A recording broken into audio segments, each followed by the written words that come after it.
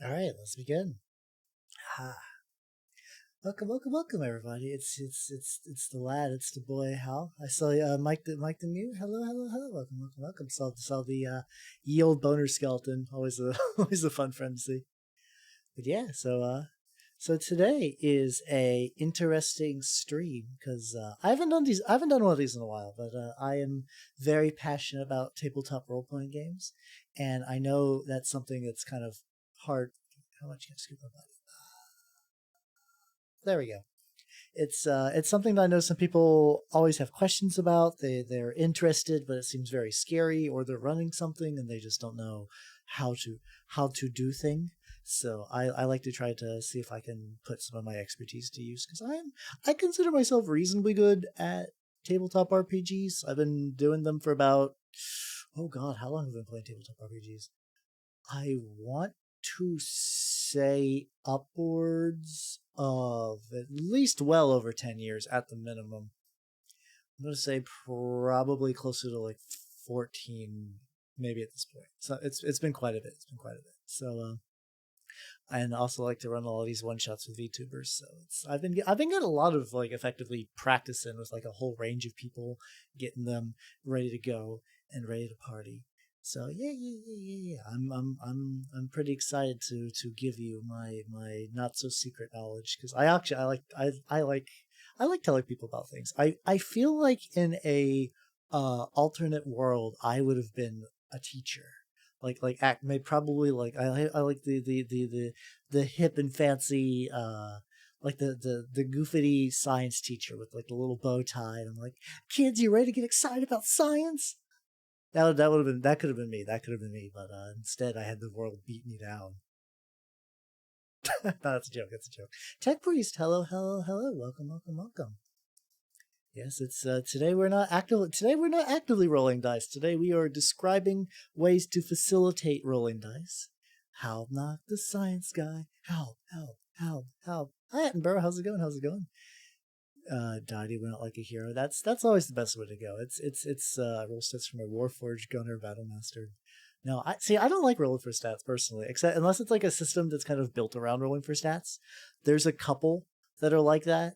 Um, I think like Borg you roll for stats. That's fine. That's cool. I get that. But I don't know, for like typical D&D, I'm not the hugest fan. All right, let's go. I'm vamping for enough time. So let me no, do not move my son. Do not move my son. This is I'm running out of time where I can bring my son onto the stream without it being my organ son without being terribly gauche. But I don't know. I do need to ask Calavera. I need to be like, hey, Gunners, if people gunslinging is still in testing. I mean, I'm not surprised about that.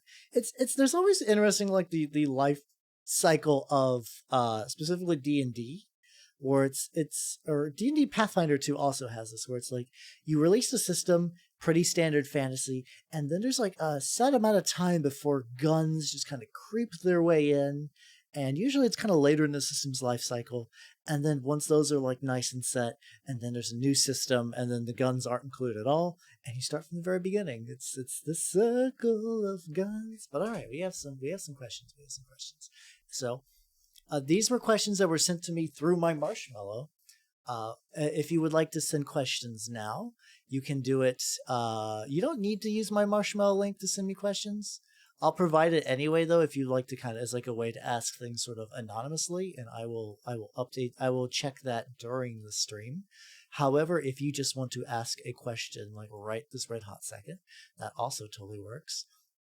So that's a thing we can do. All right, so I have a couple set up right now, and I'm sure these will go into many tangents. So the first one, let me see.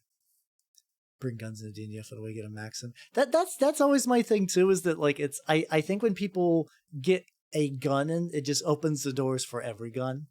I like if you just like I want to have a pistol, and then it's a slippery slope to I want an assault rifle. And D&D is not built for assault rifles. It's really not. If you want to play something with assault rifles, there are many other systems that will facilitate that sort of thingy. But yeah, all right, let me see. So I don't even. This was a two-part question, and one of them was just about my hair. I will answer that. I will answer that. What do you do if the players in your game vary in their engagement level with the game? Like one player might be very active while the other is not. They're not complaining, but rarely do more than is necessary. Do you leave them be, throwing in the occasional skill check, or what? And this is a very good question because you want the goal of running game is you want player to be happy. So, but something I've noticed is just generally there's like different levels of engagement. Like in this one, but they're bulky 1 minute reload. Yeah, that's generally Valexion. Hello. That's generally kind of like how I do it too. Like if I'm going to run a gun heavy system, just do not Shadowrun. Shadowruns. I don't like Shadow. I like Shadowrun as an idea. I don't like running Shadowrun. Uh, but yeah, that's usually about the gun level I keep things at.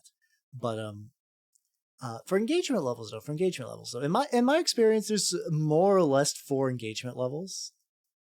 Or Dark Heresy would be a good system for that. I like how guns are handled in Unknown Armies.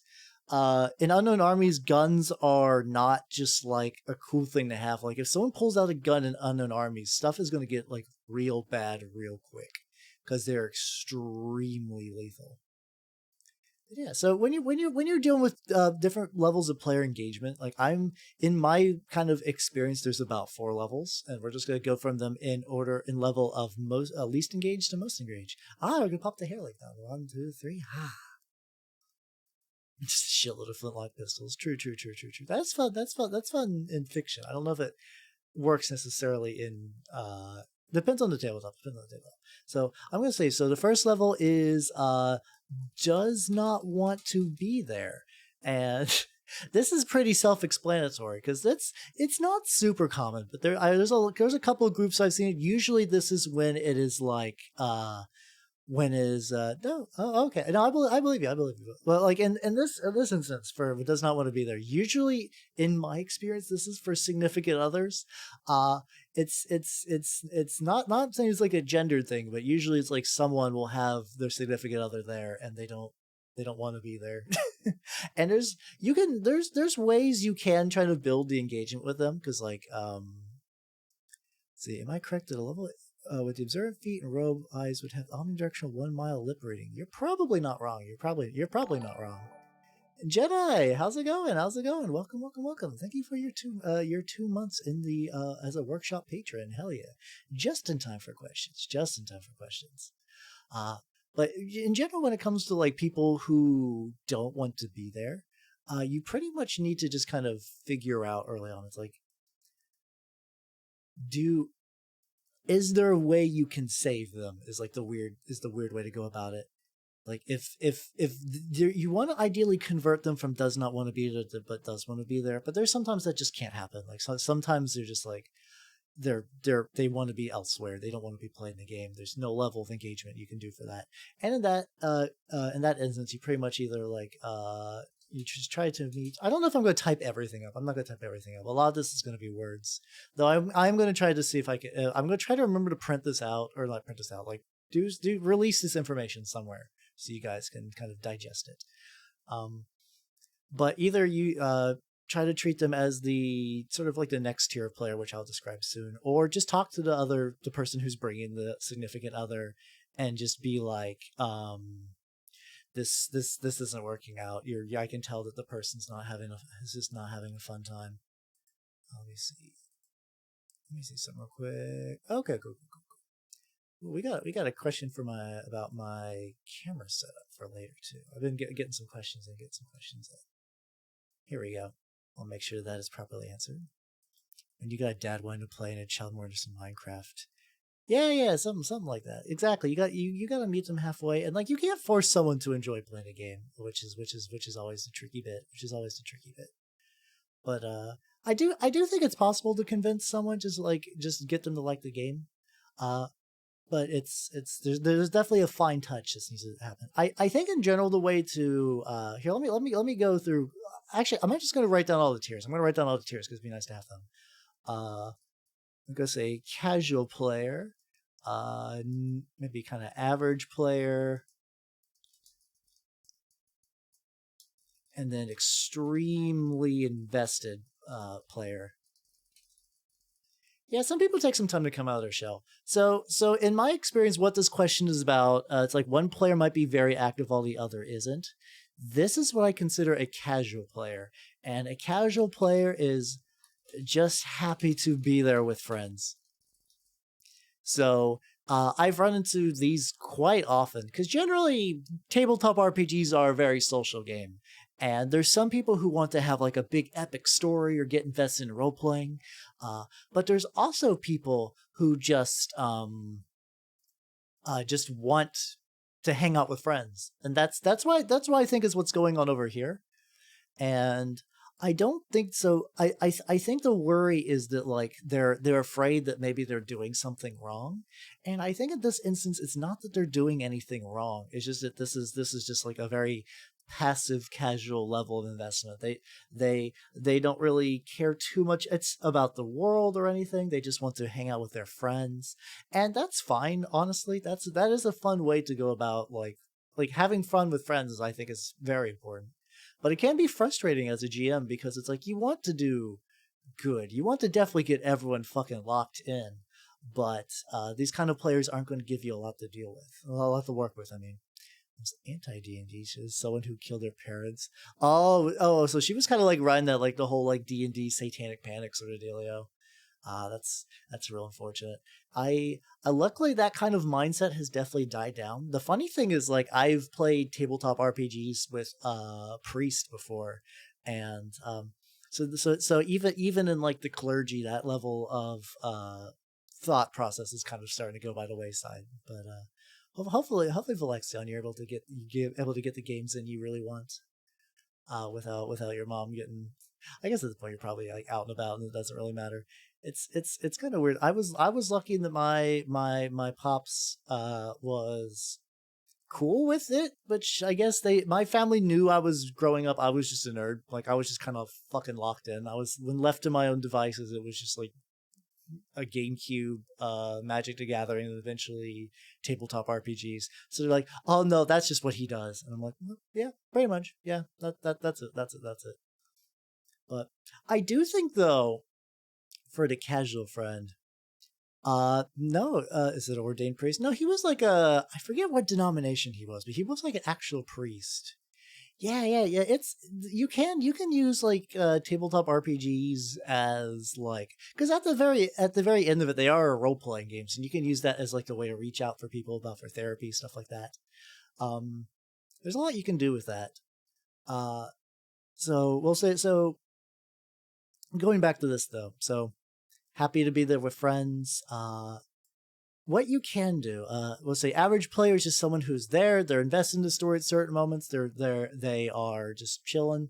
Other times, it's sort of like a fluctuation between casual and extremely invested. And I consider extremely invested will be like the kind of person who like writes to you outside of the game. It writes to the GM outside of the game. Uh, just like maybe does like fan art stuff like that. Like they are fucking locked in. I think extremely vested player you don't have to do a lot to kind of please them at this point. They're already in there. I think what you can do is maybe some tips to increase player investment, because I do think these aren't set in stone. I don't think these categories are set in stone at all. There's definitely you can kind of tweak players between them. Uh, a lot of times I find it very easy is just to ask what the players want out of the game. The players want out of the game. So in this instance, like you'll notice that a lot of quote unquote issues with people have with tabletop games, like they're like little sticking points. A lot of it can just be solved just by asking, just talking to people. I think that kind of gets a little bit forgotten. I think it's because no one just wants to step on anyone's toes. They want everyone to be like chill. But a lot of times you could just like ask, like in this instance, the player who is not as active as maybe the other ones, but they're not complaining. You could just be like, "Hey, is everything?" You just ask them, "Is everything good? Is there anything they would like to see in the game?" Maybe ask them what they want to get out of the game. This is also something you can do, especially at like session 0, like the before you actively start running the game to kind of like get a feed for the room. to see what everyone wants. And there will be some instance there might this if you ask this person, they might just be like, oh, I'm just here to be a barbarian and hit things with a sword, hang out with my friends. And at that point, at the very least, you have it. You're locked in. Like, you know, this is what they want, and there's no need to push it. However, though, like, you could maybe find a casual player, and he's like, I don't know, I like Lord of the Rings. Could I have something like that? And like, it's gonna be like, sometimes a lot of these casual players also don't have a frame of context that they can use for this sort of deal. So like, if there, maybe you can like say like, is there any kind of like fantasy fiction you like? Is there any sort of characters you like? Is there a certain type of NPC you want to see in the game? Stuff like that. Let's see. This will just kind of go into like play into what the players like. So in that instance, like, especially this kind of builds up with the other one. Like, once you find out what they want out of the game, let's say like one player really wants like a love interest, and one player really just wants to be the big damn hero, and another player really likes kind of like conspiracies and schemes and stuff like that. You can slip those elements into the game and kind of just feed at them, poke at them. The more you kind of like pick on the little bits that each player likes, and you don't have to do it like, there doesn't have to be like a conspiracy every session. You can kind of pick and choose, give players different spotlights at different times. So yeah, that's sort of like my take on the whole like investment dealio. Is just kind of a lot of it, just talk to the players, just double check, because like, it could also be too that like the player who's just like, a player could just kind of like start to lose interest too. So maybe there was something that happened in the game that they weren't like a big fan of, or maybe things are just going rough in life. Like, it's the holidays, and like, I know some people are fucking jazzed by the Christmas spirit, but other people, it's like hanging out with family stresses them out. There's a lot they got to do, or just even just kind of like seasonal affective disorder, stuff like that. Like, they might not even be as energetic as they could be, just because of outside factors to the game. So just asking about that, it's always pretty good. So yeah, that's sort of the investment question, I guess. And this is part two of that question. If it's not about TTRPGs, how do you keep your hair so sparkly green and your ears so pointy? I was made in a lab. Here we go. I was made in a lab. I was made in a lab. Moving on. Should I elaborate on that? Maybe not. Maybe not. I was a horrific experiment made by elves to try to make up for the fact that elves don't make enough elves. So they thought, what if we just took a mimic and infused it with elven blood? Let's see if we could just make some sort of horrific simulacrum, and we could use that to kind of kickstart our dying civilization. And here I am. And so they failed clearly, because I'm talking about tabletop role playing games. So that's not happening. That's not happening. Fucking elves screwed themselves over. All right, so go on to the next one. Bit of a simple question, but how can I know I'll be into certain TTRPGs without blowing and wasting all of my money? Should I read the books, comics, wikis, or buy a few games that might be tied to the series? This one is a very interesting question, because it is specific. It's the way it's phrased is kind of interesting. So basically, it's mentioning the fact books, comics, and wikis. So it's possible that, I know D&D is probably like the kind of like the go-to game in mind. That does have a lot of additional media, but it could also be talking about like, there's a lot of licensed RPGs as well, like Dune, Fallout, Star Trek. I think there's a Doctor Who one, but I don't know if that one's any good. I don't know. My knowledge of Who is non-existent. Yeah. But yeah, Attenborough, you got the kind of first suggestion, I would say, is look for free trials. A lot of games these days have like a trial edition. Like even going back to D&D 5e has like a little free version with very limited rules. Pathfinder has the entire rule set online that you can just look at. Blades in the Dark has something similar as well. There's a lot of games that have been. I believe this is the smart way of advertising, is to put your core, at the very least, put your core rules online. That's what a lot of games are doing these days, and it is a very, very good way to do marketing. I'm a big fan of that. So that's if your game has that. The second option, ahoy. So we're not dumb here. We're all smart people. it is very possible to obtain games on the internet of questionable legality for zero cash monies. Now there's a whole moral and ethical quandary to this. However, you could kind of use it as the try before you buy setup. I will fully admit that there's games that I've obtained through mysterious means that I've looked at, read, loved, and then purchased a copy later. And it's like sometimes you just need to like get a good read at it on everything. Get a good read on everything. So that's one way to do it. And I think I would also say this is another thing. I'm gonna say don't. I know I'm streaming this under Dungeons and Dragons, but don't play D&D. Look at other systems. The reason I say this is because Dungeons and Dragons has a very steep investment cost compared to most RPGs. You can buy a system like Ryutama, let's say Ryutama is a Japanese role-playing game about you're on a caravan, it's a fantasy setting, you're having fun, it's kind of got like a cozy Ghibli feel to it. The retail price of Ryutama is about $30, and that's for everything. That's the entire book. That's the entire book you need is $30. We'll say D&D 5e. However, generally, you're gonna need I forget how much a. Let's go to Amazon. Let's go to Amazon and let's see how much the books go for these. D&D 5e Player's Handbook. The Player's Handbook alone is sitting around maybe about $30. So you're gonna need $30 for that. You're gonna about $30 per player. And Ryutama, you can buy additional copies per player, true, but you probably don't need to.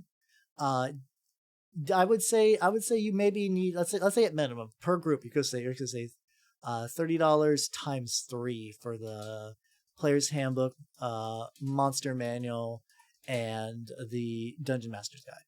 Whether you get other books doesn't matter. It's up to you. I know a lot of people like to do the adventure paths and whatnot, but you will already see there's quite a bit of savings there. And like there's some other games like I think like the Dune TTRPG, which I've been looking at. The Dune one seems interesting. It's I think the Dune one's about like I think like $50-$60. It's one of these like really thick, nice, like very beautifully illustrated hardcovers. Whether I think the system is worth it, it seems like a fine system. The book definitely has a lot of padding though. It reminds you about the lore of Dune, like the big like the great houses and like the medical school and like the Mentats and whatnot, and the Spacers Guild, over and over and over and over and over and over. Like it's like when you're in like third grade and you have to write a book report and you definitely didn't finish the book. So what you did is you took the parts that you do remember about the book and you just kind of stretched them out. Hood VT, hello. I know nothing about Dune, so that's fine. I mean, here's the thing. I believe you could buy the Dune TTRPG, and just like without knowing anything about Dune and be fine. But like what I'm saying is, I think they have too much repetition about the content in the book. But yeah, so I mean, the tricky thing about reading, I would actually say, I'd say as far as the top example, I'd say wikis are probably fine.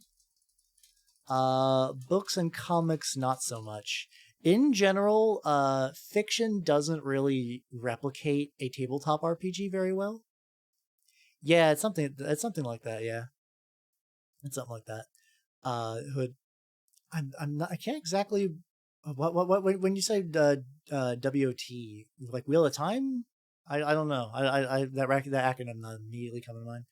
But yeah. So wikis kind of can like give you some like base idea of how the rules are. It's Wheel of Time. Okay. I vaguely heard Wheel of Time was good, but I don't know about it too much.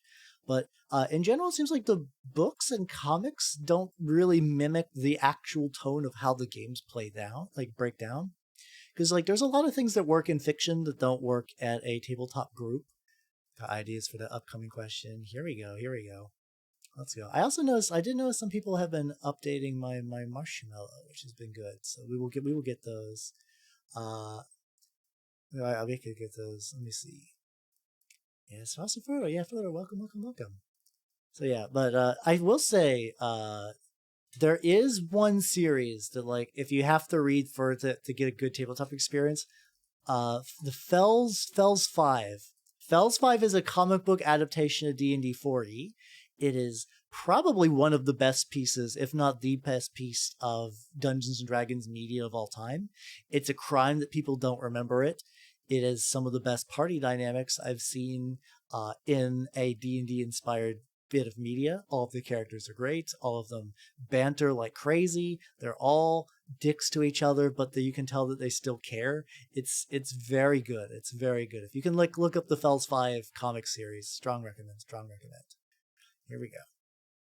Yeah, yeah, yeah. Let me take a quick sip. I went to Ye Old Game Store and picked up the new Maggotkin books for my Warhams, and I also went to like one of those like Ritzu grocery stores and got me a Italian blood orange soda. Ooh, it's very good. It's very good. And Fagoth, hello, hello, hello. Welcome, welcome, welcome. How are you doing? Set this to the side. We are currently talking about tabletop RPGs and asking questions and helping people out with any little bits of information they might need to know about running stuff. But yeah, all right. This is a very interesting. This is a very good question too, because this is one that I actually purposely kind of set things up like this. I have an idea for what I want my players to experience at low and high level, but I have no clue what to do with the middle part. That wouldn't feel like some One Piece filler episode. How, pal? So, not as good as I like, but I can't complain. Well, hopefully, I'm doing pretty good. Hopefully, me nerding for like the next maybe like hour and a half will kind of cheer you up. That's kind of that's the game plan. That's the goal. But in general, I really this is kind of how I plan my sessions. I usually have I specifically shoot for this. Yeah, yeah, yeah. I want everyone to be happy. I want to bring smiles to everyone's face. I heard I'm the TTRPG idol of the VTuber world. Comes to mind is use the middle parts to set up for high level events. True, true, true, true, true.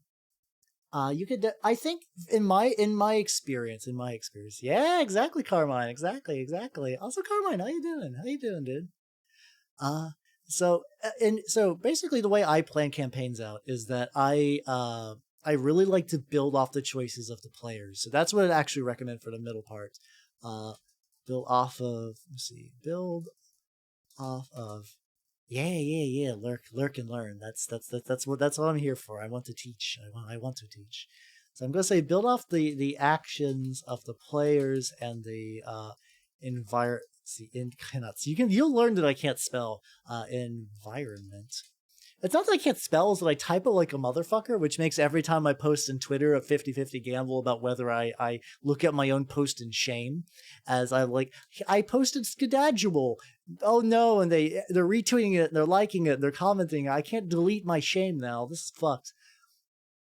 So build off in the environment. So pretty much so the idea would be like you have the early seed to set things up.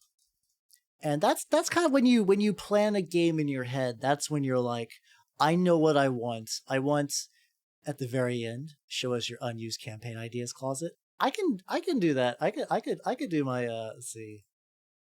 I'll put that in. Oh god. Unused campaign ideas. How's it going, Pig, by the way? How's it going? How did I fuck this up? Alright, remove highlighting, and then oh god damn it. Why it be like this? Why where's the color on this motherfucker? Here we go. Here we go. Perfect. Alright, let's go. Yeah, let's get you into the official Nanners fan club. Shared a few pictures of my figure fancy thing. Nice. I'll have to check that out. I'll have to check that out after this. Oh god, we are running. I think I'm gonna have to make a third column. I'm gonna have to make a third column now. There's just she's just such a poppin' snake that everyone wants to be a member. All right, let me get you put in there as a third column. So fan club 3. Nanners is doing pretty good as well. she's currently in the process of shedding, so she does not want to. She does not want to. Why is this? Hold on a sec. Not dead. I forgot. I have to change the color. I'll wait for next semester. I don't know what I'm gonna do. I'll probably have to do next semester at some point. I'll have to do next semester at some point because we're getting very crowded. We're getting very, very, very busy. But yeah, Nanners is currently shedding. I cannot interact with her, and then once she's done shedding, I need to like do a cling of her cage. But currently, right now, she's enjoying the comforts of her little abode. Also, I'm gonna remove this little hat. How long do they do that? In my experience, Nanners usually takes maybe like a couple of days. I want to say maybe like 3 or 4. Sometimes maybe upwards to like a better part of a week. Usually what will happen is I'll just check on her at the end of the night and see if she's in her little cubby hole. I will kind of just assume that she's probably shedding, and then I'll just keep checking in. And then one day she'll just be out and about, and there'll be generally the skin and a bunch of waste. So that's one of the reasons I'm waiting for her to do that before I decide to clean things out. But yeah, Ari, welcome to the official Nanners Fan Club 3rd column. Let's go. Hell yeah. 2 approaches. Exactly. So we will be getting that we will be getting to that. I'm doing this in order. I got a list of things to do. So don't worry, we'll get to it. So I'm very sneezy today. I'm sorry about that. I'm very sorry about my sneeze. But all right. Anyway, back to where we were at. Yes. So bless you. Thank you, Jedi. Thank you. So basically, so when I plan games, I kind of have an idea of what I want the way to end. So I'll have like the beginning, I'll have the end, and then this is also something I really like to do as well. So early seed set things up, have an end in mind, but I would say as a something to keep in mind though, don't set this in stone. Because I think the problem is that some people will have an ending that's just locked into place, and when that ending's locked into place, that just kind of turns the campaign into a bit of a railroad fest. So I would avoid that, and but something that's good about the middle part. So by doing things, you will kind of build towards it naturally, and this is where if you can going back to the idea of the player investment, for the middle. Play off player investments and interests. So like going back to the example of the player who maybe liked some political stuff, you could just basically kind of build the middle arc in there. A Xavier type character. What do you mean a Xavier type character? Is that the one from like? Why am I thinking of why am I thinking of gargoyles? That can't be right. Xavier the dude in Gargoyles with the suit who was like the bad guy? Or do you mean like Xavier Renegade Angel, which I don't know how that would work into a campaign. I don't know how I could make Xavier Renegade Angel work as a campaign. I kind of want to. I guess that's technically what the Tingleverse kind of turned into. It was like Xavier with like less mindfuckery and more homoeroticism, which is probably easier for most people to digest. Oh, wait, Fumble Bros Xavier. Oh yeah. Oh my God, I forgot my own stuff. Exactly. Yeah, you don't make like an NPC to like forcefully push the plot along. I can't believe I forgot. This is streamer brain at work. I forget things I've ran in the past because brain small. Please forgive. I hit start streaming on OBS. The fact that I can like give a lecture is frankly phenomenal right now. But yeah, you definitely don't want to you don't really want to have like a singular NPC to push things along. In general, I also avoid having players work with NPCs that are stronger than them. Like I don't like obviously when you're a level 1 character, there's going to be a bunch of people who are like more powerful than you. Or like when I say level 1, I mean just like a fresh character. You're brand new, you just started. Obviously there's going to be people stronger than you, but I would really avoid having the players like actively work with a character stronger than them for a long time, because I've seen that happen in games, and what it does is it kind of erases the players' own contributions. So let's say you're going on a mission and it's like a couple of PCs and then like this NPC who's like a really strong combatant, and the strong combatant is basically doing most of the work for the players, and at that point they're like, why am I even here? And that's something you never want. You never want the question of why am I even here to come up during a session, because that is where you've just kind of lost the players entirely. Things have gone off the rails. It's not. It's that's the biggest mistake. That's the biggest mistake. But yeah, for the middle part, going back to this. But I will say in advance, this is going to be Tangent City. But that's you guys know how this works. But in general, the playoff investments, or even maybe like ask at this stage, you could ask for that kind of thing. A lot of times you could just kind of play off past events. So let's say the players like maybe like whether they succeed or fail, or just even just like the like NPC reaction, stuff like that. Basically, anything that kind of makes the world feel like more there's consequences is pretty much the best way to summarize that. Consequences, because you want the players to feel like they're doing something. You want the players to feel like that when they're doing something, that stuff matters. And the reason why the issue of the One Piece filler episode, which is a very good way to summarize what would be a failure state. In a filler episode of an anime, it's nothing like there's no consequences to that. Sometimes I think things can happen in a filler episode that have later ramifications, but in generally the kind of fiction has not changed between the previous episode and then through the filler. So if you add some stakes, add some consequences that I cannot spell, just make sure that the players are affecting the world. I think just doing that alone will prevent this from happening. So yeah, I also say too when see, I'm also going to say see, you don't need the whole middle planned out from the start. And basically, a lot of times when I run campaigns, like I said, I have the beginning in mind and I have probably what I think is going to be the end. I use the time between sessions to think about stuff and plan for stuff. For instance, the vampire games I run, I have a very loose end goal in mind. I had the first session, and in between, like the month, like that game is run monthly, but between each month, I'll kind of just like stew on ideas and think about what I want to put in there, things that I think would be fun. Even sometimes just like absorbing different media to kind of give you some creative juice. I listen to a lot of smooth jazz.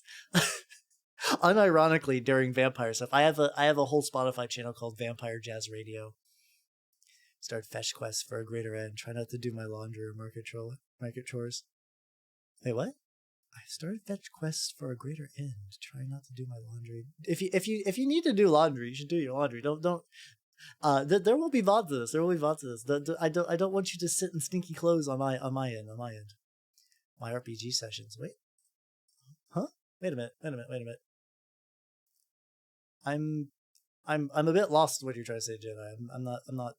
I'm not following this bit. That might be my bad. Though. Always all of your voice typing. Gotcha. I've had very bad luck with text to speech. I tried to avoid using it because I have to yell at my text to speech electronics. The word concept makes me real. Knew a GM who did nothing to who complained nothing has consequences into the opposite extreme. Solid Rock MacGuffin. Oh God, that sounds awful, Pig. Yeah, you don't want to go like, you don't want to make it so that you're fucking over the players constantly. Jurassic Rules 123. Hello. Welcome to my workshop. I'm Halbernacht the Mimic Elf, and I'm currently just kind of doing like a little workshop explaining. I've had some questions about how to run tabletop RPGs, and we're going over that now. We're talking about the idea of currently the question is if you have a beginning and end in mind, what do you do for the middle? Because you don't want it to be like filler, which specifically like that. I want to add a subcategory: players who are there to hang out with the barest interest in the game itself. Oh, chieftain. I that is definitely a category. I have casual player. I have the casual player for that, and it is, at least that kind of wraps up what I'm thinking about this. Pretty new D&D, but made a very unique D&D character. Hell yeah, let's go. But but yeah, for in my experience, casual players are definitely like that. Like they're I mean, it's not like they're totally disinterested with what's going on in game, but I will say they're mostly there to hang out, and that's fine. That's fine. The only tricky thing is that like at some point, the casual player, if they have no investment, can grate on the average to extremely invested players. Uh, an example of this is I had a friend who only wanted to be a Triceratops. He was a druid. He only wanted to be a Triceratops. He just wanted to transform into a Triceratops, and that was it. There was nothing else there. And like, he was a fun enough guy. But he actively almost made the session worse, by having no investment in just me a Triceratops. So in that case, what you might want to do is just talk to the player and just be like, hey, I understand you're here just to chill with us and have fun, but you are starting to kind of grate on some of the other players. So maybe if there's anything I can do to kind of like play to stuff you might want to see, let me know. Like, you like meet them halfway. Don't just berate the player. Just don't berate the player. But you can use that as wakey wakey cornflakey. Thank you for the follow and welcome to the workshop. Yeah. You can basically just like a lot of problems like with interpersonal problems in tabletop role playing games can be fixed or generally fixed by talking. I will say that if you have a player that or even a GM that if you have genuine grievances with them and talking just doesn't work, you're probably going to that's probably a symptom of a problem that's going to manifest later in the game, and you might just want to consider whether it's worth it there. Breeds of Dragonborn. Oh, gotcha. It's like a elf dragon. Let's go. Oh yeah. Let's see. Let me go back. Let me go back here though. But yeah. A lot, like I said, a lot of stuff going on there. Let's see. All right. What should I have prepared for my very first session? All right. This is we have a lot of new and budding GMs kicking around. I use GM instead of DM just because I'm not brand loyal to Dungeons and Dragons. I put this category in Dungeons and Dragons as just kind of like the general tabletop category, but I use Game Master if I can. I'll slip into DM occasionally. Yeah, not every TTRPG. I'd say, actually, weirdly enough, majority of the time I've played or run Dungeons and Dragons, very little dungeons, very little dragons, actually, unless you're very kinky. Yeah, I guess if you're playing Ventangle, there might be more dungeons than your average Dungeons and Dragons. Yeah, snacks are always good. I'll say snacks. I'll put snacks on here. I think snacks don't hurt. Hey, got him. Um, this might be a good opportunity to show you guys how I outline I've been in one lewd game. I didn't single out you, Fluto. I just said Ventangle. The fact that you took offense means that you self-owned in this instance. Something I can show you guys. This might be a good way to kind of give you some context. So I have two of my kind of info sheets for games I've run on stream. I don't think there's any potential spoilers that I could give away in this instance. Oh yeah. You have to also want to make sure that your snacks are finger food. Like you don't eat like no Cheetos. Like you don't want Cheetos. Like the last thing you want is getting Cheeto dust everywhere. Like that's kind of a nerd faux pas that I agree. Don't do that. Don't do that. So so for the first session, this is how I set up my sessions. Colossus. What is that? I've never heard of that. It is a oh wait, no, I've seen those. Okay, I didn't know those had a specific name. I legitimately had some of those very recently. Oh, I love Swedish fish. I love any sort of gummy sweet. I love gummies. No. As someone who collects books, if you get Cheetos on my books, I will get your blood on my books. Don't don't do that. Don't don't do that. I will get big upset. I will get big upset. But but yeah, so this is when I ran this is going to be very a very strange case, but this is the exactly chief exactly. When I ran the Tingleverse, the Chuck Tingle TTRPG, this is the kind of outline for how I run that. And generally all of my outlines are pretty similar. Like here's VTuber Liutama, and it's more or less the same dealio. So maybe the idea of like if I show you guys my process, this can kind of show you how maybe you can set up your first session. So the way I do it, so at the very first top, all the player characters, character name, player name, and then generally like class or role or whatever. Because I'm very bad with names, so I want to be able to say this player. Like I want to make sure that I know what Yoro's character's name is, and then what Yoro's character can do.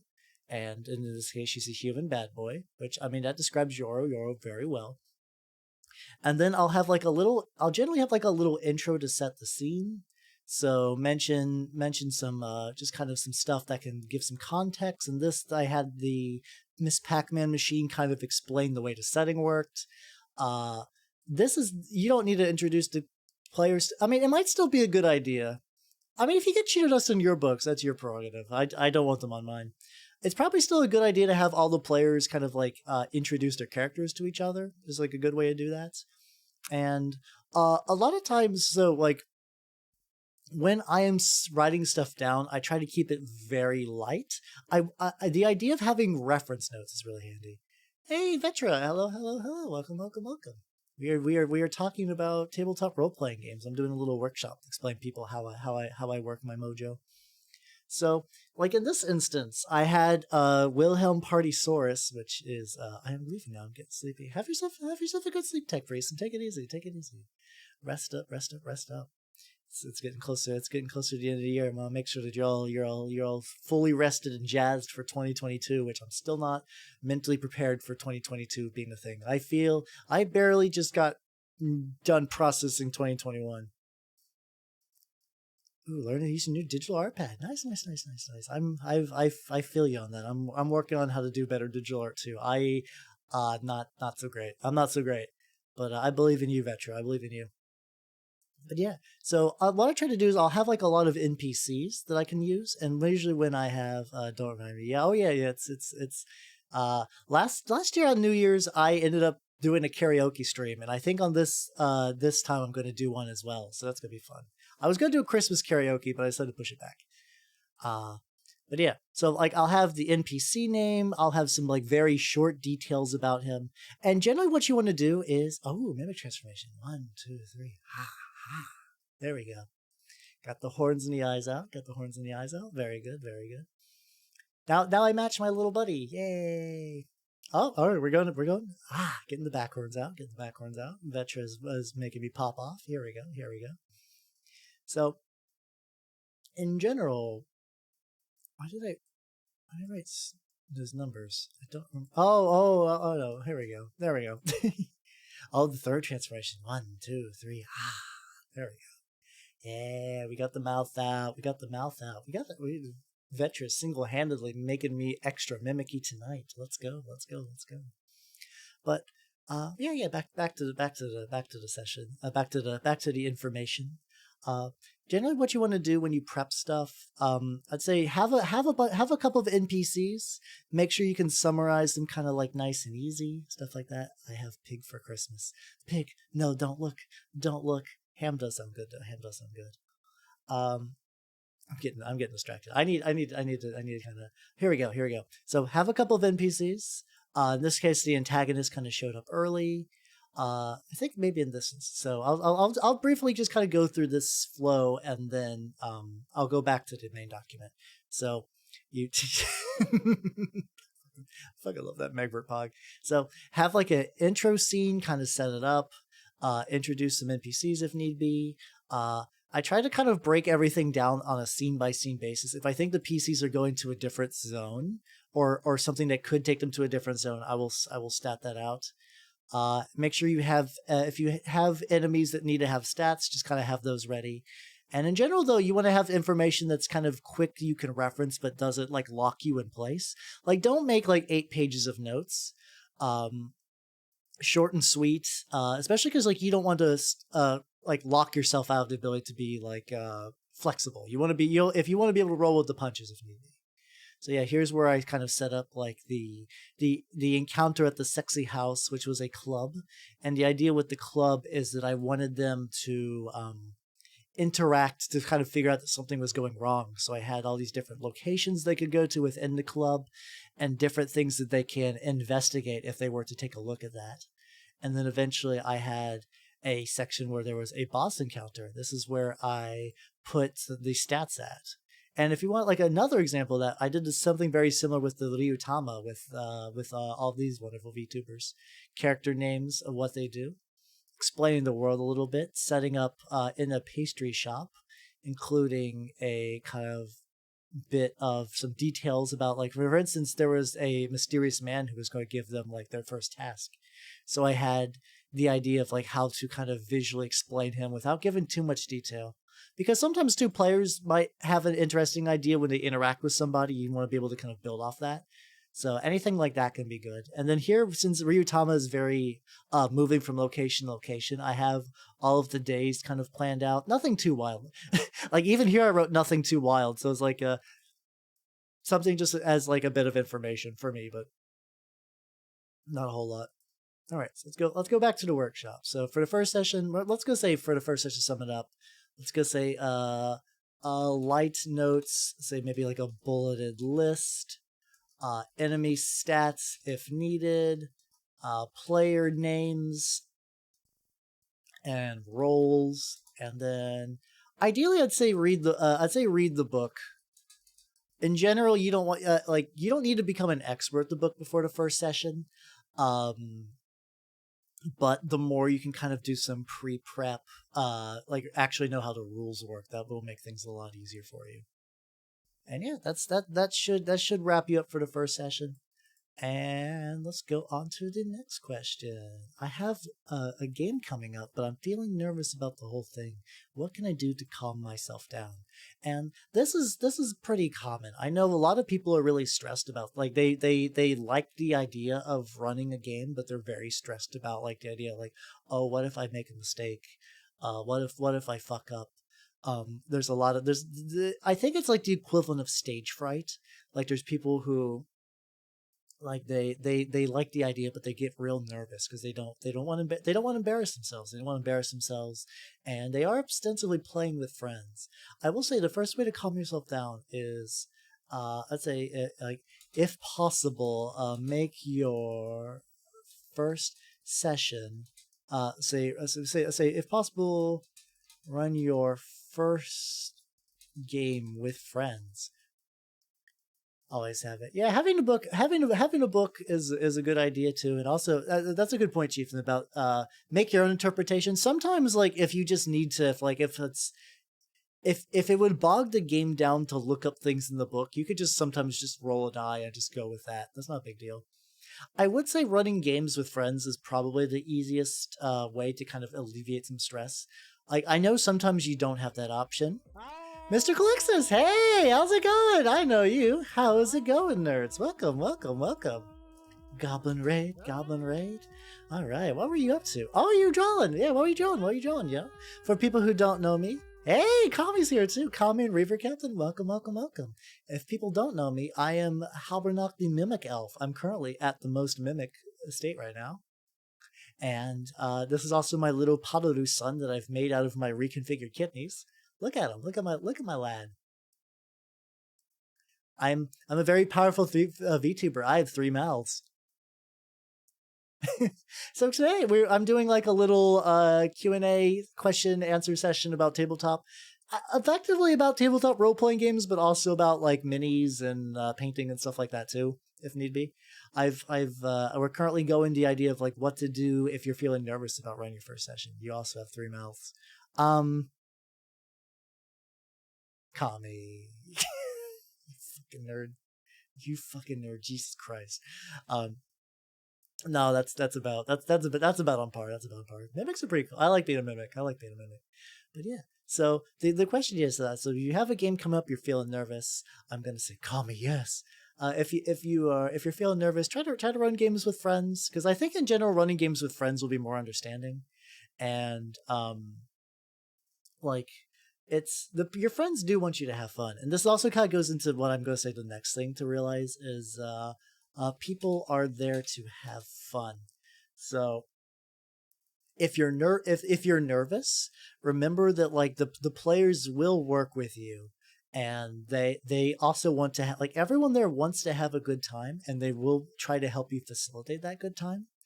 And So that's just remember that like everyone at the table, no one wants to see you fail. Like no one wants you to fail when you're running the game. Everyone's there to kind of build you up. So just kind of keep that in mind when you're doing stuff.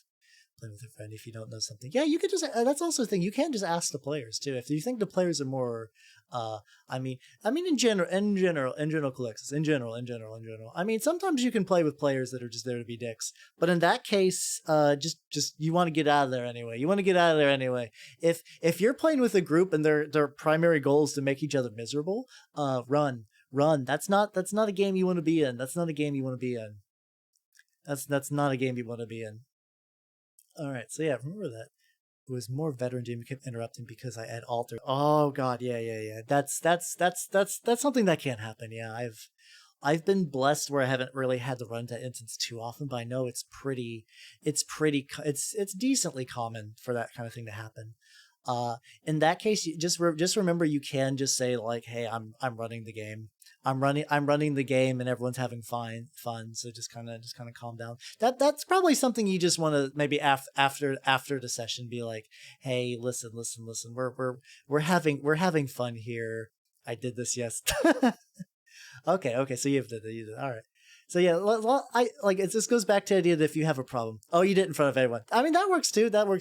I'm kind of a big fan of just talking to players outside of the session, just like as like a no stress thing. But use the Matt Berry voice. Valid. And their interpretation, but that's just terrible. Yeah, I mean, I think everyone has rules arguments occasionally. That just happen when you have a bunch of rules. Inevitably, stuff is going to happen. But tell me what to do and I'll tell you what to roll for that. Oh yeah, especially Pathfinder Society is pretty big on that. Like anytime I think for Pathfinder Society and like the D&D Adventure League, like since those people are there for a very specific reason, like it's not just that they're there for a game, it's that they're for this type of game. So anything that can facilitate that generally seems to help. But yeah. Generally, if you have any grievances with the player, like if you have a player who's like being too creepy about like hitting on NPCs, or if they're being like an aggressive rules, if they're bringing the table down, that's just like that's when I like to kind of set them aside afterwards and be like, hey, let's talk about this. Like our group had a instance where a couple, we caught them playing Final Fantasy 14. We caught them playing Final Fantasy 14 while we were playing the game. We were playing over Roll20, and we kept noticing that they kept being like not really paying attention, and they're always kind of like very one note about their answers to things. And then what happened is that we looked at Steam. We looked on Steam, and wow, hey, guess what? They were playing the hit MMO Final Fantasy 14. That's free until level 60 with the Heavensward expansion. They were doing that. While we were playing. So we just kind of talked to them after the session, and at that point they left. Like it wasn't like they're like, fuck you guys, I'm gone, but they kind of just realized that like they weren't into it as much as they thought they were. It's also like a boyfriend girlfriend couple combo. Both were kind of rough in their own ways, but eventually like once they left, everyone had a better time. So that's where confronting the players can be beneficial, as long as they aren't trying to emulate Critical Role. True. Yeah, it's but when it comes to groups that try to emulate Critical Role too hard, that sometimes you just need to go and just be like, listen, we're just playing a game. We're not trained voice actors. This isn't a production. We didn't write a script for this. There's a lot of behind the scenes magic that's going on with Critical Role that we are not doing. Let's see, the bar may turn into a giant boar and eat the player. Okay, you know what? I was confused, but then when you said I consumed some bourbons, that sounds about par. That's par for the course for I think like a college game. I wouldn't do that every session, but I think if everyone is similarly sloshed, it's not that big of a deal. Can you explain your process on how you plan games? So I've gone over this a little bit, but we had a raid coming in, so I can explain sort of how I do this. This is once again for my the Chuck Tingle TTRPG, which I ran. Also, I'd like to say Chuck Tingle TTRPG is not good. Don't buy it. It's use a different system and run the idea of the Chuck Tingle TTRPG you have in your head. Run that because it's better than what the book does. But short, sweet summary: characters, character name, player name, what they do. have like a little intro scene, keep everything nice and concise with bullet points because it leaves me some room to improvise if I need to. Section everything out by location. And playing Tingleverse after watching Hal's stream of it is like playing League after watching Arcade. I mean, I don't even know if I'd say that. I just say it's not a good. I just say it's not a good game. It's not a good game. I wanted it to be a good game, but it's not. Wanted to be Critical Role. Ooh, God. Yeah, it's tricky because like I get the appeal of wanting to be Critical Role. I will say I don't believe I've ever actually watched an episode of Critical Role. I've never done it. But I get the want to do it. I get the idea of like the appeal of having like something well produced and chilling. Yeah, that's Pyre. That's a good point. That's a good point. Be like, you want me to be Critical Role? All right, where's the budget? Where's the budget? Because like, also, I'm pretty sure they claim otherwise, but I would not be surprised that the Critical Role people probably have some sort of script set up, or they probably kind of like softball the story beats to the players in advance. I'd imagine something like that. It's if you want like a radio show, definitely. I do have some familiar with The Adventure Zone because a terrible impression. I did not like The Adventure Zone. I tried twice. I did the first one and I was like, no thanks. And then I tried to watch the newest one they did where it was like fake Harry Potter school, and that was just not great. It was my problem with their Harry Potter school campaign was that it was too soft. And like, I'm not like a super hardcore player, but like they were doing a very classic, we're a bunch of losers and we're put into loser class and we need to prove that we're better than they think we are. But the problem is that like there was no bullies. All of the people who would be antagonists were just too nice, and there was no conflict. The first 3 episodes was just nothing. There was just nothing. I have like an outline. That's my thing. That's why I think they have like an outline. Like, I don't think it's fully scripted, but I imagine they're like, hey, today we're going to this pirate cove. So if you have any idea of pirate puns, prepare those in advance. Stuff like that. Team 4 started a 5e campaign that had all the random stuff. I could see those dudes. I could see those dudes putting together something. Hellboy 6665. Thank you for the follow and welcome to the workshop.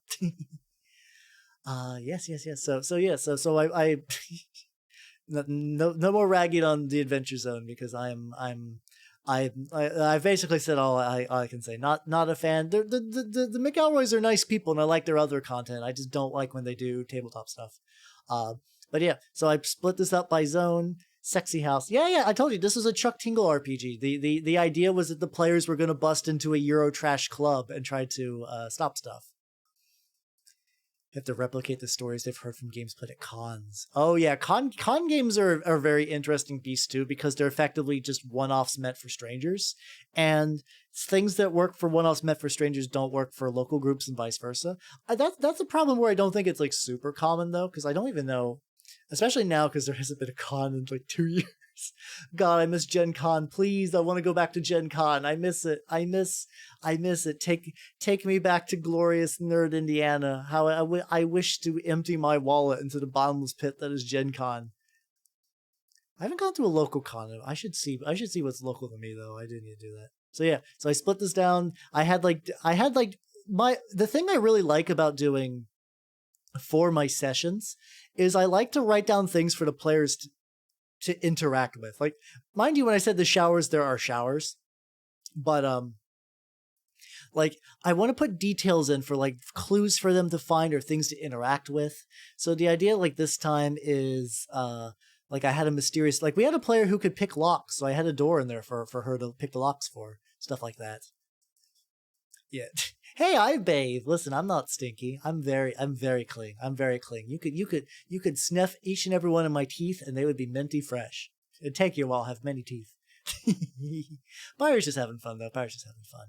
Yeah. And then we had like a final boss encounter, stuff like that. Yeah. Okay.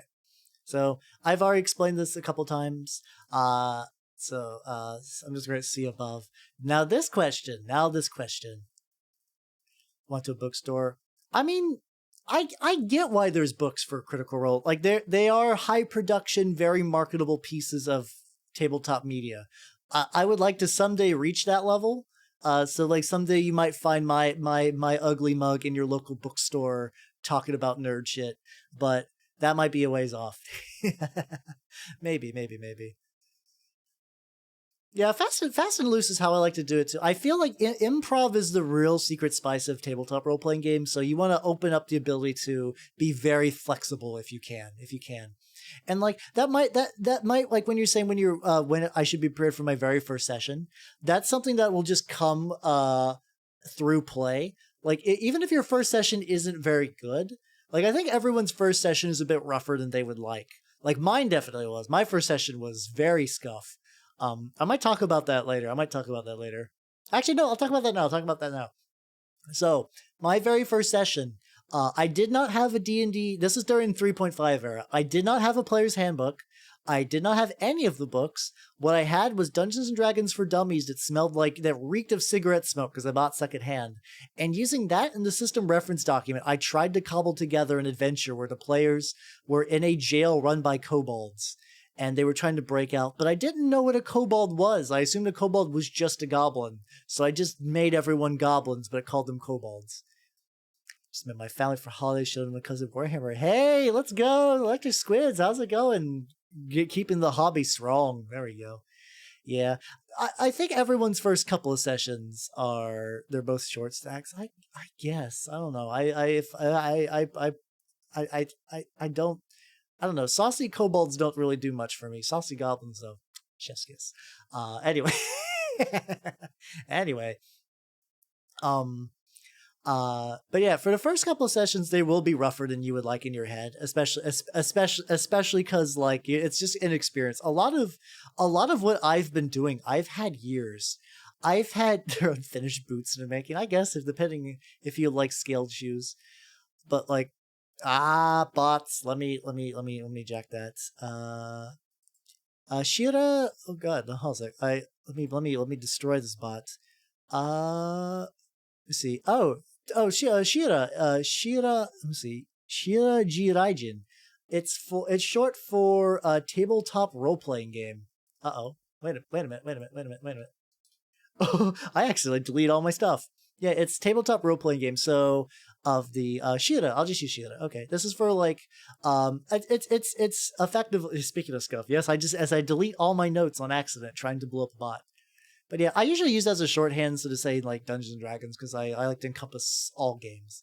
But oh yeah, so let's go back here. Yeah, just pen and paper RPGs works too. TTRPGs is just quicker to type, but it's pen and paper RPGs. Yeah, you got it. But yeah, I'm doing like a little Q&A session, kind of explaining some questions I've had people ask me about stuff. I'm also taking audience questions as well. If you would like to send me a question anonymously, like you don't want to have your name attached to it, I do have a Marshmallow link, which you can go to here. If not, feel free to ask questions in the chat, and I will definitely answer them. All right, so I was going to say shown. I showed you guys. This question. How can I convince my group to play a game other than Dungeons and Dragons? So, I like tabletop role playing games. I like Dungeons and Dragons just fine. Never say the GM/DM is right. It's tricky. It's tricky. Showed him Lancer. You're not wrong. Fine. You're not wrong, Reaver. You're not wrong. I'll kill you in your sleep. I do like Lancer quite a bit. Ooh, what's a good replacement system for Shadowrun? I'll put that in. Replacement system for Shadowrun. That was the question you're gonna ask. So anyway. I don't believe in the idea that the DM or the GM is always right. It's they're people too. And there's certainly mistakes can be made.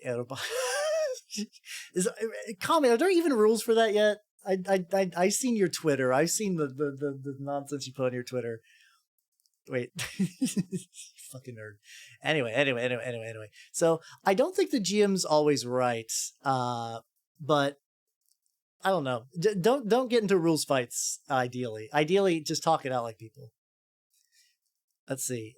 I haven't ragged on Ventangle. It's just that that's not a thing you can easily sell on people, and it's because it's also not fully translated yet. But anyway, how to convince someone to play a game other than Dungeons and Dragons. And in my experience, you need there's two ways to go about doing it, because I have convinced my group. Oh yeah, I'm usually a GM myself, so I like to think I'm chill. Listen, I'm pretty sure that I put the cozy tag on here just to let you guys know. Yeah. I am the big cozy. I'm very chill. But here we go. Lasers and feelings is also fun too. We can go here. We can go back to this question. We can go back to this question later. Replacement systems for Shadowrun. Also, let's make the text a wee bit bigger on this. All right. So you got some options. You got some options for Shadowrun replacement systems. I'd say Lasers and Feelings is a fun system. I like Lasers and Feelings. It's like a very rules-like kind of Star Trek-y system. I don't know. You could probably run it for Shadowrun. Probably. ERPG is exactly my kind of thing, TBH. I'm getting mixed messages, Kami. So you could do Cyberpunk 2020. It's probably going to be the easiest sell for most people because it is a cyberpunk role-playing game that you can buy on store shelves. Whether you find it good or not, it's definitely less complicated than Shadowrun. The problem with Shadowrun is it is a very Red. We'll do Red. I forgot. Red is the one you're probably gonna look. Cyberpunk Red. I keep getting confused. Look for Red because you can find that in shops. It'll be easy. It'll be an easier sell. But in general, Shadowrun is a very cool idea for a system, but the cool idea for a setting, but the actual system's a clusterfuck. I would not recommend it. I would definitely not recommend it. But Cyberpunk Red could work. It's very dice heavy. A really weird thing that I don't know if I'd 100% recommend is Shadowrun Anarchy. Shadowrun Anarchy was a very short-lived attempt to do a rules-light Shadowrun. It's Shadowrun with a lot of the bloat cut out, but there's also some interesting choices about players having elements to manipulate the narration. It's one of those systems where like the GM is very like hands off. Like they set up a scenario, but the players kind of dictate most of the fiction. So if that's something that sounds interesting to you, take a look at Anarchy. It's definitely easier to run than regular Shadowrun. I ran a one shot with Anarchy. With some friends of mine. I had a good time with it. It was not that complicated to do, and technically a lot of the weird narrative stuff you can overlook. You can overlook that if you don't want to fuck around with that. I do think it's a much more digestible experience. Mutants and Masterminds. Mutants and Masterminds is very good. I like Mutants and Masterminds. I don't know if Mutant Masterminds is a good Shadowrun replacement. I'm trying to think. Let's see. I've heard. Let's see. It's like. Let's see. Cypher RPG. Cyberpunk. Here we go. And I've heard good things about the Cypher system, but I don't know if I have a lot for that. Oh yeah. Let me see. There's a Genesis Android. There is another. So Shadow the Beanstalk. So Shadow the Beanstalk. Let's see. Is Android. So this is another. Cyberpunk S system. This one uses Genesis. If you're familiar with what's it called?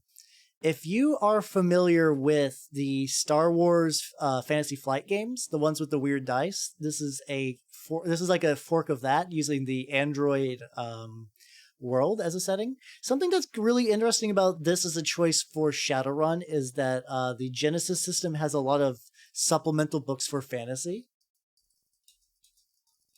So you could just combine those together to kind of DIY your own Shadowrun. You could also probably just take you can maybe take the Fantasy Flight Star Wars games as well. They have a lot of rules for guns and stuff like that. Would be a good place for Shadowrun, way less tech heavy setting. You could in theory use White Wolf for it. I think you could definitely make that work. I'm just gonna write down maybe this World of Darkness. The tricky thing about World of Darkness, though, is they're very tied to their supernatural stuff, so it'd be very tricky to do it'd be hard to run that without severing that completely. I mean, you can't really cleanly sever that. You can't really cleanly sever that.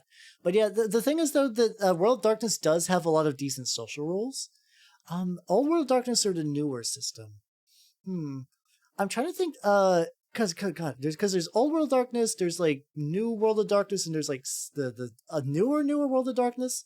There was a standalone World of Darkness book that was just for mortals. I'm gonna say New World of Darkness core book. That would probably be a good framework for that. That'd be a good framework for that. You could pretty much use whatever. Like I use Vampire 5e for my vampire game, and you could probably run Cyberpunk with that pretty easily. I would say a lot of Cyberpunk games are very heavy into what's it called? Are very heavy into hacking rules and stuff like that. I actually think making hacking very elaborate is a mistake. I think it should just be a skill check, like a lot of things.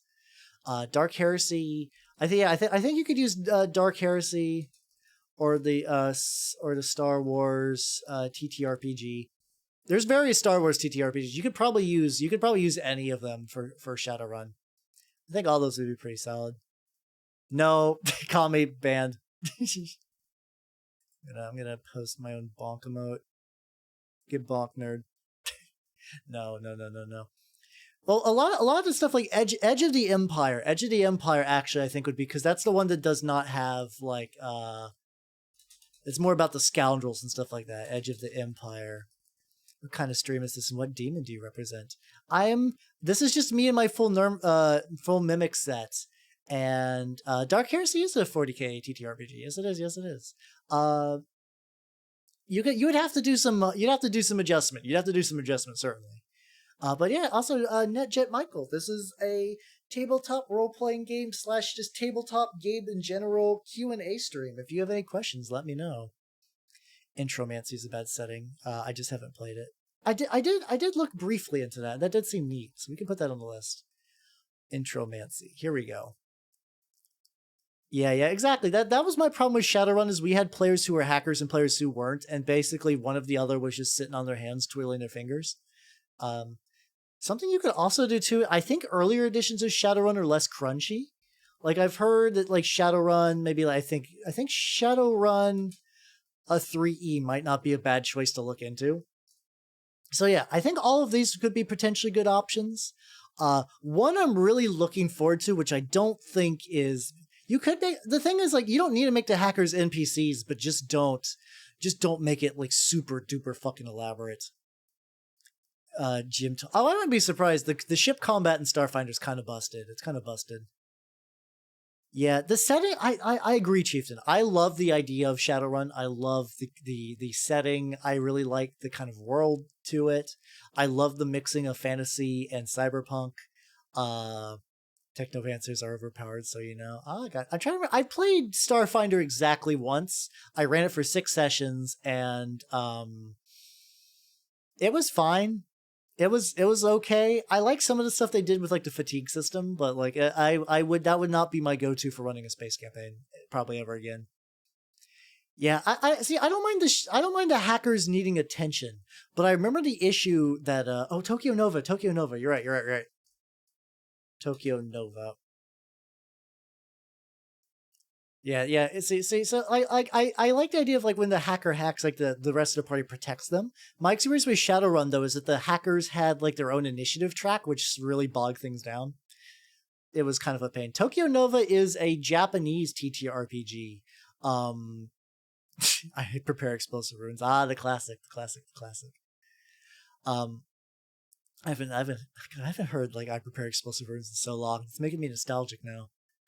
But yeah, Tokyo Nova is a Japanese tabletop role-playing game, and I haven't gotten a chance to try it myself.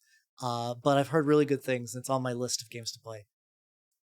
Yes, Kami? Yes. When you type HAL, just by itself. No, I know. See, I was about to say when you address me as HAL directly, I know mischief is about. I know mischief is about whenever you just type HAL. It's like that. Anyway, this is a good list. I believe, for replacements for Shadowrun. there's definitely more out there. There's also like more indies. Like there's one that's not out yet that I'm really looking forward to, called Cyborg. It is a cyberpunk version of Morkborg, and I'm looking forward to it. It's not out yet though. I'm gonna say just not out yet. I want it to be out. I really like Morkborg quite a bit. But yeah, there should be a good list. There should be a good list. So let's scroll back to this question over here. We're going out of order. We've all lost all sense of time and space. This is good. Gremlin. Kami's a fun gremlin. She's also very tiny too, which I think adds to her gremlinness. You could just like pick her up.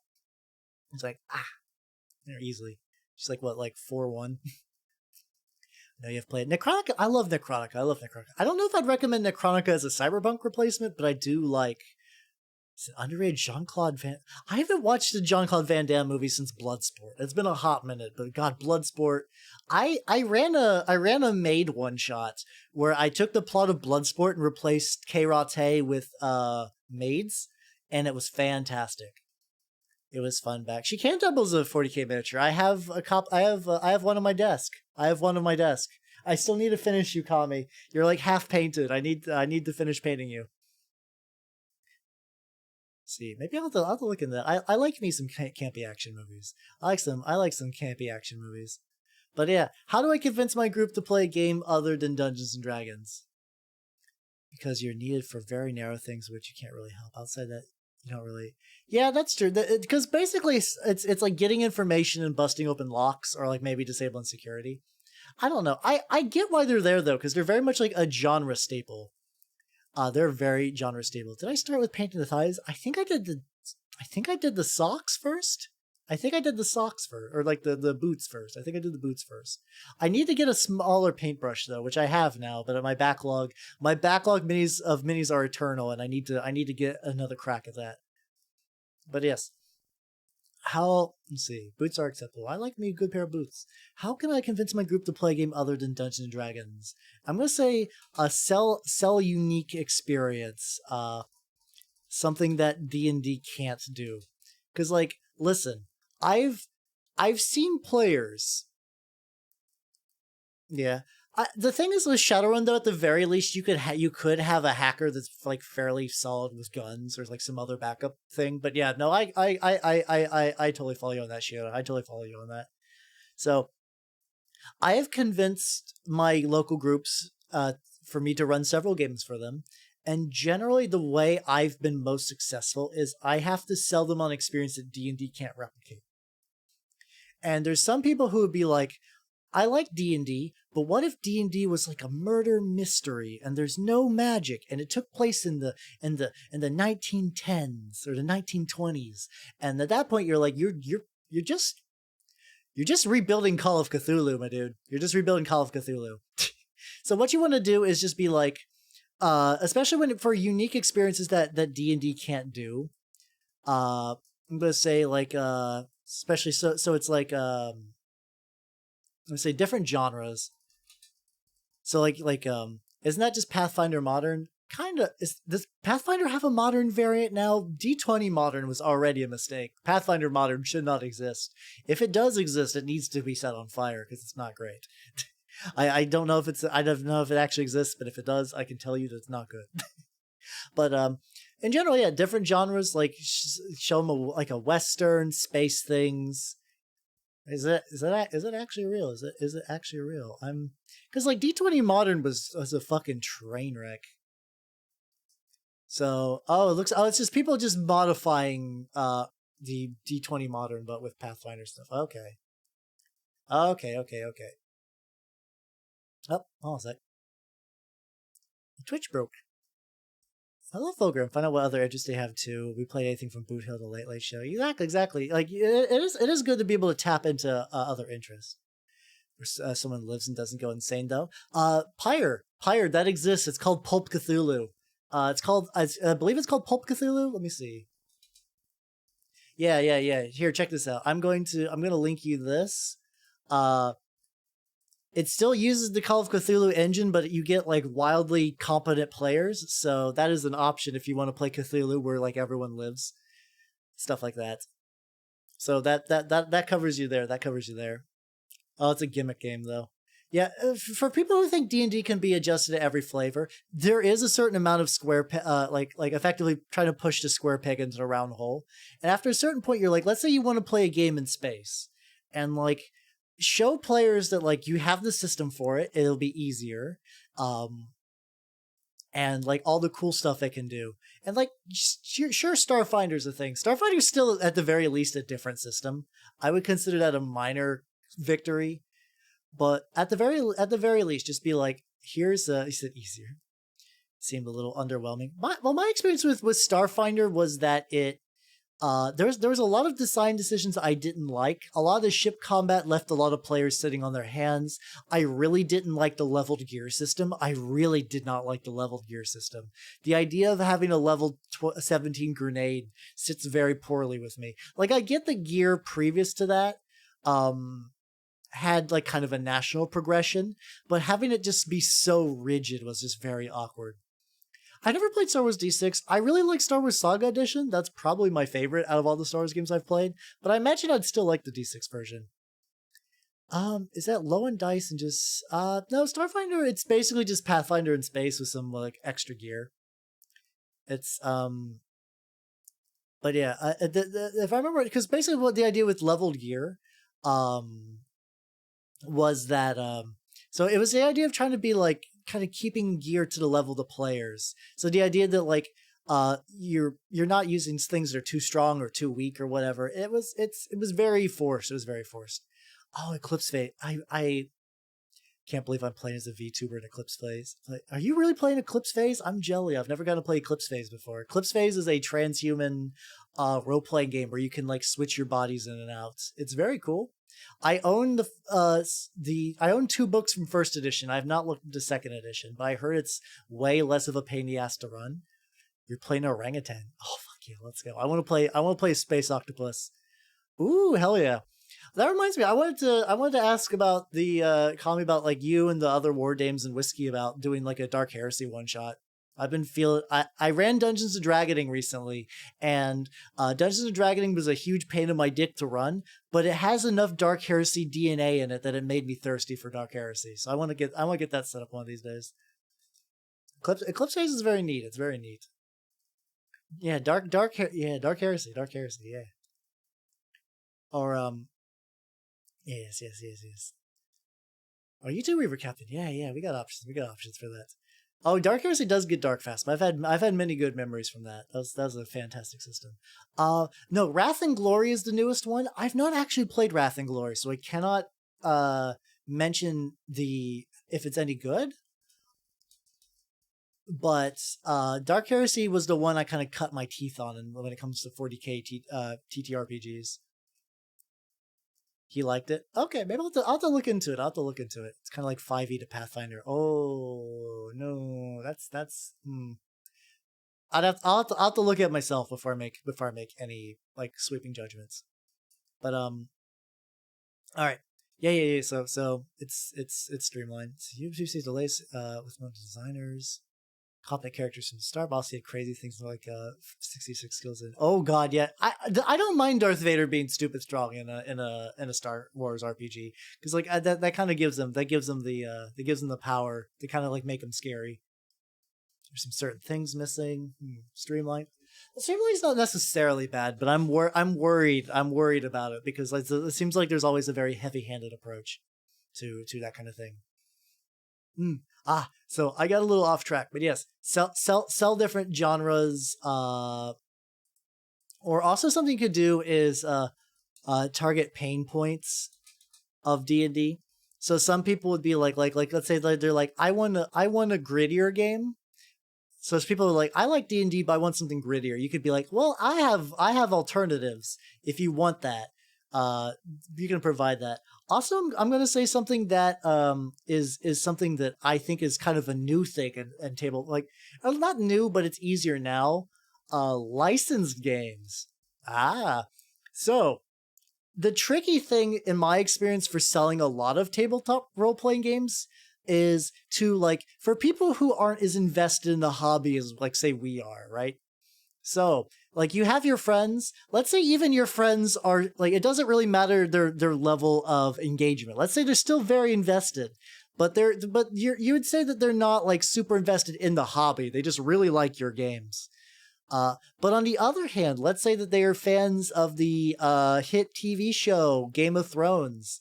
Let's say they're fans of that, and they're like, "Gosh, I would like a Game of Thrones campaign." You could be like, hey, buddy, hey, friend, there is a licensed game for that."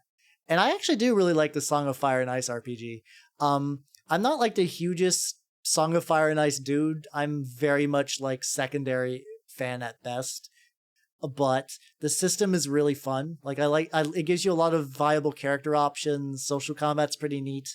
Any game that lets you build your own noble house is one of my favorite things. I love building houses. The Dune RPG also has that as well. yeah. You know what, Pyre, you're right. The gun is a safe bet. The gun is a safe bet to convincing other people that your way of thinking is right. Oh, I'm what a fool I am for not leaning into that. Oh yeah, I think there's like one called the One Ring.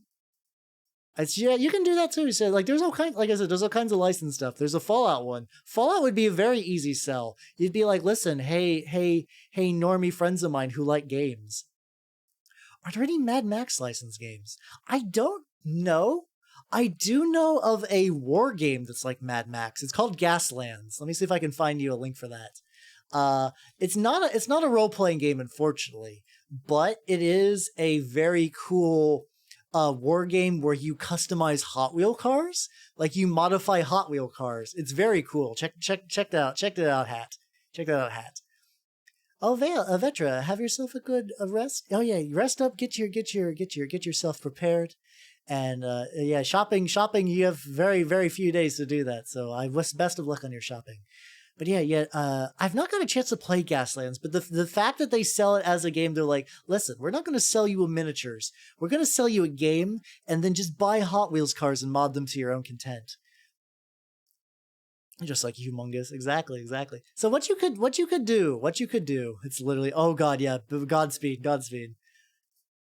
What I think you could do, you could take Gaslands for like the races and for like the car combat stuff, and then you could just use like say Apocalypse World or maybe what's it called, like the Genesis. Let's see, the Genesis. I think that's how it's spelled. There's basically those are two, and an Apocalypse World. Those are two post-apocalyptic role-playing games. What you could do is just use that for everything that takes place outside of a car, and then. I guess Mad Max isn't always cars. I don't know why my brain is thinking Mad Max must be cars. Those are two post-apocalyptic games you could run. I think Genesis would actually probably be the best fit. Was Road Warrior set in 2021? Maybe. My Mad Max timeline is weak, but I mean, I'm already shirts off, covered in horns. So I don't know what you fucks want from me. I'm already there. I'm already in my full Mutant of the Wasteland look. I'm set. I'm fucking locked in. Make an Acceleracers one shot. I don't know if I've heard of Acceleracers. Let me see. Let me look at that. Oh yeah. Oh, it's a Hot Wheels thing. Oh, definitely do Gaslands then. Because like I said, it uses Hot Wheels as a base. I think you could have a lot of fun with that. All right. So yeah. So those are I think the best ways to sell something that's not D&D. Different genres. Find weaknesses to D&D that your party are not fans of, and maybe try licensed games if they're maybe more of like a more normal, casual sort of people. All right. Hey, Hal, I've seen you paint rats before and had an idea for a painting stream. I'm sure it's probably obvious what I'd be painting, but I want to know what camera you use and any tips. Has there been more of one? Have there been? So, I don't know if there's been a Wheel of Time RPG. I know there's a role-playing game called Burning Wheel, which is really good, but I don't know if Wheel of Time specifically has an adaptation. I know Wheel of Time recently got a TV show, and if what I've been seeing about licensed or role-playing games is true, I would imagine that there's going to be an official one. Is there an official Wheel of Time RPG? Is there? Okay, that might be. I will admit I don't know much about Wheel of Time. That's a bit of a weakness. Oh, wait. You're right. I do remember seeing Wheel of Time stuff in old issues of Dungeon and Dragon. Yeah. No. There was totally a Wheel of Time thing for in Dungeon and Dragon. Also, the very funny thing. So, Dragon was an old D&D magazine back in like three. It was like it ended right when 3.5 ended. And it started like very early on D&D's history, but around the 3.0 3.5 era, there was material for Game of Thrones because like I forgot just how long that series has been just cooking. So like they had stats for all the main characters. I think Jamie was like a level 17 fighter, which is fucking ridiculous because a level 17 fighter is stupid high. Like there's always something weird about Dragon where they just didn't seem to realize how powerful levels were. Like whenever they talked about NPCs like, "Oh, this guy's just a noble. He's just like a level 7 aristocrat, level 4 adept." Like what the fuck are you talking about? Even with NPCs classes, that guy's a fucking crazy strong person. What the hell? Just 400 million pages. That's not too bad. That's not too bad. Oh yeah, there was an EverQuest D20 book. There's also a World of Warcraft D20 book. Like the D20 like open game license system was kind of wild. Oh, it was set in 1990. Oh, we definitely missed that then. We definitely missed that. That or we're in some sort of like crazy simulation and we've just totally kind of looked over that. I mean, I would not be surprised. From what I understand, Wheel of Time is a very, very, very, very long going fantasy series. So I could see them having a lot of pages. Let me get a drink real quick. Get more some of my Italian blood orange soda. I'm a fancy boy.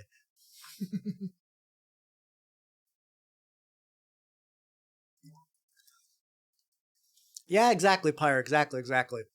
So when like I understand in the books and in the show and whatever that Jamie's supposed to be a big deal fighter, but level 17, no, no, cease. But yeah.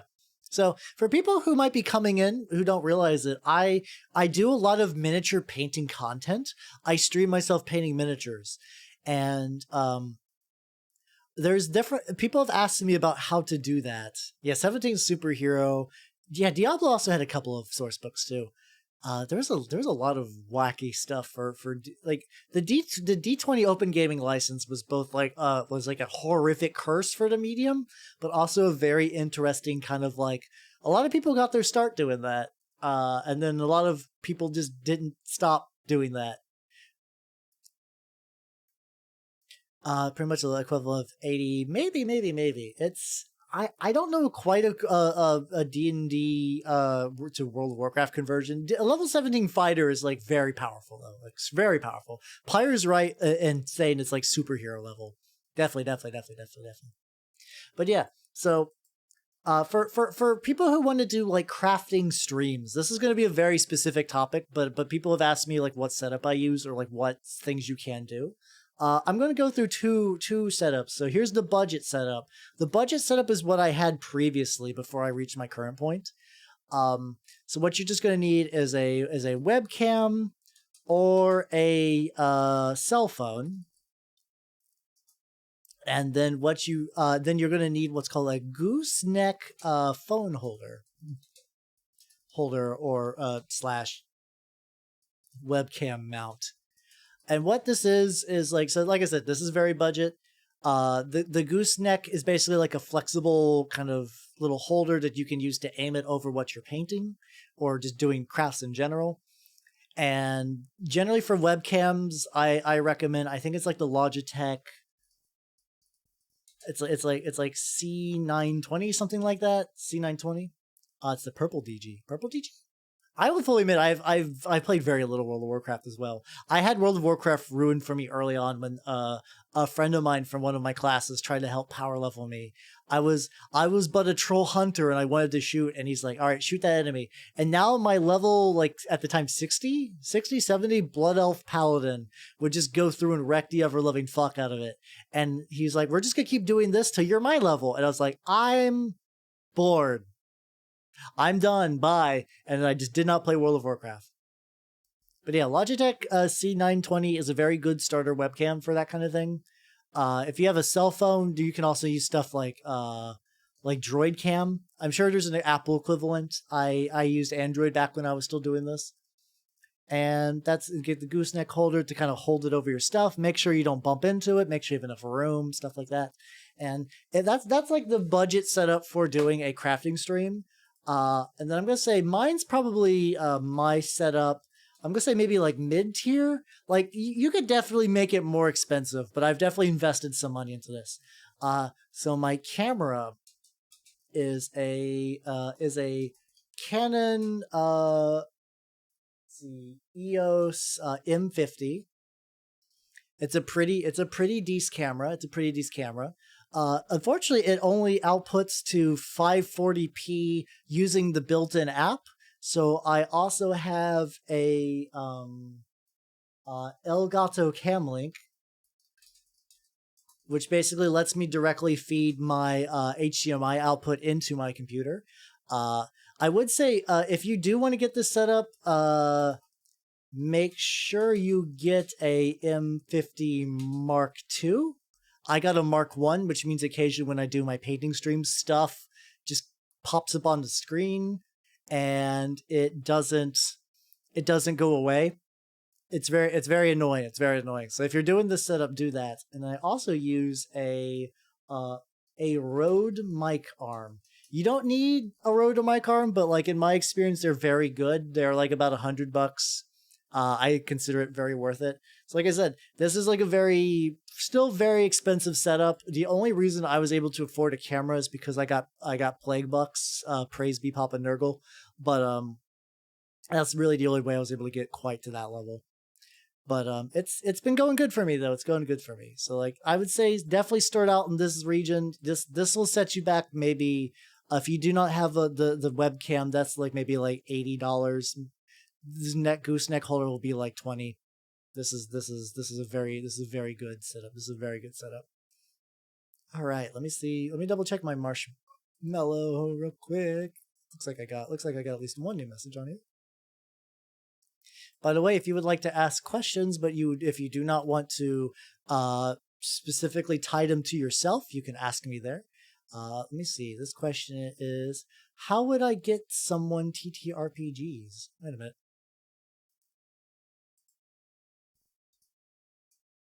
How would I get someone TTRPGs? Is get someone into it, maybe? Or I'm off the DM, though I will probably come back. One player can't play already, and the other. That's the kind of tricky part about the holidays because people are getting like sick and busy and stuff like that. Well, Jenna, I hope your group is able to have a session tonight. So take it easy and have a lot of fun, yo. Bye bye. Take it easy. All right. Let me see. So, how would I get someone? My guess is this is supposed to be how would I get someone into TTRPGs? Like it's like you have a friend and you're trying to just be like, "Hey, buddy, I would like to play tabletop role-playing games with you," but you don't know how. But like you're just looking for a pitch, and there's a lot you could. I think the big thing you have to do is you're gonna have to run the game. Like the big thing, it's very rare to like find someone be like, "Hey, I bet you would like tabletop role-playing games. Also, you're gonna have to run it now." That's kind of the burden of being the person with the books. For years, I was the guy that collected the books. Sex sell. Yeah, I guess you could just blow someone until they play tabletop games with you. I don't feel like that's the optimal experience. But you could do that. No, but in general, what I think you're going to do, you're going to have to say, "Hey, I'm going to run this. I will run this for you," and then maybe either offer to run it for their friends or like bring some of your own friends with it. What's the strangest tabletop game you've come against? Ooh, I'll put that for the next question. I have many strangest TTRPGs. No, it's all good. I have many strange games I can tell you about. I have many strange games I can tell you about. So you're gonna have to run the game. And then I think that there's like there's some strong selling points that tabletop role playing games in general really excel at. I'm gonna say it's like a complete customization, like the ability to have a character and really make it yours and like really customize, really make something that's unique to you. Like I think that's a very strong selling point. I'm gonna say relatively complete freedom. It's relatively I'll say relatively open-ended. The reason I say relatively is because some people will be like, yeah, you can do anything, and then they'll run these like really directionless sandbox campaigns. Sandbox campaigns, I think, can be good. If you guys don't know what a sandbox campaign, it's the idea that there's no like overarching plot. You just have the players and like a location and just kind of see what happens. And those can work. I've run them before, but generally you'll need some sort of directive. And also because you also don't want the player to be like, can I punch the king? Can I steal from everybody? Like, make them temper them down a little bit. Be like, hey. We're still civilized here. We're still civilized here. Have them watch D and Diesel. I have not seen D and Diesel. I do know Vin Diesel's like a big tabletop nerd. Maybe someday when I get this all the sick VTubing clout, I could play a game with Vin Diesel. That'd be fun. Waiting, let's see. Have a bad idea to run a homebrew campaign if I've never played D&D? No. I would actually say it's a great idea. Because then you don't come in having any expectations. Expectations. It's you're new and fresh. And if everybody's on board, like that's the thing though. Like you don't need to like if you have a homebrew set up that your group likes, you don't need to buy any other book. You don't need to do anything else. Goal is to run one. Oh, you got this. You got that. I think is if you can sell it to your players the same way that I'm saying how to get some of the TTRPGs. If you can sell your homebrew to your group and they're on board, if they're on board, go for it. Also, Aya, hello, welcome. Yeah, there's a game of imagination. I do remember that there was like some tabletop game quote somewhere where it was like they'll eventually find out that like we sold them rules and that like they the truth like it's basically saying that like once like the you don't need to interact with the rules to have a good time. So like if you find yourself pulling away and just going like entirely freeform, that's kind of the purest state of tabletop RPGs. Like the purest state is when you just kind of enter the role play, and that's a good place to be at. I attack the darkness attacks back. Stuff like. God, he's fucking. It's good to know that like even newcomers are still exactly the same brand of nerd that I was expecting. Yeah, there we go. But yeah. Homebrew games are fun. I haven't gotten a chance to run too many. I stabbed the bog. No, you're gonna lose that sword. It's gonna sink into the quagmire. All right, but yeah, that's how you would sell someone into it. The D&D sketch from Summoner for the PS2. Big. Eh? I don't remember that one. Unfortunately. Dead Alewives. It's been a while. It's been a while since I remember. I forgot the name Dead Alewives until you brought it up. It's like, oh, that's nostalgic. All right, strangest TTRPGs. I have a couple. I'm gonna say let's see, the Tingleverse, which is the Chuck Tingle TTRPG. It's definitely strange. It's I will say though, it's bad. It's real bad. Like so the idea of playing a Chuck Tingle book in tabletop game form sounds like a lot of fun. I agree. The Chuck Tingle TTRPG is garbage. It's very lazy copy and paste from like AD&D. It's not good. Like somehow they.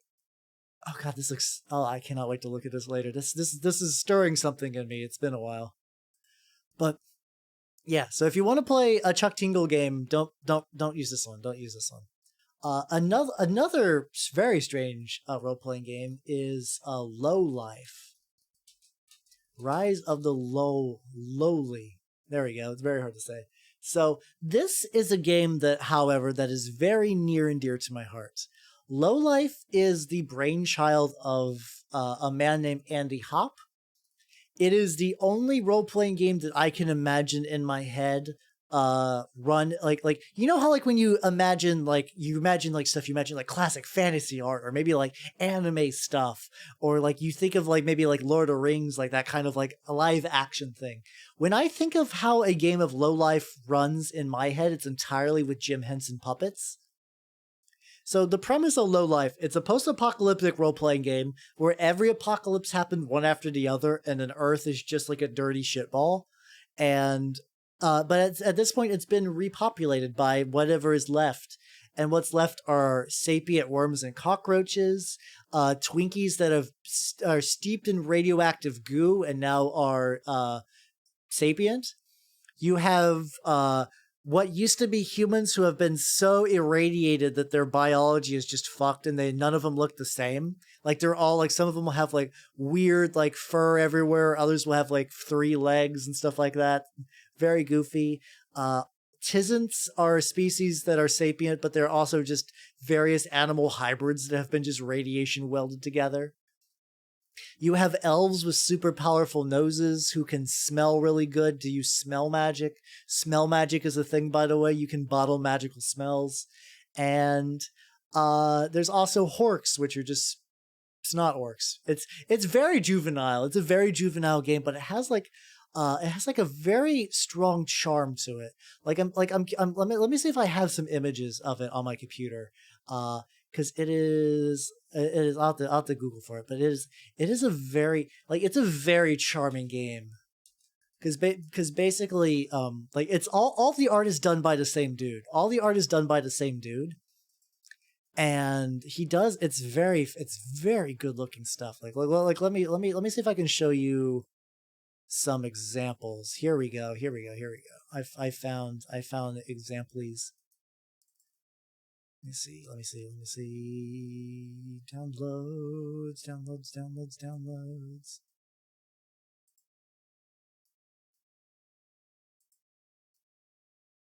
Why is my downloads not working? See, but yeah, it's pretty fantastic. Oh, I see what's going on.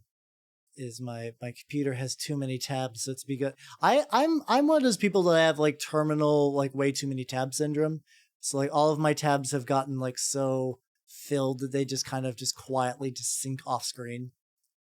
There we go. God, why is there the JFIF? That's a very dumb file extension. Why are you making this happen?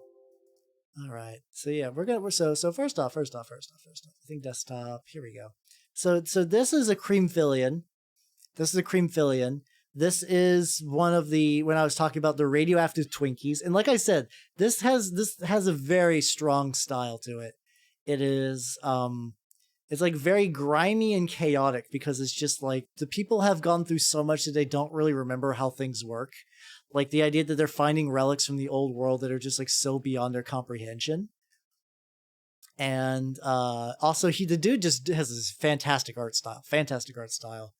And one of these days I would like to run it because it's just such a weird game.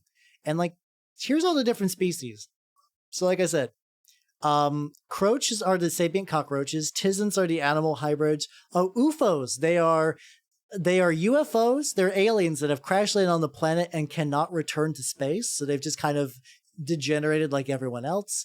Piles, I forgot to mention piles. Piles are just piles of just filth, just animated filth. Bodules are beings of dubious lineage or something like that. Dubiously unknown lineage, something like that. This is what happened to people. Horks are the kind of the brutish snot orcs. Creamfillions. God, I love creamfillions so much. It's such a it's like the idea that there's like sapient worms. Also in this setting, Jelvis is a combination of Jesus and Elvis because they didn't know that they're separate people, so they worship. They call them holy rollers, and they like roll dice, and they dress up like Elvis, and they speak like in like really butchered Bible and Elvis quotes. And like those are fun, but for me, like the creamfillion, just like the Twinkie that is powered by radioactive filth, is just such an iconic element of the setting. It's so good. I'll never find anything like this again. And it's cool because since it's like the brainchild of like one dude, he might have gotten some help for the rules and stuff. It uses Savage Worlds if you're familiar with that system. Like the what's it called? All the art is done by the same dude, and like it's the guy who wrote the setting. So like, you know, generally because like you'll have people who make the setting and people who make the art, and there's always a bit of like a back and forth, and there's like compromises and like some disconnects and stuff like that, or just like budget.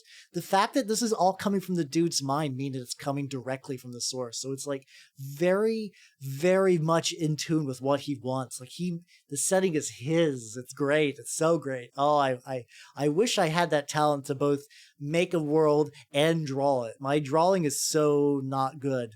It's not great. I can paint pretty well in the art of miniatures, but when it comes to actively doing stuff is where I slip at. It's definitely where I slip at. But yeah, those are probably two of the strangest ones. I know some very bad strange ones, like Wraithu.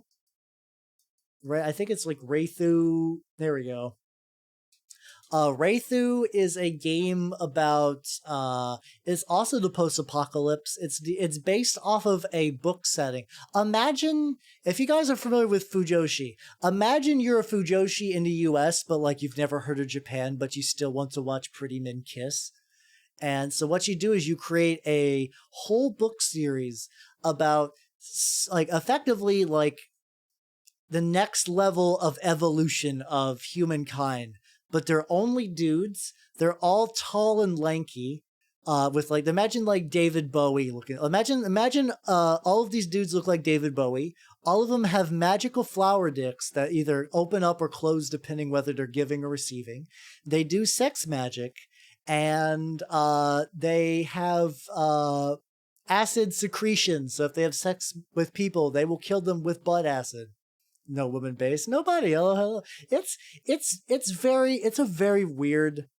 very weird setting. It's a very weird game. It's not good. It's definitely not good. Like from what I understand, the book is just very terribly, like it's very terribly put together. But I find it fascinating. I find it fascinating with just the fact that it's like the strangest adaptation. And you can't even say that it's like no woman. It's fatal terrible. Yes, it's Wraithu has been in the, like, if you look up list of like some of the worst TTRPGs, Wraithu is in that kind of circle of fatal. So it's hovering in that kind of general orbit. It's real bad. It's real fucking bad. It's not good. It's not good. So yeah, those are probably the three immediately weird. Oh, I guess Eoris. Eoris. I have to mention Eoris. Eoris is like, imagine if you took hippie crystal nonsense, and you combined it with like Spanish weebs. Yeah. But I was able to build a character in Fatal. Eoris broke me.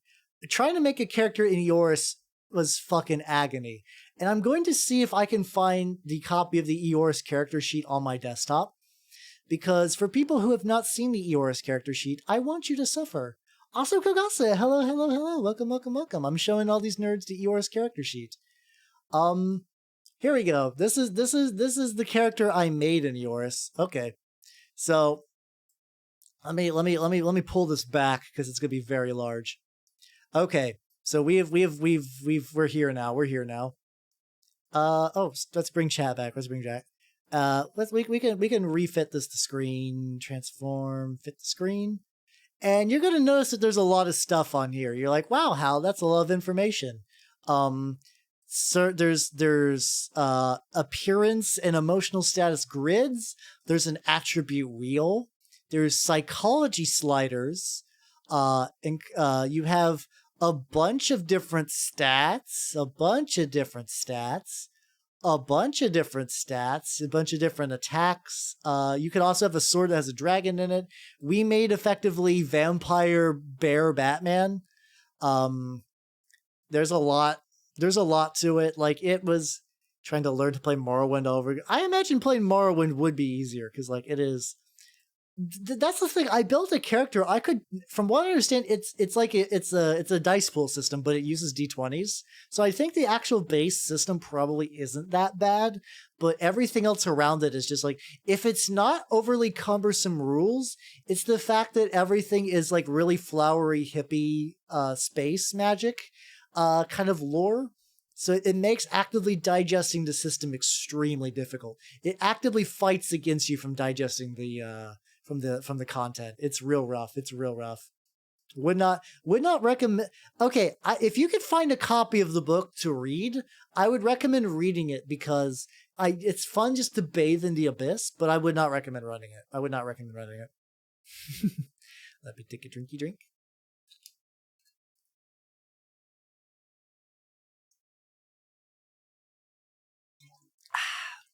There we go. All right. So what all we have left on here? I think we just have unused campaign ideas. So these are campaigns of mine that I've wanted to use, but I haven't gotten to, or I've maybe only gotten to use them a little bit.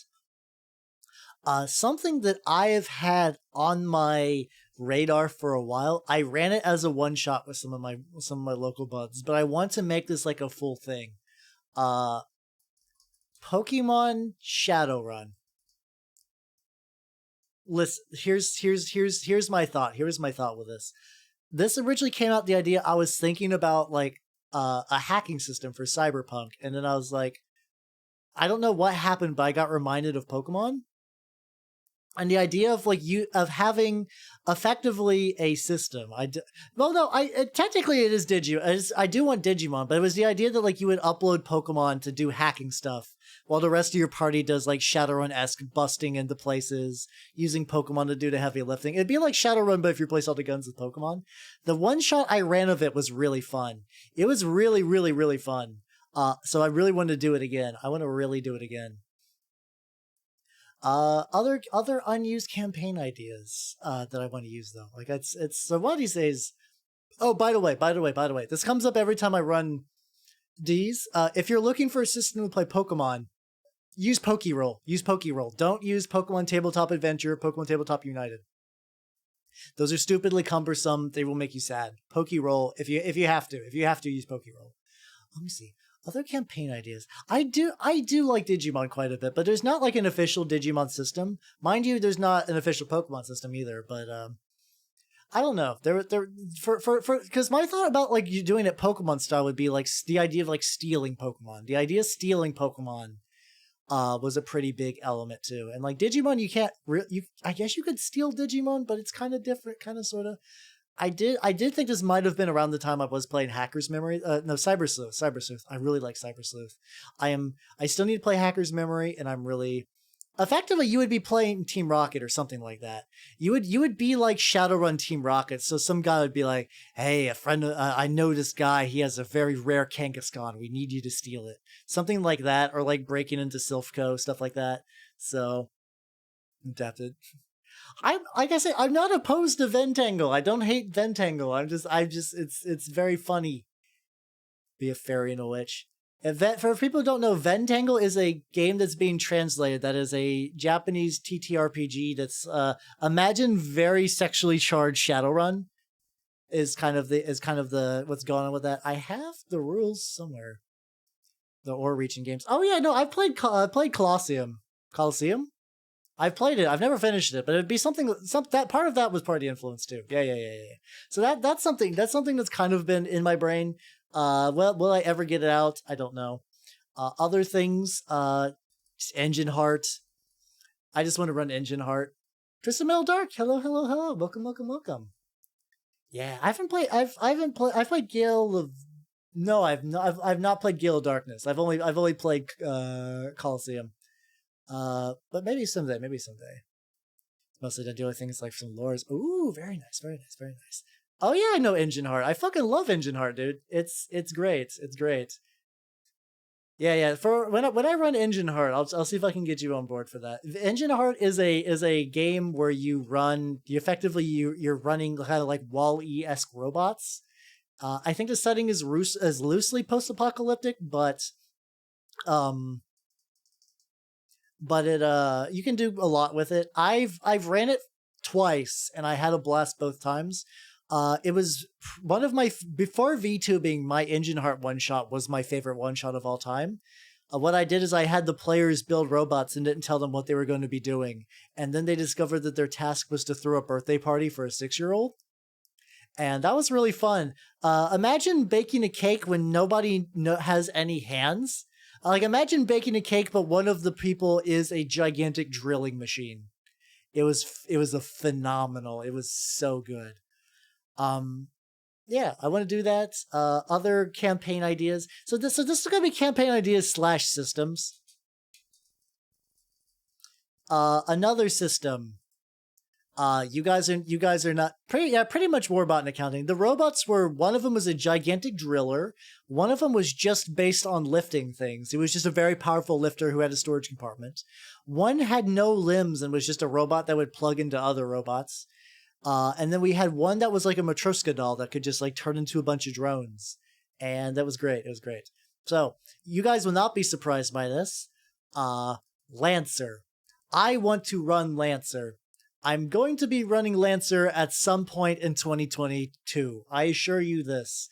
I will definitely run VTuber Lancer at least once. I know deep in my bones that I want this. I don't know when I'm going to be doing this. I have a couple of games I need to wrap up first, but I'm going to be running Lancer. I assure you that Lancer will be happening. I need to read it though. I need to fully catch up on that. Oh yeah. Right, hello. Thank you for the 100 bits as well. Happy holidays to you too. Oh, I actually do. Nobody. I actually have the Dark Eye, or was it Die Schwartz? I have it. I picked up a copy of that game years ago, and it seemed pretty neat as like a. I guess the best way I could describe it when I was reading it was almost like it was more of a Witcher-esque fantasy, which I guess makes sense because it was like German's like big fantasy role-playing series. It's kind of weird though, because when I was looking over the Dark Eye, I was like, this is neat, but nothing was like gripping me. Like nothing was like, I need to run this. I'll probably keep you in mind for a rules chieftain, because I'll be honest, I don't like using pre-written settings. So if I run Lancer, it's going to be entirely homebrew setting. I'll keep the names of like the mechs and stuff like that, but I doubt I'll keep any of the setting. So yeah, those are kind of. Yeah. It is. There's also Icon by them too, but I don't know if Icon's any good or not. I'm trying to think of what other games I've maybe Kogasa, maybe. I'll have to figure out. Who I'm going to get into the Lancer game. Let me see anything else on my shelf. Ooh, yeah. Okay, one more game I'm going to put in the unused stuff. Metallic Guardian. I have not heard of that one. Unknown Armies. I love Unknown Armies. I have not gotten to. Oh, so Icon is just Lancer's problems, but worse. Okay. That might explain it up. That's true. I'll have to see. So Unknown Armies. Unknown Armies is a very fun game. It's a very interesting game. I'm not trying to say fun because it's a very sad, brutal game, but it's also one that I'm a big fan of, especially second edition. And I'd love to run a one shot with that with some VTubers. I have a couple in mind who I think would be good for that. I kind of want to do like a small town America sort of mystery thing with that, but I don't have a lot of details in mind. So right now my brain is sitting on effectively I have two campaign. I have 3 one shots that are in the void right now, and once those are. It's JoJo with extra steps. No, not really. It's very different from JoJo. It's very, very different from JoJo. Like the best Unknown Armies is probably more like imagine like Twin Peaks or X-Files kind of setting, especially like probably closer to Twin Peaks and X-Files, though I will admit I have not gotten a chance to watch Twin Peaks yet. I'm very slow on watching most things, so sorry. I still haven't got around watching Twin Peaks. I feel like I'd like it though. But I haven't gotten a chance to do so. But yeah, Unknown Army is very cool. And yeah. All right. So with that, does anyone have any other questions or anything they just like to generally chat about? I figured that this stream would be a bit shorter than usual. Is the references from the one game we see matches and coffees? What was that? God, what was that game? Like Deadly Premonition or no? There's a. I'm blanking hard. I guess something I could do is I could switch over to a Vigi game. I might. I'm debating whether I want to switch over to a Vigi game or not, or just call it early tonight. Probably play a game. I'll probably play a game. But yeah, it's let's see. recommends to gamers. Oh, I saw that. Was that the one with like the pile of dead bards? Let me see. I got some to ask. All right, we got some more questions. Any good sites to get started on them? Let me see.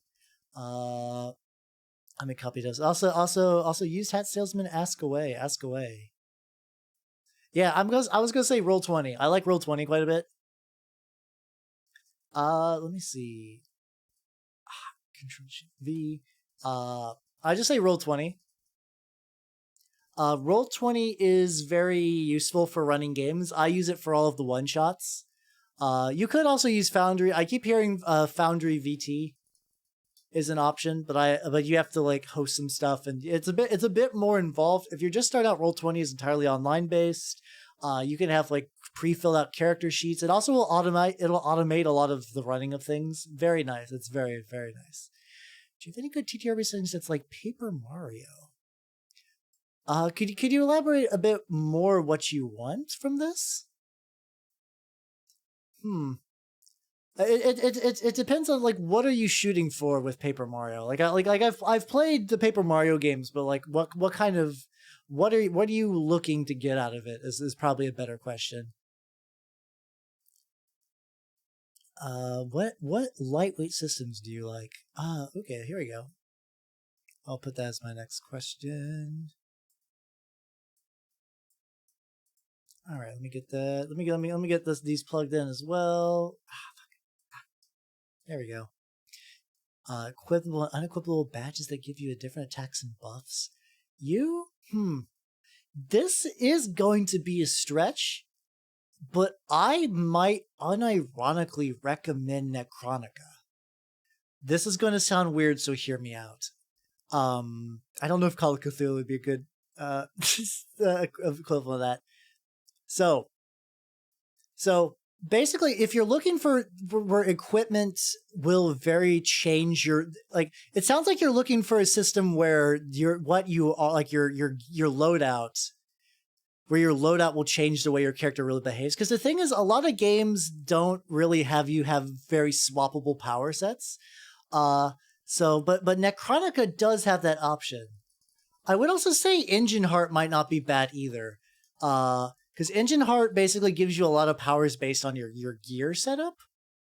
The other option would maybe to be something like Mutants and Masterminds, but you have just like set packages of powers that you remove wholesale. Maybe. So Mutants and Masterminds, maybe.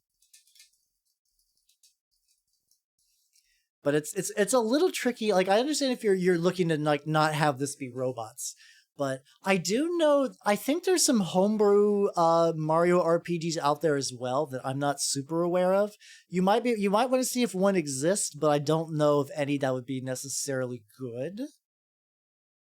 You're saying it's just a world of like flesh stuff. Okay. There's also like, I remember there was a weird role-playing game where it was like about like flesh monsters in an arena, and I cannot remember the name of that game for the life of me. Okay, so yeah, actually, if it's a flesh world thing, Necronica, you're gonna want to look for Necronica. This will be. So when I post this, I'm gonna eventually post this info. I'm eventually gonna. I think what's it called? There's like meat monsters. Let me see. I wish I could remember what it is. There was a very rules light system I remember seeing a long time ago. It's like Meat Monster Gladiatorial RPG. Let me see if I can find what this is. God, it's gonna bother the fuck out of me because I remember it was just this like strange one-shot game about like having like arena meat combat, and I cannot think of it. But yeah, Necronica should work for what you want. So what are some lightweight systems? Like I guess so the next question, for what lightweight systems do I like? Big motherfucking crab truckers. I like big motherfucking crab truckers. I just like the name. Well, the system's kind of fun too. The system's pretty fun. But it's hard to beat it. Wait. Okay. So it's a one-page role-playing game, so I can actually show that on screen. Let me introduce you to big motherfucking crab truckers. Let me bring you into this world. Let me see if I can find the one-page rules of this. Yes, I did. Here we go. Open image, a new tab. All right. I might even just read it out. I might read it out because this might be a fun thing to read. Here we go. I may have asked that question intentionally. Good. You've baited me into the answer I wanted to give. I know it was mentioned earlier. Lasers and Feelings is also actually fairly good. The idea with Lasers and Feelings, it's like a Star Trek-esque game, and the idea is that you basically have a stat continuum between lasers and feelings. So the more lasers you are, the more like analytical and cold and techy you are. But feelings is when you become like is being more like emotional, empathetic, and like diplomacy-ish. Diplomatic, there we go, that's the phrase I'm looking for.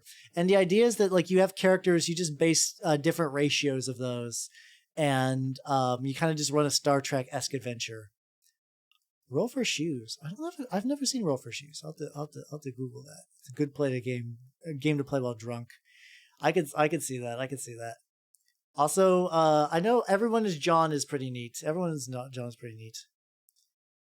Let me see. Let me see. Yes, here is big motherfucking crab truckers. It is, like I said, it's basically you are a crab and you're running trucking stuff, and like you have the rules over here, just use D8s. You have like effectively like a stat system or class system, and you're going into contests and you're delivering stuff. It's pretty neat. Oh, motherfucking crab goddess, we've gone and done it again. I love this. What do you think about written quest format? Like QST or fiction.live?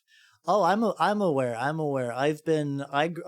am familiar with Quest. I've grown up on a region of the internet with many obese gentlemen that have taught me well. So I used to be. I like the idea of quests, though. Where I initially discovered them, they were kind of competing with other things that I was interested in, so I was a little sour about them. Though I did end up reading Ruby Quest, and I did quite enjoy it. And I know another VTuber who has asked if I would like to read Ruby Quest with them on stream, and I would like to do that one of these days. That would be very fun. I do like the kind of like the written rules light style of rolling tabletop games, especially now that I've kind of gotten into it. Like that I'm kind of like I'm definitely a different role player, like tabletop game person than I was when I started. So let's see, that's a lot of roll 6. That's a I'll have to look at that a bit harder. Let's see. Necro detective for like 2 years before burning out. Oh, very nice. I'm trying to, because my issue with the quest in that particular location is I would join them halfway through and I'd get really salty. So I think I just kept the grudge for no reason. But I really like them now anyway. I like the idea now. I tried to do a quest on stream with that sort of similar mindset. That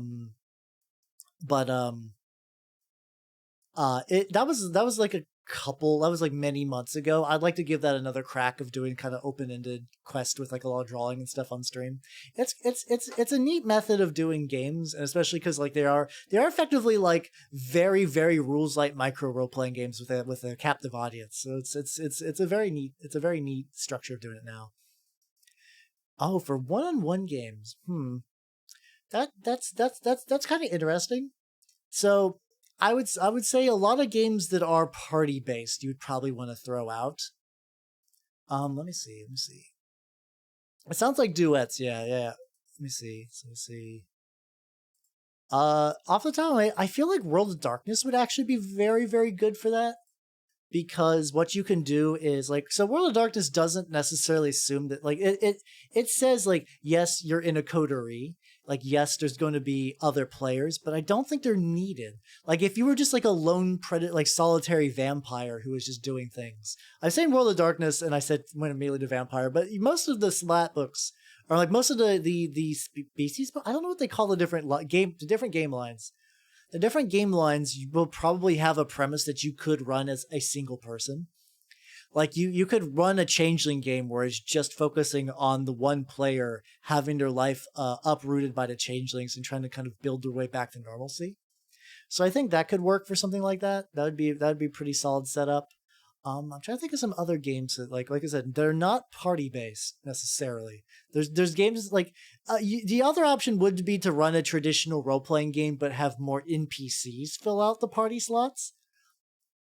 So even in the World of Darkness vampire example, you would get to know other vampires and like effectively it would be one where there's a lot of DMPCs, but you would kind of run it more like actually taking some notes for like video game role playing games. One player is the puppeteer. Yeah, pretty much. It would be kind of like the structure of maybe say like Dragon Age, something like that. It would almost be like it would be sort of video game-esque where there's a lot of attention given to one player and then their decisions doing a lot of interacting, but everyone else would be an NPC besides them. It's doable. I think that's probably the best way to go about doing that. The other, I believe that there are games that are built for one-on-one play, but in my experience, they're like they're very niche. A lot of them, like if you ever look into like the itch.io role-playing games section, you'll find a lot of like very artsy role-playing games. And like, I don't mean like they're like let me think of it. Like, I remember a long time ago seeing one that was called like a place where we fuck under the stairs or something like that. It was a very, very specific game about lesbians dealing with like their secret places. And it was nothing like I've ever really seen before. Like it was like as someone who's more from like coming in from like a traditional aspect of the hobby, like it was definitely like a kind of game that was meant to be more like a guided role-playing experience between a couple of people wanting to be lesbians or role play as lesbians, I guess. It would be a very hard sell for most people. And I'm going to be honest, I'd imagine that a lot of the games on like itch.io's like very, very niche sections probably have either never been run or they've only been run with like their creator and like a very close group of friends. High culture. I don't know if that's very high. It's the kind of, I had that sort of thing with my smoking spot. Well, maybe if you find a nice lesbian in your smoking spot, maybe something can change. but it's those kind of games were built for one-on-one play, but like I said, they're very role playing and very, very little game. Which I don't think is a bad thing, but I'm definitely not the market for that. So yeah, you could maybe find some of those as well. So I'm gonna say 101, or maybe just like let's see, video game style NPC cast with regular game. Maybe just like look up one-on-one games. Probably gonna be artsy. Because like I've seen there's very few. I think there's actually more games that are game masterless. Like I know there's one player RPGs, but usually those are just like you roll on a table. You just roll on the table. I think something like Ventangle you could get that to work, especially if that game is very focused on like the sensual elements. If that's kind of focusing on the sensual stuff. Oh yeah, isn't that the one player mode where you're playing the Necromancer? Or am I thinking of a different add-on to Necronica? But yeah, that's sort of my take how I do a game master plus one player setup. So yeah, let me see if we get any more questions. Let's see if we go do central roleplay. I'd rather do something else. Yeah, that's understandable. I mean, some people could treat that as treat the roleplay as foreplay. So that's something that could happen. But all right. So yeah, so basically going back to this, we're just going to go briefly over all the questions. If the players have different engagement levels, but you're worried someone's not doing much, but they're not upset, just realize that some players are just happy to be there with friends. But if you kind of ask them maybe what they want to get out of the game, that that might help to kind of bring their engagement higher a little bit. And if they're just there to chill, they're just there to chill. And if you're fine with that, and if it's not disturbing the table, you can just leave that alone. How do I keep my hair so sparkly and my ears so pointy? I was born in a lab. How to kind of like get into certain TTRPGs without blowing a lot of money. Generally look for free trials or air quotes free trials, and look for games that aren't D&D, because even then they're very cheap. If you have the beginning and end of your campaign planned, but you don't have a fair middle, don't worry about it too much. Listen, I wrote a whole, you guys know. Don't worry about it. A lot of times that's just kind of how campaigns get planned, and a lot of the middle can be based off of the actions of the players, the events of the campaign. Oh, fuck. Or you could just use the time in between sessions to plan those middle events. Ahoy! Hosho Kaizoku. Let's see, like, San Kisei no Kaizaku. Fuck. Hosho Mani desu. God, I can't. I fucked up her. I cannot remember her full thing. What to do for your first session: snacks, light notes, bolded lists, enemy stats, get some player names and roles, and read the book. Basically, just have like a very kind of light outline that leaves you open to improv, but also still has critical information you need. If you're nervous about running a game, remember that everyone's generally there to have fun, and if they're not there to have fun, don't have them in your game. How I plan games, basically I do it in sections based on where they are, and I leave elements open. BESM. I've never gotten to try Big Eye Small Mouth. I've never done like a really anime based game. That'd be that could be fun. That could be fun to do. How can I convince my group to play a game other than Dungeons and Dragons? You want to really sell them on the experience that it's not D&D, maybe different genres. Use some licensed games. If you want to get into doing crafting streams or whatever, webcam plus gooseneck phone holder, that'll get you covered.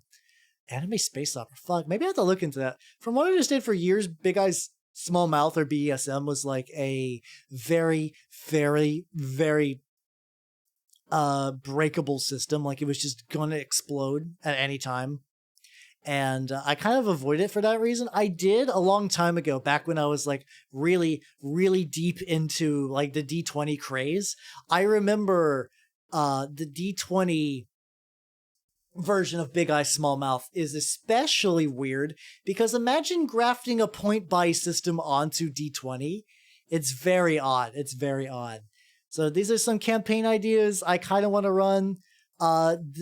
Probably Lancer is realistically number 1. Engine Art's probably number 2.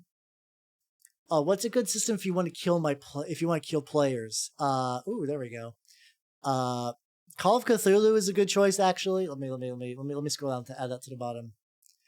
Call of Cthulhu is pretty solid. It's pretty solid, but the best one, I think. So let's just see. We'll go Call of Cthulhu. I would actually say the best one is Dungeon Crawl Stone Soup.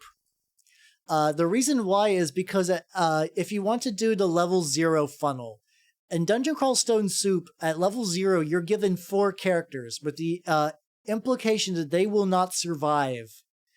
They will not survive the first session, or most won't. And all the ones that survive will go from just being just like a baker to a level 1 hero, and they'll actually kind of like become a normal character. It's very fun though, just to just occasionally I'm not necessarily huge on lethal games, but just throwing a bunch of peasants into a meat grinder every now and then is very satisfying. It is very satisfying. I think people die when they're killed. Big, if true. Very big, if true. Let's see. Let me go back to where we were at.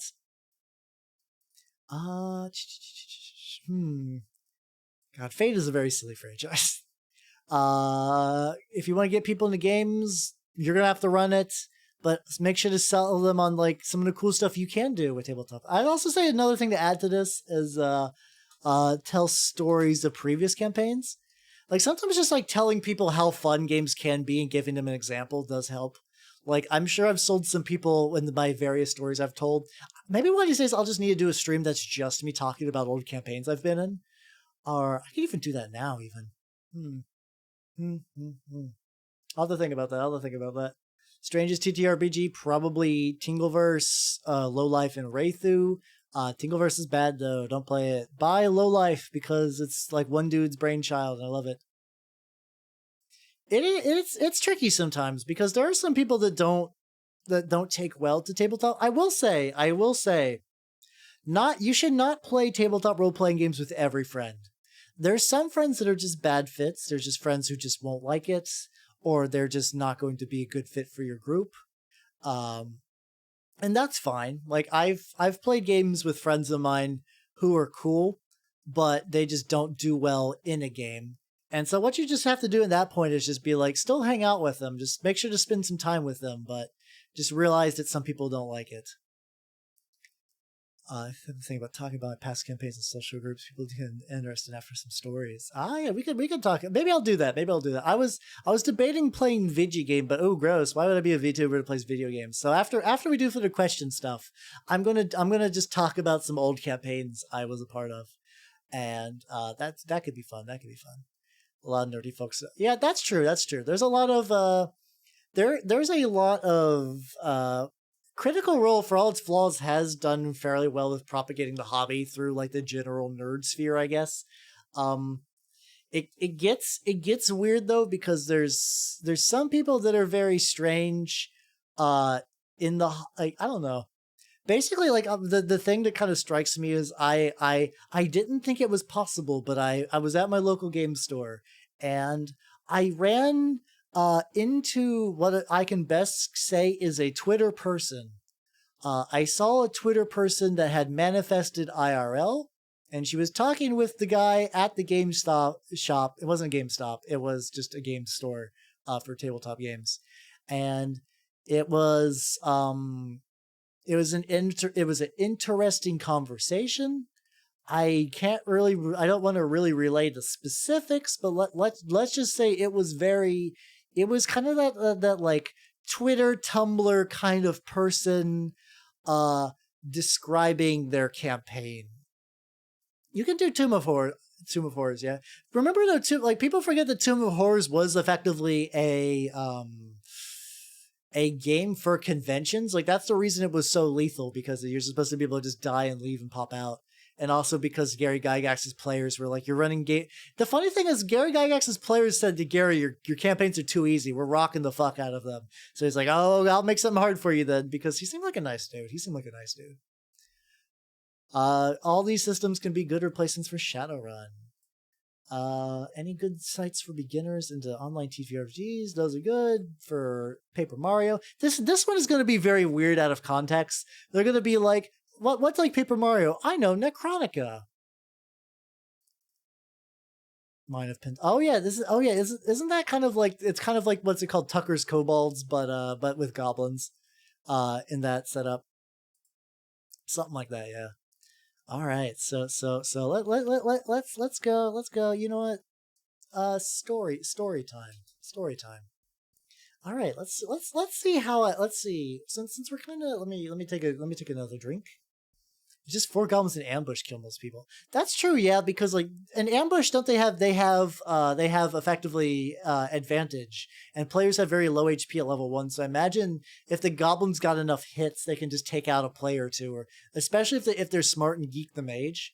Like what's a level 1 like wizard in D&D 5th edition got for health? Like let's see what's like a 6 hit points base and maybe like a con of 2 if they're playing reasonable. Hmm. Okay, yeah, I could see a goblin easily fucking on a PC. Okay, yeah, we're going to house stories. So there's a couple of different eras of stories I can talk about. Um, especially since I guess we're going to. Oh yeah, crits will fuck people too. Oh, definitely. I forget. And do bows still have 3 times crit in D&D 5e? I can't remember. Oh, I wouldn't be surprised. Yeah, the CR system's just kind of hot garbage. It's just kind of hot garbage in general. It's kind of not great. It's kind of not great. But okay, let's so since we're kind of talking about newbie stuff, I can talk about some of the early games I ran with my group. This might be fun. Oh god, fuck, shadows are already fucking brutal. Shadows are already fucking brutal. Why would you throw 6 at them? That's no, wrong. That just takes me back how I remember, like, back in... Weren't there also Brain Boys that could take over PCs? Probably. It's weird. I actually, like, I did play in a Curse of Strahd campaign with some friends of mine. I was a Centaur lad. This is I will say, I don't play a whole lot of 5th edition, but like I have friends who are like, Hal, would you like to play 5th edition with me? And I'd be like, I'm gonna say yes, because even as much as like my character is shitting on 5th edition, it's not terrible. There's worse you could do. My main beef is that people will lock on the 5th edition and never play another game. But like if you just want to play something like that, you could do worse. You could do worse. But yeah, I thought it would be fun to play a monk centaur because I was given the option to. And yeah, it's a hot dog. It'll taste good and it'll fill you up, but it's not high cuisine, yeah. It turns out that a lot of the Curse of Strahd game can be exploited by someone who is can move 65 feet per round and run up walls. Yeah, there's a lot of shenanigans with that, but I will say monk was not great. That was a mistake of a class. I should not have played a monk. But yeah, I don't know if any of my Curse of Strahd stories are particularly spicy though. I want to go back to like way back. So this is how did you get into all those houses? A lot of squeezing. I like hot dogs too, but I don't want hot dogs for every meal. I guess that makes me like a weird niche hipster though, because I am eating very fancy food that no one's heard of. So I don't know how I feel about that. Just be super duper rare. Yeah, that happens too. Like once you get to the high CRs, you're just kind of like, oh, what's in the book? I have to stifle a burp there for a second. But yeah. So earlier I was talking about like my very first time I ran any sort of tabletop role playing game. Valid, Kugasa, valid. When I did the one where I played the game out of the Smoky Book, and it went pretty fine. The players were trying to deal with the Kobold King, and they were like sneaking around his base and like trying to marry his daughters, because like even the very first time I ran a tabletop role playing game, someone wanted to fuck a small lizard, and I don't know if that was like foreshadowing for things to come or what. I really don't get it. But what happened eventually, so I should also change this to tabletop story time. Let me do that. Let me see. Tabletop story time.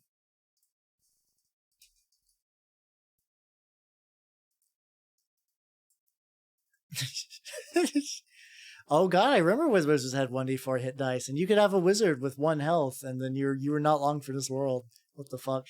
People online seem to like kobolds sexually. I didn't even know what kobolds were, but my players still wanted to try to seduce them. Anyway, so yeah, I'll have all the health. Oh no, it was a kobold. It was a lizard person. It was a lizard person. It was not just like a fucking. It wasn't. They weren't just trying to just like fuck a skink. That wasn't a thing that was happening. It was rough. God damn it, fucking nerds. But so story time. So the first time I decided to actually run something that was no clue I can know. The first time I tried to run anything that was like an actual game, I tried to run the Pathfinder Adventure Path. Oh, at this point, it was still 3.5. It was run by Paizo. It was Rise of the Rune Lords. And this is where I sort of learned how my group was. The first time I played D&D or any sort of like D&D, I'm going to say D&D because this was D&D era. This is when there wasn't really a lot of options for other games. I will say I am blessed now that I am spoiled for choice on niche role-playing games. But back in high school, it was D&D 3.5, and that was it. You could maybe, D&D 3.5 with Paizo is some ancient stuff. But the thing is, like, I really liked Paizo's work for Dungeons and Dragons, which Dungeon Dragon magazine, which is one of the reasons I went for, like, during the Great 4E Pathfinder split, I actually went with Pathfinder solely because I really liked Dragon magazine. Now, that was maybe a mistake, I don't know, but that's just kind of how it goes. I keep hearing the PC Pathfinder games are really good. I have not gotten a chance to play them, but maybe someday. But yeah. So I wanted to run Rise of the Rune Lords, and my high school group was like basically going back to we can go back to the engagement level. We can go back to the engagement level. We're definitely floating. Everybody was a casual player. Everyone was a casual player. I actually like 4th edition D&D. I unironically like 4th edition D&D. I like that everyone's useful. I like the healing surge system. I like warlords. I like that spelljamming is canon again. I like 4th edition actually. I like the elemental chaos is a much better system than the various elemental planes. I don't like the idea of just like all these infinitely huge elemental planes that just occasionally poke at each other. I like a roiling where it's just like all the elements that are a big fucking slurry. No, did not stutter about that. Am I winning, Hal? Autumn, how's it going? We are now talking. I was doing a tabletop workshop, and now we're just kind of talking about story time. We're doing story time, tabletop story time with Hal. Yeah, I gotta make that my theme song. I gotta get like a 90s sitcom spinoff thing. Like D&D chainmail. They basically did. I mean, I don't know. I like 4th edition. That's it. Did I see your collection? I did. You had a lot of stuff that I thought was really cool, and you should totally paint that. Let's go. But yeah, so I want to run Rise of the Rune Lords, and all my friends were at the murder hobo level. Some of them were trying to be good people, and most of them were just like, hey, this is like a video game where I could stab everything. Midna was I don't know if Midna was responsible for kobolds. Midna might have been responsible for short stack goblins, maybe, but I don't know about kobolds. The kobolds really aren't very big of hip in my general experience, like goblins are. Anyway. So, what happened was things were going pretty good. In the adventure. Speak about goblins. They killed some goblins. These were the typical fantasy goblins where they're just green and dirty and they have a lot of teeth and they stab you. These are not the internet goblins. Internet goblins are a very, very different thing from most tabletop goblins. Though now it's kind of interesting because internet goblin has bled back into mainstream goblin. Like when you look at like there was like a Critical Role lady, I believe, who played like a goblin, but was kind of more internet goblin than old goblin. Like goblins have definitely transformed in the last couple of years. I actually think World of Warcraft is probably a big factor in this. The idea of like sapient kind of like reasonable goblins, because prior to that, even Paizo's goblins were like. So in Rise of the Rune Lords, there was like a whole little section about goblins, and Pathfinder goblins were like this. They don't like to read. Because they think reading will steal ideas out of your head. They don't like tall people, and they don't like dogs and horses. So they have weapons called like dog slicers and horse slicers. I think it's dog slicer and horse chopper, I think. And they are horrific little men. Horrific little tiny little beings. But in Pathfinder 2nd edition, they're like a playable character now, and they're less evil, and they're more just kind of just like whimsical. They're just kind of whimsical now. Yeah, they've definitely softened. Goblins have definitely softened, and I do think the internet goblin, which when I say internet goblin, I mean the kind of goblin that gives people boners. So internet goblin has bled back its way into fantasy goblin. So now that there's effectively like two different lines of goblin, it's like, do you want to be a cute green short stack girl, or do you want to be like a filthy monster with teeth? And that's generally the two stripes of goblin now. It depends whether you're really a PC or you're an NPC, though, depending. Anyway. Yeah. So they killed goblins. And back in 3rd edition, 3.5 D&D, what happened was that like when you were a level 2 sorcerer, yeah, internet access happened quite a bit. So anyway, they killed some goblins. And things were going well. But what happened is in 3.5 D&D, if you want to summon a familiar, you have to pay money for it. You have to pay 100 gold. And what happened is my friend, this friend of mine, which I don't know if I want to go by names on these. We'll say I think this guy played a character named Greenleaf. I think it was Greenleaf McLeafgring because yeah, high school. Anyway, he was playing a sorcerer, and he's like, "Hey, Hal, I don't have enough money for a familiar. What if I robbed a bank?" And what happened is that my high school GM brain, I should have said, "Don't." What I did say was, "Go for it." And what happened then is the party split up into the good party and the evil party.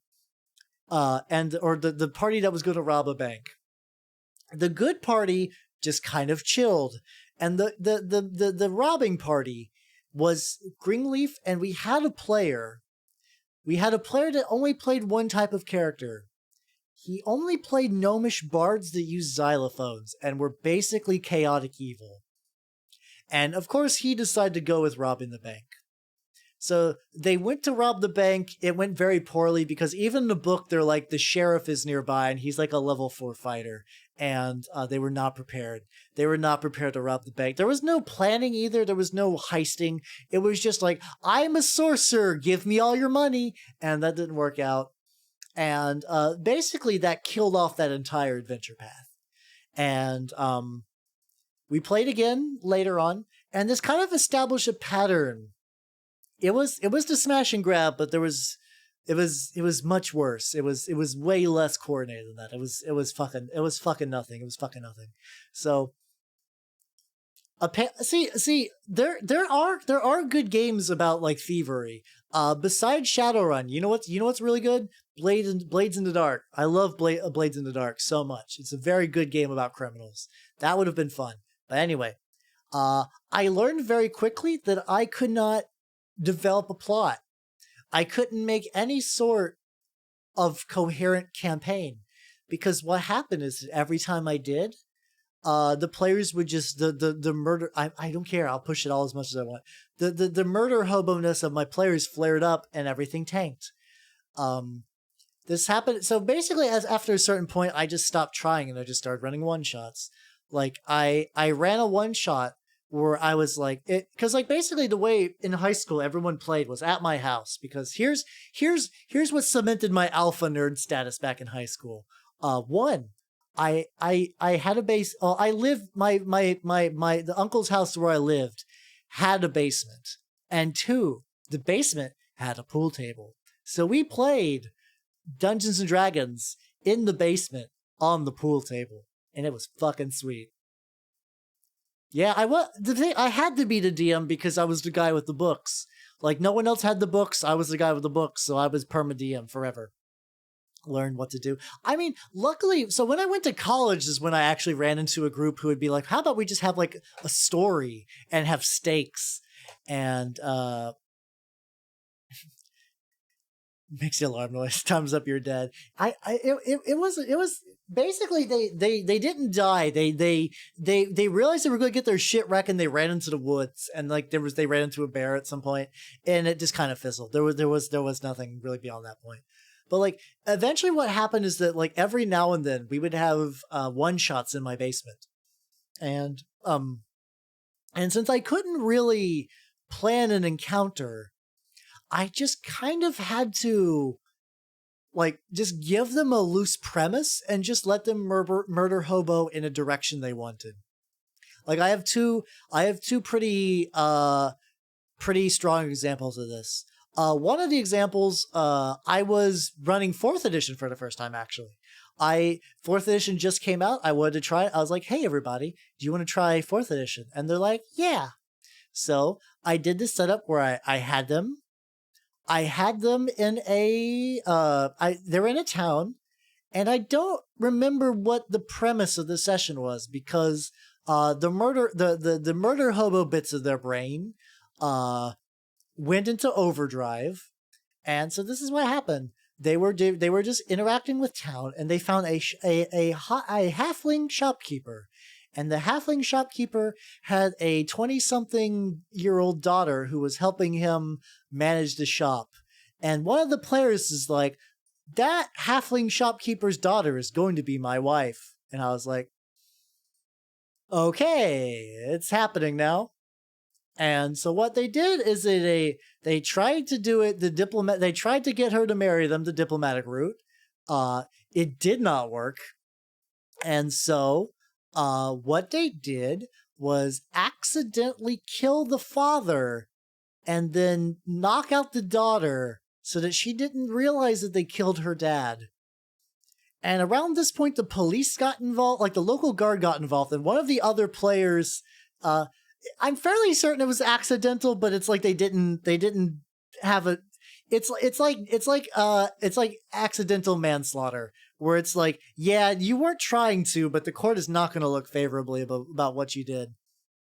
But so yes, one of the players was also part of the town guard, and he and the other town's guards people went to check in on the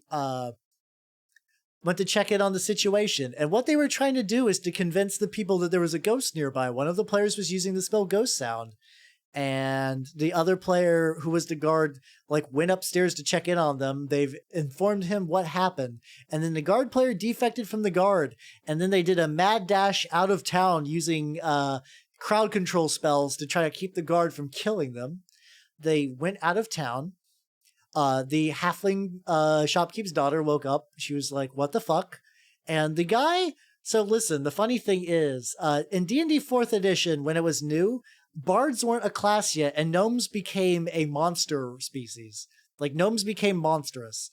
But the player was like, I still want to play a gnome bard. I was like, play a gnome wizard. Play a gnome, like, warlock or a wizard, and this will be fine. We'll just fluff as a bard. And he's like, okay.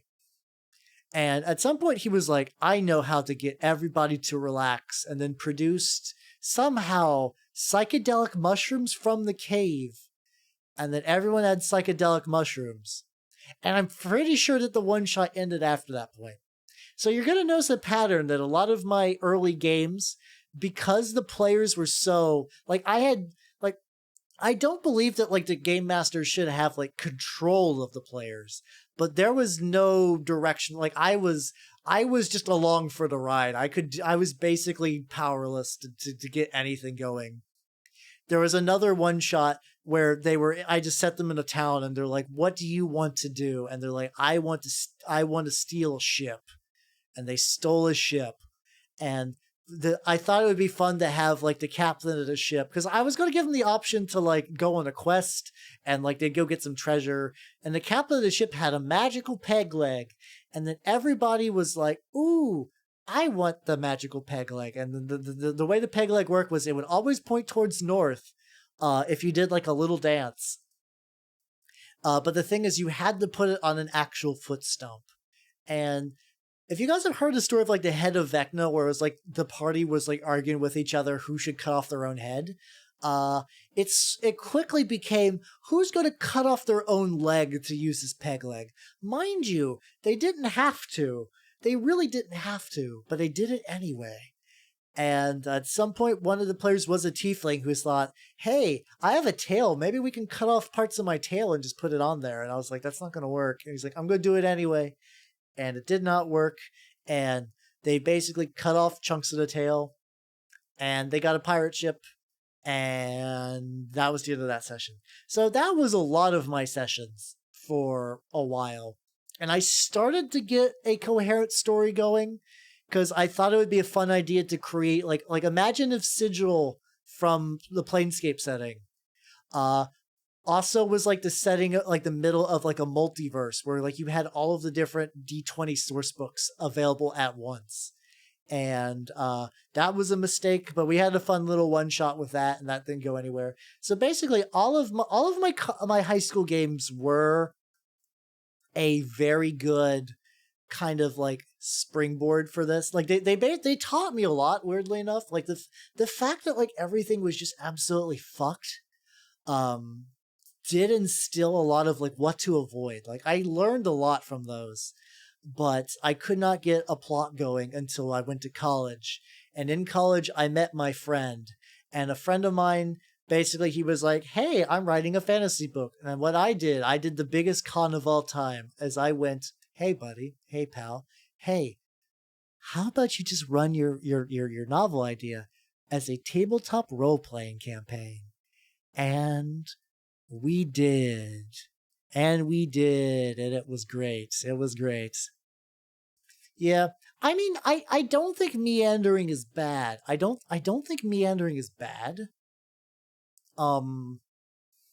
But I think for those games the players were just not willing to meet me halfway. Like there was they were all just wanting to goof off and have a fun time, which was fine. Like there's technically nothing wrong with that, but the problem is that like I desperately wanted something more. Also, Serial and Deep Player, hello. Yeah, their goal was to get a pirate ship. Like there was no point to. Did they do that in Critical Role Season 2? Is that something that a bunch of paid professionals fucked up on? God, because like I didn't get paid for my players to waste an entire session stealing a pirate ship. But yeah, so that was very fun. And then in the college game, we played a lot of games in that homebrew session. We took turns DMing stuff, and we got some fun stuff going on. I'm trying to think of like, let me see. Oh God, multiple weeks of doing it. No, this is why I don't think I'm ever going to watch Critical Role. I envy their production value. I envy their marketing. I envy their ability to have merchandise. I am jealous about all those things, and I'll fully admit, and I want to get to that point one day. However, every time I hear about the game they are playing, it sounds awful. I understand that some players, like there's people that get very attached and draw fan art and they love these characters. And then I'll hear stories of like how one of the players didn't know how her spells worked many months into the campaign. And I'm like, you're getting paid to do this. That might have been the university might have opened. I think a lot of that too is that like the people I hung out with high school, it was basically like crust punks and fujoshi, and I don't know why I never attempted to run a campaign for the fujoshi, but the crust punk people were down for running tabletop or for playing my tabletop games, but they were the ones who were just they didn't care about the story. They just want to hang out and stab things. So I don't even know if it was like a maturity thing. So that might have been a thing. I mean, it's a little bit true. But also, like the people I met in college were like they really like, hey, Yoro, how's it going? How's Sien Kadesh? How's Sien Kadesh? Let's go. How's it going, nerd? Welcome. Let me shut you out. How's it going, fellow yo-yo manians? Welcome to the club, buddies. Stealing your bet. Anyway, welcome everybody. I'm Halbernacht, the Mimic Elf. If you do not know me, I like to run niche tabletop role-playing games, and I also like to paint miniatures of the Nurglen varieties. Kronovsky, thank you for the follow. Welcome to the workshop. How's it going, everybody? Welcome. It's Yo-Yo Manian. I think Yor was doing a Yo-Yo Manian teaching stream, which I need to watch because I'm very interested in learning Yo-Yo Manian. But I have very poor memory, so I need something I can like watch on repeat and write shit down. So we're crapping on Critical Role a bit, yes. So today, what I have been doing is I've been doing a tabletop role-playing game and miniature role-playing game. Hey, Snake! Thank you for the follow and welcome to the workshop. Well, you leave for 2 seconds we get raided. That's the power. That's the power of 3 mouths. And the Nautilus, thank you for the follow and welcome to the workshop. Hey, it's all good. I've done similar things too. So this is a session where I am. If anyone has any questions about tabletop role-playing games, about running them or playing them, I've been answering some questions because I've been a game master for well over a decade, and I've been running games with VTubers for quite a bit. So I have a pretty decent experience on this sort of area. So like we've been answering questions about like how do you deal with different layers of player engagement, about like how can you like try a game without blowing a bunch of money on it? What do you do for like the middle of a long campaign where you don't know exactly what's going to lead from this start to the finished? Forgot once we just learned how to speak Albanian. Let's go. Hell yeah. That sounds like me when I took Japanese. It's just like, I learned something and it immediately fell out. Also, Minky. Hello, hello, hello. Welcome, welcome, welcome. Welcome, everybody. So if any of you all have questions, I should also check my marshmallow to see if any questions came in. So I have a marshmallow set up. If you would like to ask any tabletop questions anonymously. When I say tabletop, I mean like pen and paper role-playing games. Why did I highlight One Piece? Because it made sense at the time. If you'd like to ask any questions anonymously, you can do it through there. If you would just, where do babies come from? Me. I make babies. No. Storks. It's definitely stork. Well, I was made in a lab, so I don't know what the fuck's going on with me. But anyway. Yeah, if anyone has any questions about stuff, let me know. How do you deal with one single horny character? So what you do is you put Minky in prison, right? In general though, for let me see. So let me no. I think because that does happen sometime. That does happen sometime. I've had players. Yeah, no, Minky's been good. Minky said that he just makes characters with really horny designs. Or edgelord. How do you deal with single horny character edgelords? So I've had this happen a couple of times where a player will play a character that's like their dream waifu, and will have them like describe them kind of like being like really edgy or really horny. They're hitting on everyone, they're killing everyone, they're being like almost disruptive levels of femme fatale kind of. Imagine like a tits out Batman. Imagine a tits out Batman is stuff I've seen before. And in general, what you need to do, yes, kill them. No. What you actually do, talk to the player outside of the game. As with most questions, what you wish to do.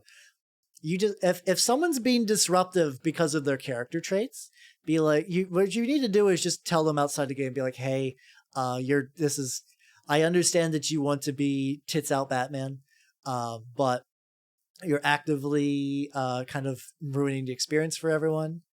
And maybe not fully shut it off, but tone it down a little bit.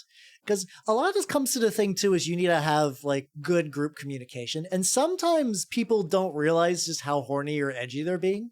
Sometimes you just need to let them know and be like, oh fuck, I'm sorry, and they'll dial it down. Or other times, if they're a reasonable person, they will be like, hey, I'm sorry, I didn't realize I was like this. Or like, I'll try to change this. If they get like really like aggressive about it, sometimes that might be a good idea to like, especially, I don't know if this is like player to player or GM to player, but if at some point they're getting like too bad and it's just really ruining everything, you might just need to let them go. Let's play the dude who sculpted his wife from clay gold. I was creative. I mean, that sounds like fun. That sounds like a character thing. The only time I corny is when I draw characters. Yeah, Crepe was to be fair, Necronic is supposed to be edgy. I think when Callie met like not a good one is that sometimes you can run into edgelords like in like let's say you're playing like a typical like fantasy game. You're just playing D&D. You have a party. Let's say you have like everyone else is relatively good people. And let's say you have one guy that's like, yeah, and then I sneak off and I steal everything. I steal the guy in the heart. Stab the guy in the heart. Yeah. Like that kind of edgy, or like you're like, oh, we need to interrogate this guy. How about we take turns doing good cop, bad cop? And the guy's like, how about I rip off his fingernails and shove irons into him? It's like, no. Yeah. Edgy without fitting into the group. You can't, if everyone's edgy. Oh yeah, especially if they're doing like lone wolf stuff. So in fiction, the idea of a character that goes off on their own works. I mean, ripping fingernails is no, the thing is if you're trying to get answers, torture is actually really bad for answers. Torturing people for answers is really terrible because they'll lie their way out of it. They'll forget information. No, if you want to honeypot people, if you want to try to get information out of them, torture's ineffective. But yeah, so basically for lone wolves, like people who don't want to be a member of a group in a game about being in a group. That's really bad. Like no matter what they do, that's something that's just kind of that doesn't work. Sometimes you just might need to let them know, hey, that doesn't really work. That works in fiction, but that doesn't really work in a group setting. See, I know you can be a confrontational character, but you need to take in each. Exactly. Because at the end, this is still a game. I like how everyone's agreeing with me that torture's bad for getting useful information. Well, for everyone, you can take that home and keep that in your pocket for later. Let's see. I remember from does this phrase ever stop? No, it doesn't. It never stops. So I'm gonna put that down, tape player. I'm gonna put that. You are now stuck forever in the constant like fiction writer's spiral of remaking your world. So I'm gonna put this on here. I'm gonna say so. Talk to them outside the game. If they continue to be disruptive, let them go.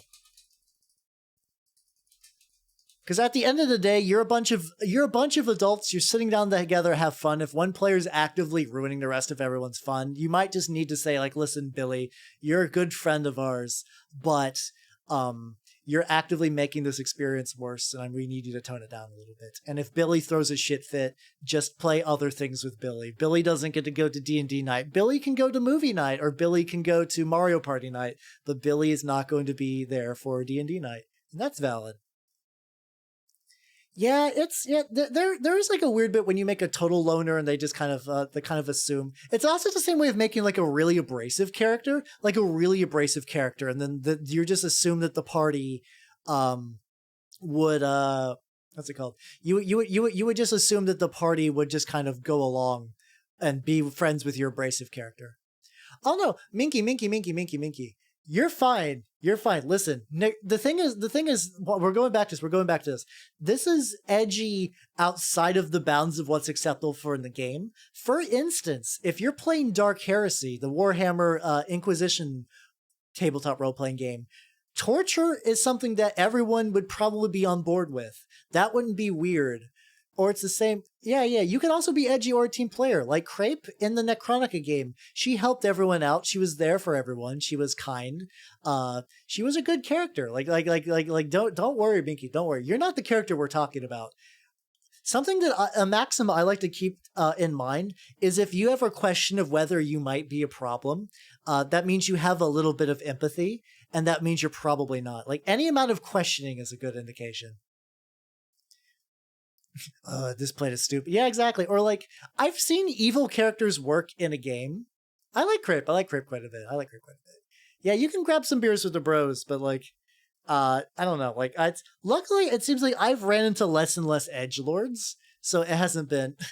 It's not like I want to go with you on this plan or anything. But baka. I don't know. I'm soon dead. I'm soon dead. Tits out Batman now. I don't know. I'm fixated on the phrase "tits out Batman." I don't know why. Yeah. The idea of a poorly created character as good roleplay has been, I think it's called the Stormwind fallacy. It's something that's been around for a while. It's the idea that a character that is optimized does not mean the player is a worse role player, or a character that's purposely unoptimized doesn't mean it's going to be role playing gold. So it's yeah. I agree, Pyre. Like, if I listen, if you're new to the system and you make a bad character on accident, that's fine. But there's some people, like, I had a friend of mine, and a long time ago, he wanted to play in 3.5. There was a class called the Commoner, and the Commoner has no abilities. 1d4 hit die, and the idea is that you would use them for peasants. And he's like, I'm going to play a Commoner. And I was like, this is a bad idea. And he's like, I'm going to play a Commoner. I was like, okay, you can play a Commoner. And then he realized about 3 hours into the session, oh, this was a bad idea. His character cannot contribute anything to the team. It's real unfortunate. And then he did not want to play a commoner anymore. So it goes like that. So in 3.5, you basically, since every time you would build a character, if you weren't building a monster, you would build a character, an NPC character with the same rules as the players. But they purposely released these they released a couple of classes that were meant for NPCs, with the idea that these classes would be weaker. So Commoner was just absolute dog shit. Warrior was an inferior fighter. Noble was an inferior rogue. Basically, you had a lot of skills, but you had no sneak attack. And Adept was a weekend spellcaster. Though Adept was still good because even a weekend spellcaster in 3.5 was still great. But yeah, so basically you could use, as a player, you could use an NPC class, but you are purposely gimping yourself. It is purposely fucking yourself over. Oh yeah, you could optimize any, like 3.5 was a very broken system. It was very silly. It was very silly. Sorry, Expert was NPC rogues. Yeah, Nobles just had a lot of like money and some. Nobles was a very weird NPC class, but it was still worse than your typical player character. Yeah. Let me see. Pretty much. I have to say though, 3.5 D&D is best enjoyed without using the core classes. Magic of Incarnum, Tome of Battle, Tome of Magic, Player's Handbook 2, Dread Necromancer. Exactly. All those are way better experience. It goes beyond Sigma. It goes into the Delta grind. I don't even know what's beyond Sigma. I don't. My Greek letters are very weak. The Epsilon grind set. I don't know. I remember liking Dread Necromancers, but I don't remember a whole lot from them. So maybe that's a bad example. But you guys kind of know what I mean. See, I keep remaking my homebrew world from scratch after finding better solutions for what to be. Does this phase ever stop? Nope. No, it doesn't. You will continue to want to remake your setting as much as you want. You'll keep wanting to add stuff. You'll keep wanting to change things. You're stuck now. You're trapped in creative hell. Welcome, buddy. Welcome. You can't leave. Let me take a quick drink real quick. Almost finished off my blood orange soda. I'm so sad. Let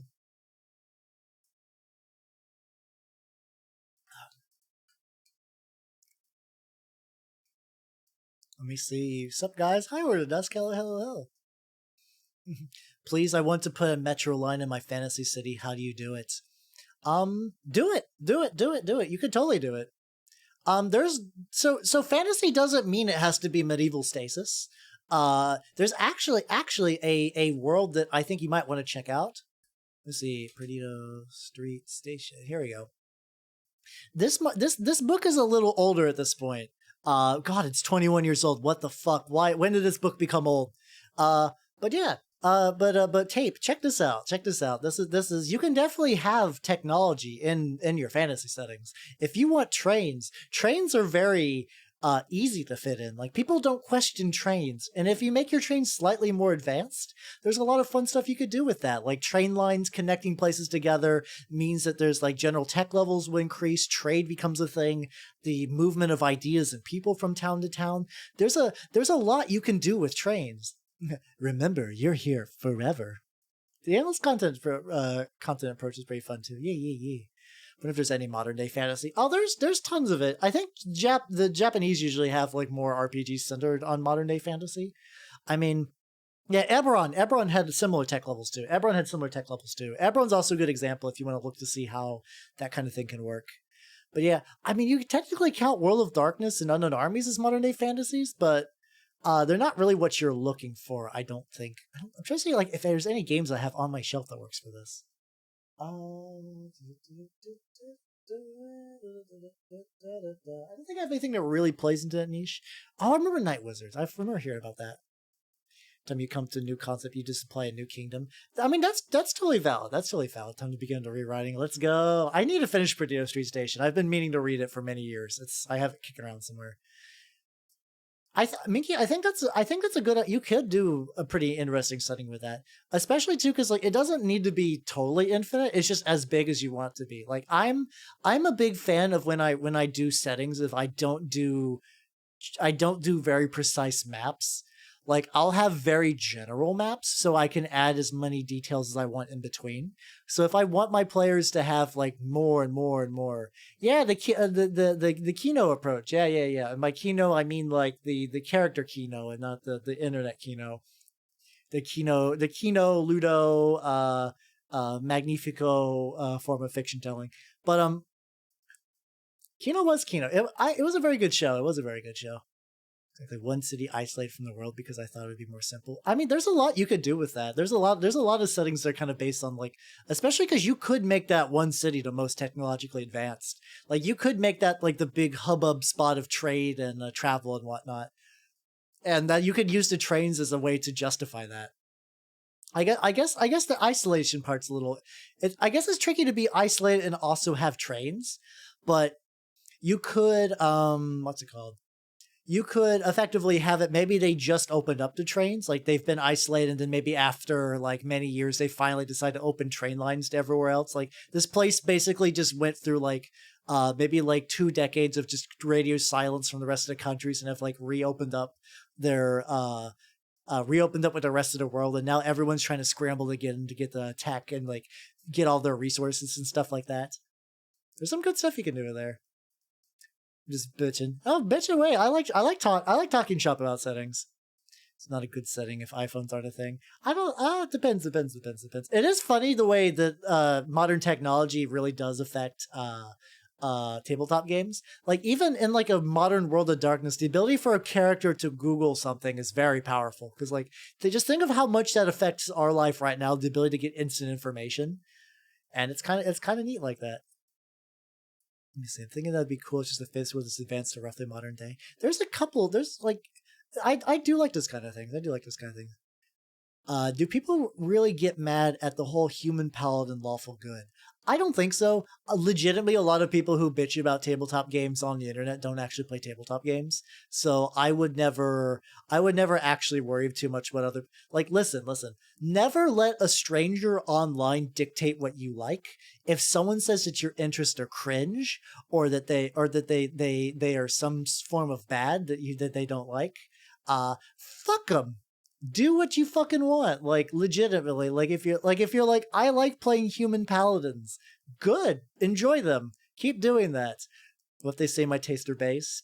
Also true. Just you okay? You know, you're allowed to listen to them though. You're allowed to listen to them. You can bathe in their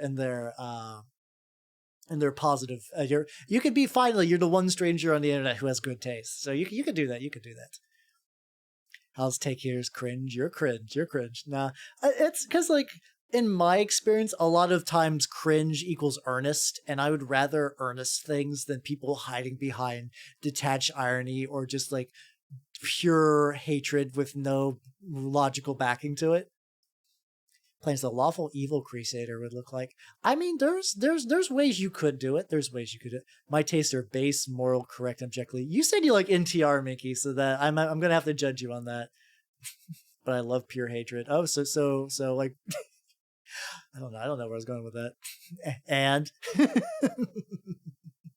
like I said, you don't have to listen to my opinion, but I am judging you, Mickey. I am judging you. But I feel you can do lawful evil characters if we're going by the D&D alignment system, which I prefer not to use. I find D&D alignments just become horoscopes for nerds. Like there's something about imagine being judged by an elf, Mickey. Imagine. Why can't you have based and good taste like Callie Calico does? I'm sorry, I couldn't even say that with a straight face without laughing. Roasting both of you pink text nerds at the same time. But yeah, it's pretty much like BuzzFeed. It's like the same way. It's like alignment systems might as well be like horoscopes, sorting hat houses, whatever the Myers-Briggs personality tests, bottom sub, fucking whatever those boner tests online are like. It's just nerds like filling out grids. But I believe that characters who are quote unquote evil. I'm saying quote unquote evil just for fun, but like if you go by D&D's concept of evil, you can make an evil party member work, as long as that they have like, especially lawful ones, because if you have like some framework to work within, you're like, I'm an assassin. I kill people who deserve it. I don't kill people who don't. I'm making the world a better place one knifing at a time. And that's a character that could work with a party. That character could work with a party. I also remember I played a character who was a evil healer kind of guy. Also, by the way, if you ever play a character whose primary task is healing and you want to charge the party members for your heals, jump out a building. Self-defenestrate. Never do that. No, but my character was doing more that he was trying to actively kind of build a power base because the nobility had wronged him. So he was trying to help the weak and helpless because they would give him a power base to strike back at the people who wronged him. So he was not a nice dude, but he was still helping others. So Out of your friends with wait. See, out of your friends with are with you. I forgot the context of that, Minky. I'm sorry. A harmacist, yes, a harmacist. Well, that's fine, but yeah, one healing for one gold is a good way to get punched IRL. Never do that. Never do that. Never do that. A tsundere halfling cleric. It's not like I want to heal you or anything, but Baka. I guess I can lay my hands upon you, but it's not like I want to do it, though. It's because I want to. It's not like I want to feel your touch. I have to touch you so my healing magic can go through you. Don't make this weird, okay? Something like that. Something like that. The about alignment is that. So basically, exactly. That's actually part. That's the way I like to run the alignment system. Is it's for who you can smite, what spells work on something, and what abilities work on stuff. I sent context on Discord. All right, send me context. Context you're sending me. Oh, truck freak, crazy ass, the fighter. I'm probably crazy ass. No, I might be truck freak because I'm a real technical dude. I'm probably more truck freak if I had to choose. There we go. Let's see. Healing powers work like a mama bird feeder bait. Yeah, just vomit the healing into there. So you have this blessing. It's just because. Fine, you can take this blessing, but it's because I know if I don't help you, you'll never hit it. Hum. There's something very fun about being like very shitty, low effort tsundere. Like there's something that's very fun to do. I should do that more. I should just do a whole like various dere archetype stream where I just pretend to just like have like a wheel of dere. Yeah, because like it's sniper healer. Isn't that basically the saucy granny from Overwatch? Isn't she a sniper healer where she just like shoots healing into your ass? What's her fucking name? I cannot remember. Very popular member of the party. I could see that. For here as a kindergarten teacher. Oh, I do. Anna, yes, it's Anna. Foxy grandma, let's go. Yeah, I think the idea of like a kindergarten teacher is just like, oh man, the stickers of golden healing would be pretty great. Just be like, all right, here's a little sticker for you, little friend. Good job. You made me proud over here. Heel dozer. Are we? Captain, I don't know what Captain Heeldozer would look like. You're just like covered in healing vials and you just crash into people. The fact that Killdozer is still something that happened in like real life and not just like a fictional thing still kind of blows my mind to this day.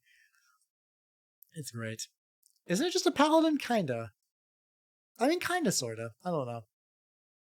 But yeah. Enemy dies from cringe. Yeah, he had many grievances, and he decided to take out his grievances with a gigantic concrete reinforced. I'll make Mink Dozer. What would Mink Dozer? Would it be like your little like rabbit persona? Would it just be like that, but like bulldozer shaped? Sounds like a wonderful idea. Yeah. I like the idea of kind of like the kind of kind teacher persona. I guess I mentioned a little earlier too. I do feel like I would probably be. What are you linking me? I'm not gonna be able to watch it on stream, but I'll pocket that for later. Oh god! It's immediately yelling. It's immediately yelling. Oh no! A hot air balloon. Oh, that'd be fun. Like a drill sergeant. Oh yeah. So that would see. Why is it yelling? See, that's like that's why I really like the 4th edition Warlord. I love the idea of someone just be like, just yell at someone, be like, hey buddy, you're not down yet. Get up, get in the fight, give me your sword. Let's go. Good news, you got free healthcare. Bad news, I'm your doctor. I love Payday 2. I've actually never played Payday 2. I don't know. Payday seems fun. But it's just a game I've just never really looked into. I still haven't really looked through the Steam summer sale. I was thinking about summer sale, winter sale, Christmas sale. I was thinking about getting Space Marine and Mountain Blade Warband. Yes, Mountain Blade Warband. Payday 2 got too wacky. Oh, so it's like the TF2 hat problem. I gotcha. See, is 7 Days to Die good? Is it good? Yeah, I'm getting Warband. Kind of weird. Killdozer is real, even weirder. People treat the dude as like a folk hero. Yeah, it was. So Warband is not the new one; it's the older one. So I'm probably gonna play the older one. Someone linked me a very interesting fantasy conversion for it, so I might try that when I play. So you play with me. I'll Killdozer you in Minecraft. Is it multiplayer? If it's multiplayer, I might consider it. We could do a co-op. We could do a co-op 7 Days to Die stream. That could be fun. That could be fun. You care of myself. Yeah. Kogasa, get some food, get some drink, get both of those. Get both those. Get both those. Let me Google that for later. 7 days to die. Today. 7 days to die. Oh, that's like $7. That's not bad. I can justify a game like that. Yeah, Kogasa needs a. To be fair though, I could use a maid. I would like I would unironically love a maid, like not even like a French maid low cut skirt, just like, oh, I bent over to pick up the core rulebook of this old RPG left on the ground. Oh no, I hope you can't see my pantsuit. Ooh, ooh. No, I would just like a maid that just clings, just like an actual maid, just straight up a maid. What you pegging? Pegging doesn't even work in that scenario because I was pretending to be the maid. That wouldn't even work. That would not even work. Do you guys not have maids? No, I don't have maids. Maids are expensive. You have to pay maid. Listen, do I look like I have maid money? I play Warhammer. I don't have money for maids. I barely have money for Warhammer. TBH. So Roomba. At least if I can put a little frilly headdress on the room. You have 2 maids? How the fuck do you have 2 maids, Minky? Are you like secretly loaded? Or is that just like a regional thing? Can you just get maids cheap where you're at? I don't know. I legitimately don't know. I want to have 2 maids. I would want to have 2 maids. They come in every 2 days. Fuck. Well, okay. Maybe Minky's got some sort of just like crazy plantation over in like wherever he's at, and just this is like just I don't know. Get a free furry hot slave girl she will give your life to and work. Okay. BRB guys. I'm gonna go look for a truck so I can find my furry wife maid. Be right back. No, that didn't work. The truck just exploded. That's fine. Let's move on. Be hiring maids here. Hey Fleur, how's it going? Yeah, Minky, maids are expensive over here. It's the porn money. Oh yeah, you probably do. I don't know how much. I don't know if you get. Yeah, it's just a never ending cycle. I'll just every time I try to leave, can you imagine like that as like a this is like a fucking Black Mirror VTuber horror story where you stop streaming and you like go to sleep and you wake up and you realize that you're in the stream already and it's just like cyclical streams that just never end. It's just like you don't know what level is you being a VTuber and what is you being real. Yeah, I'm alive. Don't worry about the guy whose truck was trying to hit me. He's fine. Don't worry about it. Yeah, it's any advice on finding players that don't flake online? That is a real good question. That's unfortunately this is going to be. Let me see. Tape. Let me see. Let me write that down. Let me write that down. I will say this one is not going to have the most clean cut answer like some of the other ones. Because online players do like to flake. I will say, avoid looking for group on sites like Roll20. I would say avoid that. Though those kind of places on Roll20 are for people who like to flake a lot. They're just going to. So flaking means that they just don't show up. It's just don't show up. So in my experience, the way to do that is you're going to maybe look for maybe like a dedicated Discord group, or you're going to want to just also. Do you have if you have any friends online? I'm going to say maybe like Discord groups. Friends you know who are online. Those are really. I'm sorry, Tape. That's really about as good as it's going to go.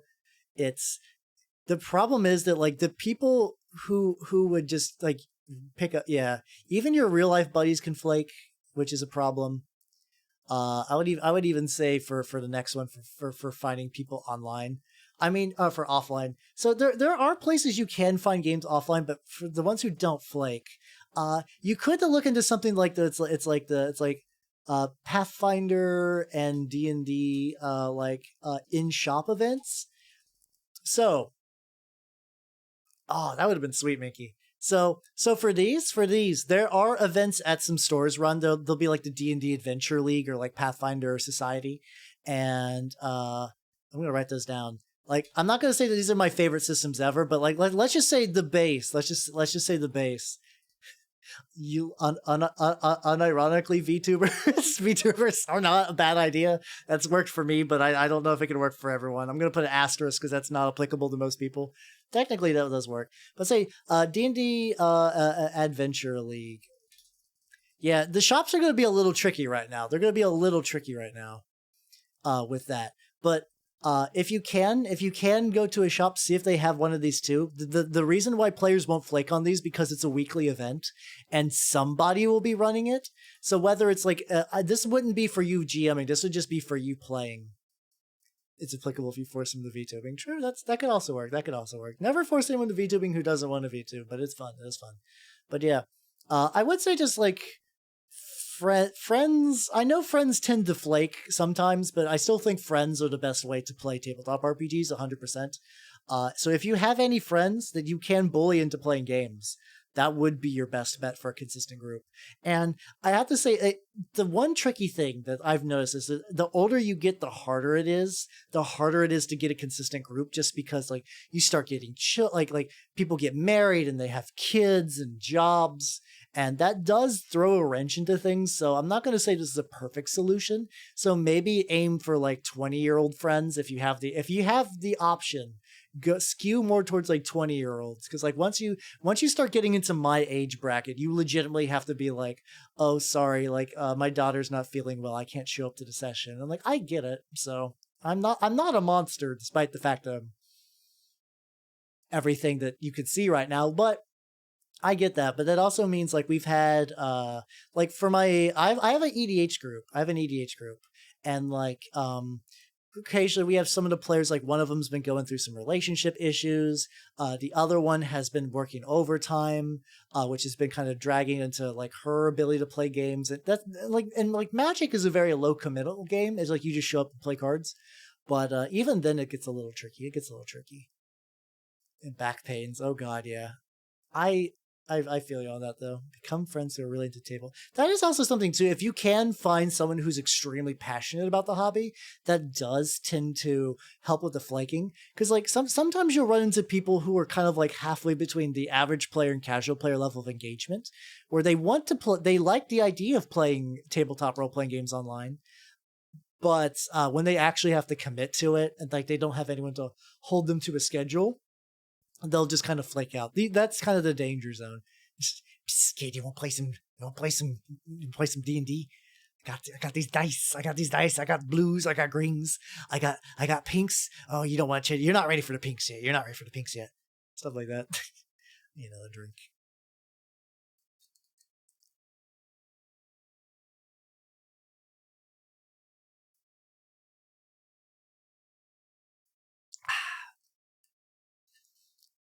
That's actually a good point. If you have friends who you're really tight with in other circles, you could always look for that. Always ready for pink dice. No, you're not ready for the pink dice. Hold on. I'm gonna lean over to the fridge and grab me a drink. Hold on. Ah.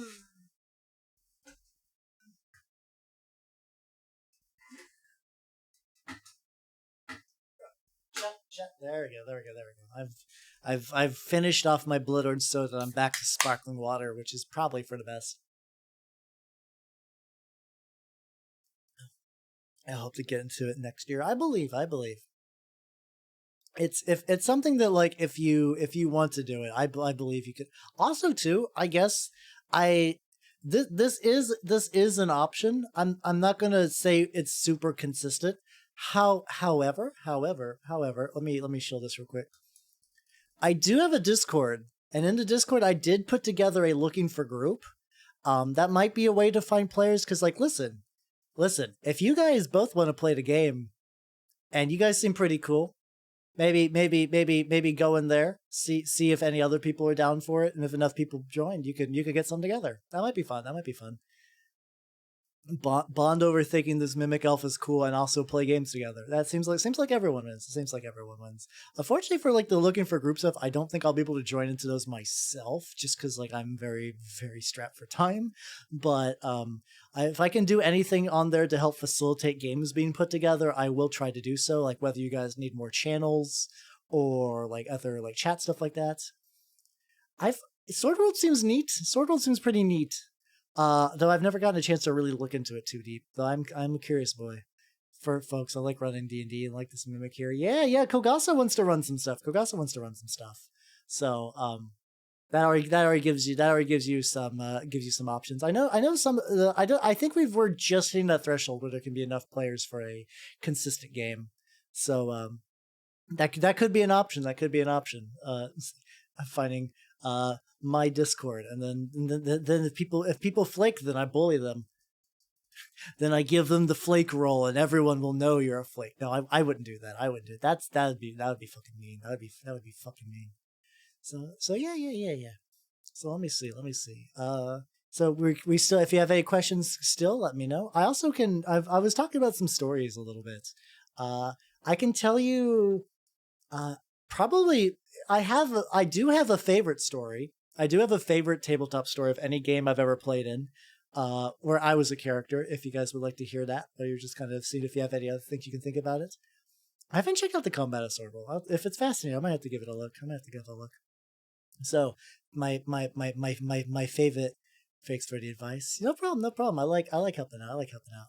So my favorite story was actually in the A Song of Fire and Ice role playing game, which I mentioned earlier. I'm not like the hugest tabletop. I'm not the hugest Fire and Ice sort of Song of Fire and Ice fan, but the campaign my friend was running was really fun. I played a bodyguard who basically was a gigantic man whore.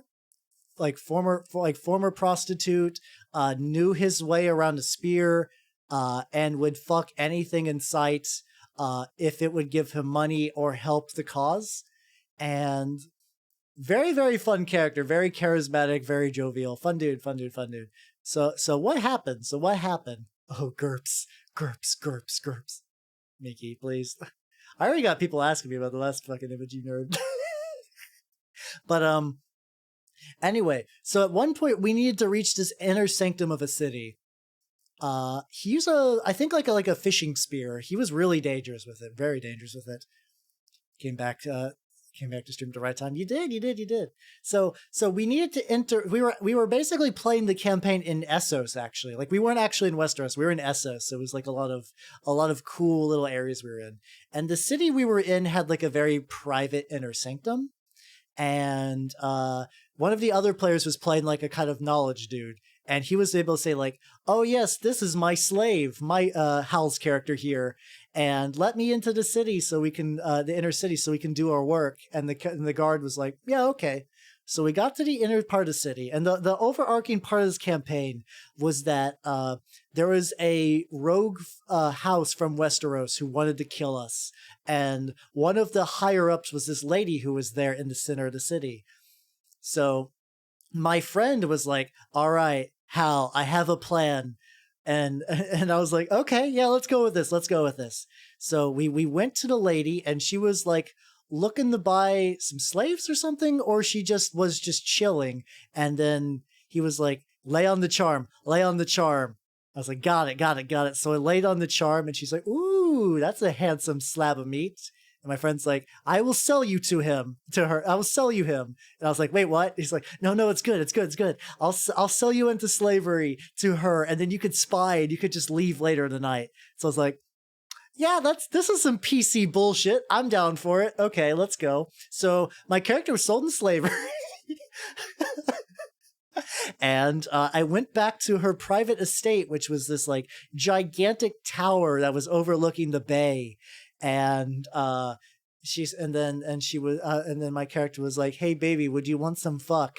And she was like, "I would like some fuck, yes." And then some fuck happened. And then they called my character Nightquill because I put her ass to sleep, and basically at some point, like before the fucking happened, she was like, yes, there's this like rogue noble family in town, and I'm looking to have my men search them out and kill all of them and just slaughter them because they've pissed us off. And my character the whole time was like, oh no, oh no, no, here's the thing. So anyway, she went to sleep, and I was like, oh, she's the one who's giving all the orders. She's the one with the master plan. She's going to get everyone killed. So I was like, hey, game master, is there a razor nearby? And he's like, yes, there is, because my spear was taken away. So I was like, all right, here's what I want to do. She's asleep, right? He's like, yep. It's like, I slit her throat, and I cover her face with a pillow. Because I was like, she can't live, because if she lives, all of us are going to get fucked. So I could use this opportunity now to take her ass out. So I killed her, and like, because like I made sure that her throat was slit real good so that there was no chance of like she would show back up with like her voice box damage. No, she was dead. Like she was borderline decapitated. I got the lady killer perk. So my thought was, I looked over at the bay where the water, and it was like a borderline lethal. It was a lethal fall. If I would have jumped into water, I would have died. However, in the Song of Fire and Ice RPG, if you can roll stupidly well on your acrobatics check, you can, in fact, survive a fall at any height. So I was like, you know what? Either my character dies or he lives in a blaze of glory. Let's go. Or he either lives lives with a killer story or dies in a blaze of glory. So I put the razor in my mouth. I jumped out the window, and I rolled fantastic. So I negated the entire fall as I jumped into the ocean and into the bay, and I swam back to the rest of the party and been like, hey, so guess what happened to me? I killed the lady who was trying to kill us. And everyone was like, what the fuck? How did this happen? It was like, I was like, well, he sold me into slavery. He didn't give me a part 2 to this plan. So things just kind of happened. So, no, I didn't ride the body. What happened later is she was found out, and like everyone was freaking out. RNGs did smile at me. Everyone was freaking out, but the thing was, like, my assassination was so good, like no one could figure out who did it, because anyone who would have jumped out the wall, into the bay, would have died normally. But yes, it was pretty spicy. Yeah, I'm kind of like, I don't know, the actual setting is fine, whatever. The system I really like. I actually really like the game for a Song of Fire and Ice. Like if you actually just want to have like a nobility based intrigue game, you could probably just do that. I effectively did a closed room murder, yeah. And when she was dead, like the faction she was working for basically lost a lot of the ability to pursue us. So I did really well, even though the other party members were like, so wait, the smart guy sold you into slavery. I was like, yeah, it worked out. It was fine. And yeah, to this day, that is still my favorite moment. That's still my favorite moment out of any campaign I've played in. It's been great. So my party could be invited to my execution, take on my captors. Yeah. See, Fleur, exactly. That's what I'm talking about. PC plan bullshit. We're like, so even characters who are like real, like players, even who are like really invested in the game, the mindset of being detached from your character causes some like weird planning to happen.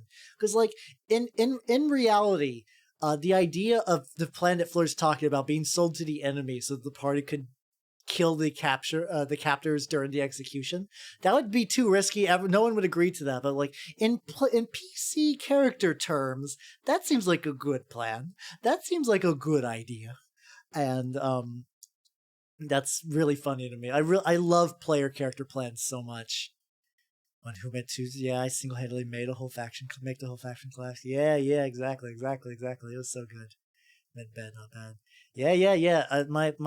My character fucked his way to a prime assassination. I was basically like Hitman with more boners. It was pretty great. It's a good idea if you have another character ready. Exactly.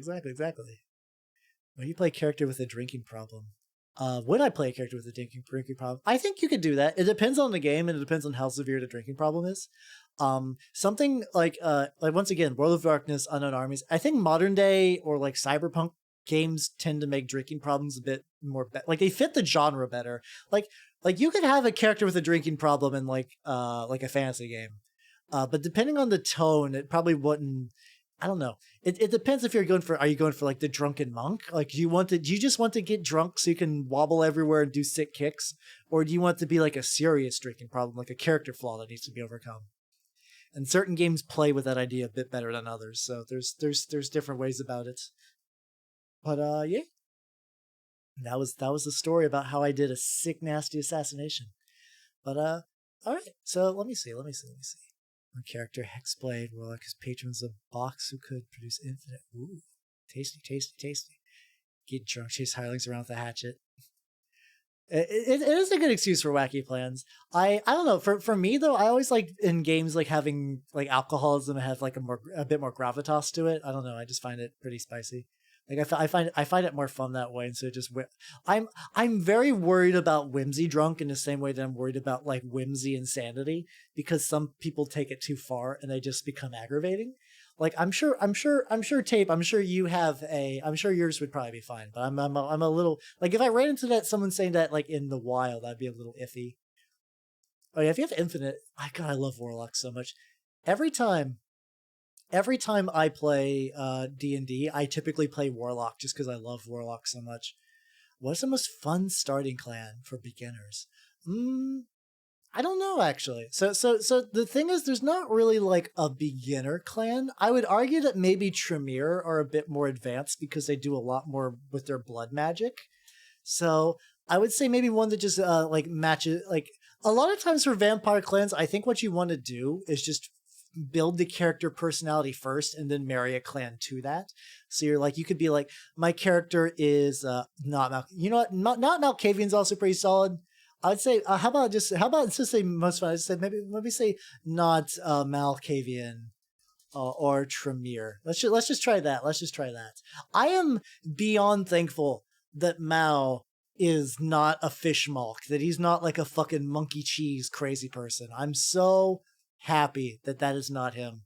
That's so good because it's so easy to find a Malkavian player who just wants to be wacky, insane, and it drives me fucking nuts.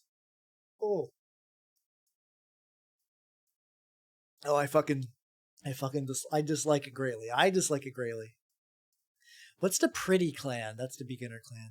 Technically, Toreador is like the pretty clan. Yeah, that's Toreador. Definitely. You can maybe say Ventru as well, but Toreador probably is like the prettiest because they're the ones who are the most vain and the most focusing on visual appearance.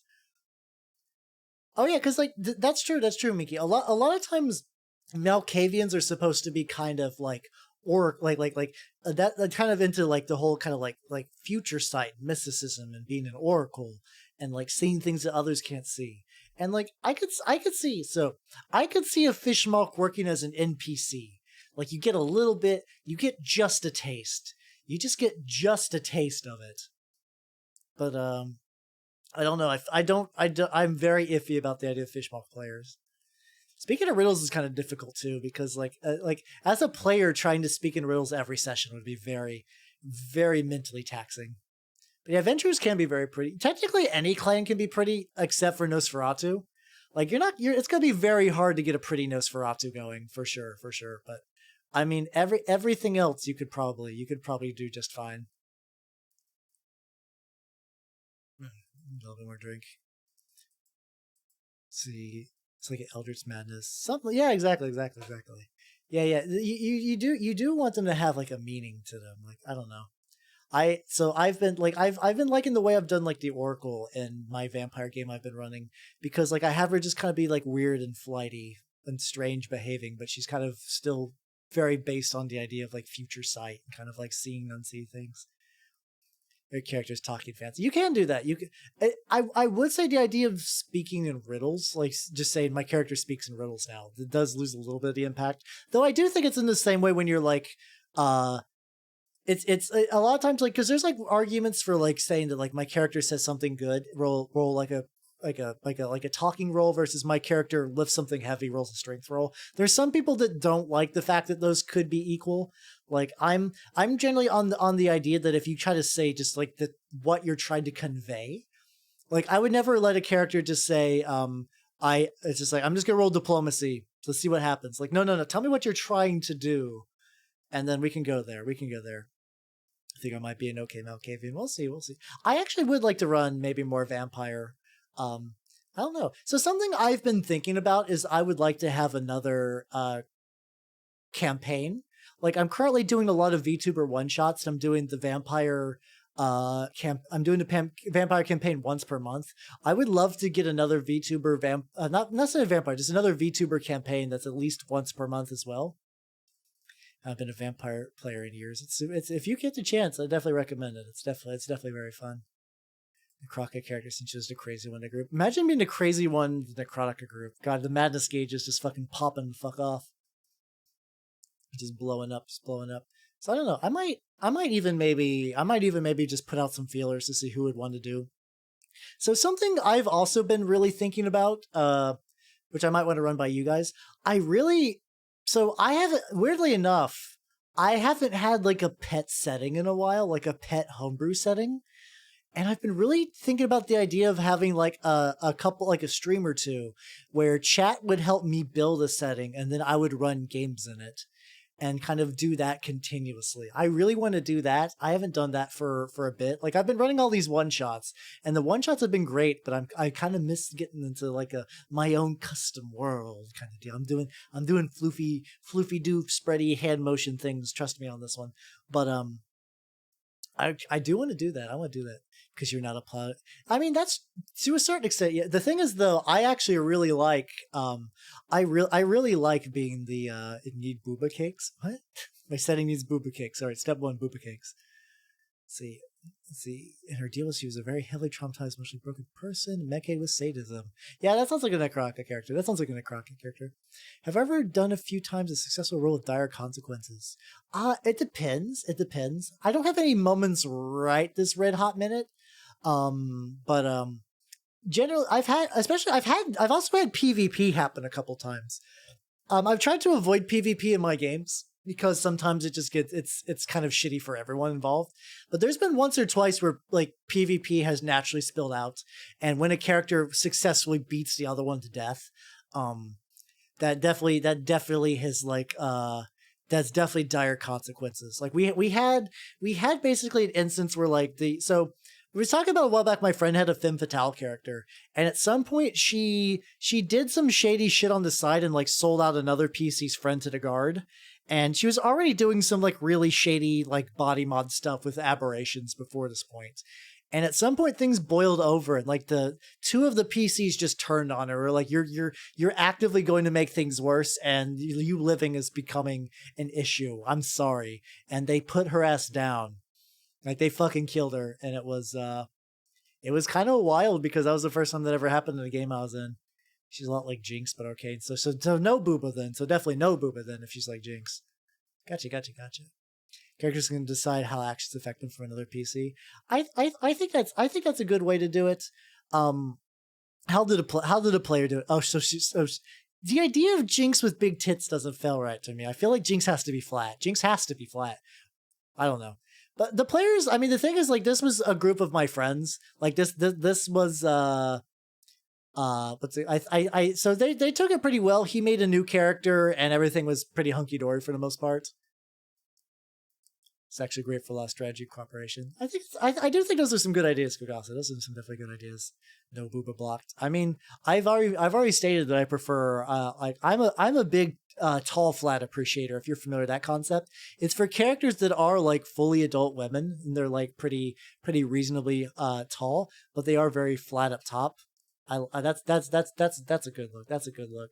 Like a slender lady. Let's go. I'm not saying I don't like booba though, but like both of those are very nice. I'm jelly. I wanted Megrim to draw me, but Megrim sold out of scabs. Imagine being a flat. Imagine being flat in the year of our Lord. It's not going to be the year of our Lord 20. Wasn't the whole thing this year about like the whole like it was like the booba like cow bikini costume. That's gonna rotate out soon. There's a lot of people of that fans of that outfit. They're gonna be very sad. They're gonna be very sad.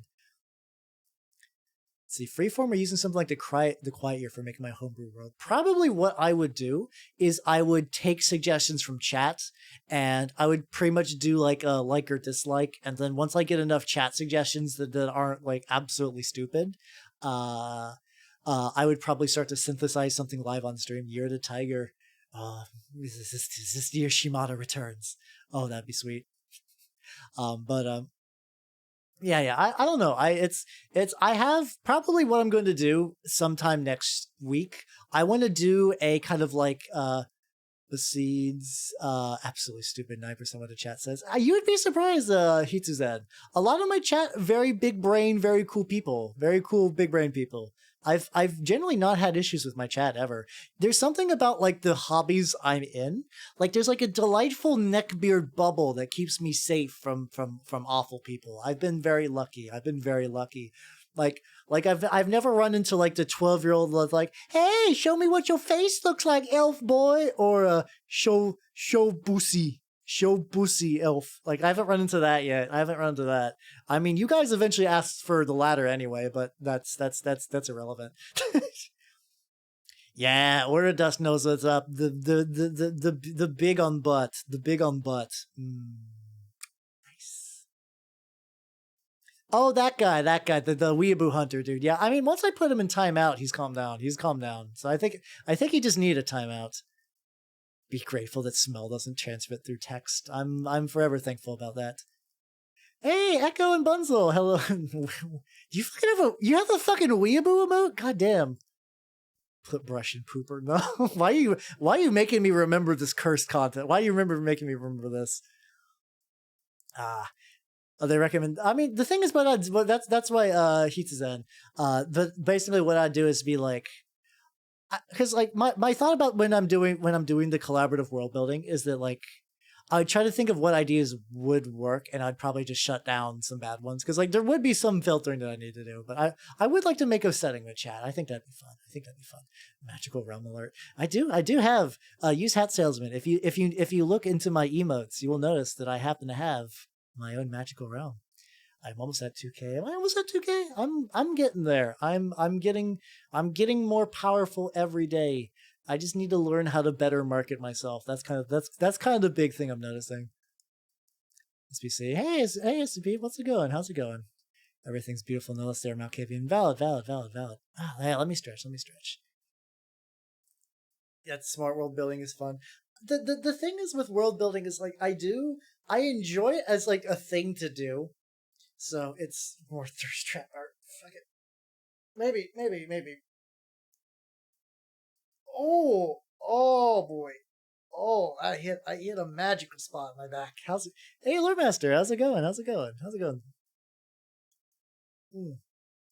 Oh, that stretch redeem was very necessary. Yeah, how's it going, everybody? Coming in. So, we were at some point. Leave without any context. Well, if I'm glad you came by anyway. It's enjoy me at your own level.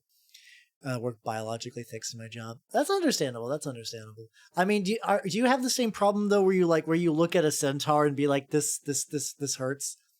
To get a stomach ulcer. Oh God, yeah. Hopefully you can take care of that because that sounds fucking painful, my dude. Hopefully it gets all right. Oh yeah, you feel that. So I'm lucky enough that I can kind of just like push my brain aside in certain instances, like think without thinking too hard. Like generally when I get overcritical, it's more like plot elements. I'm not a big fan of plot elements that could be resolved if people just talk things out. Like whenever there's like a story and it's just like if you two characters would talk like people, this whole thing could be fixed. Oh, is a med? Oh yeah, definitely. I could see a medical examiner job putting a monkey wrench in that. So lore master, what we were doing, so we're kind of all over the place now. We've basically entered into more or less just chatting territory. Uh, it started out as a workshop for how to like it was basically for like people who wanted to do tabletop RPGs, like especially people who are running them. Like it's like a Q&A workshop kind of deal. Yeah, I know, right? I know you're surprised. I'm all over the place. So I was doing that, and I've been taking questions from the audience, and at the same time, I've been doing the occasional tabletop RPG story as well. If anyone who has been rolling in, or I hate misunderstanding, I do though because it's such a weak plot contrivance. Do you think there's any context where magical realm bullshit isn't fucking terrible? Yes, actually.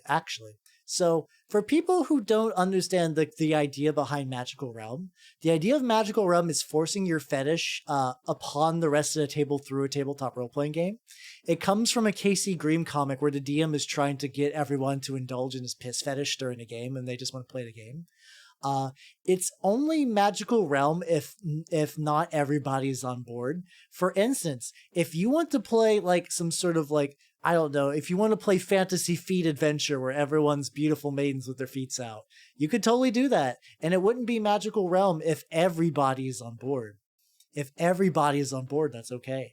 However, 99% of the time, that's probably not going to happen unless you're in like a dedicated ERP scenario. So I don't see that working well. Probably the best case for something that's not feet. I mean, there are people who are into magical feeding scenarios, so that's also a fetish according to the internet.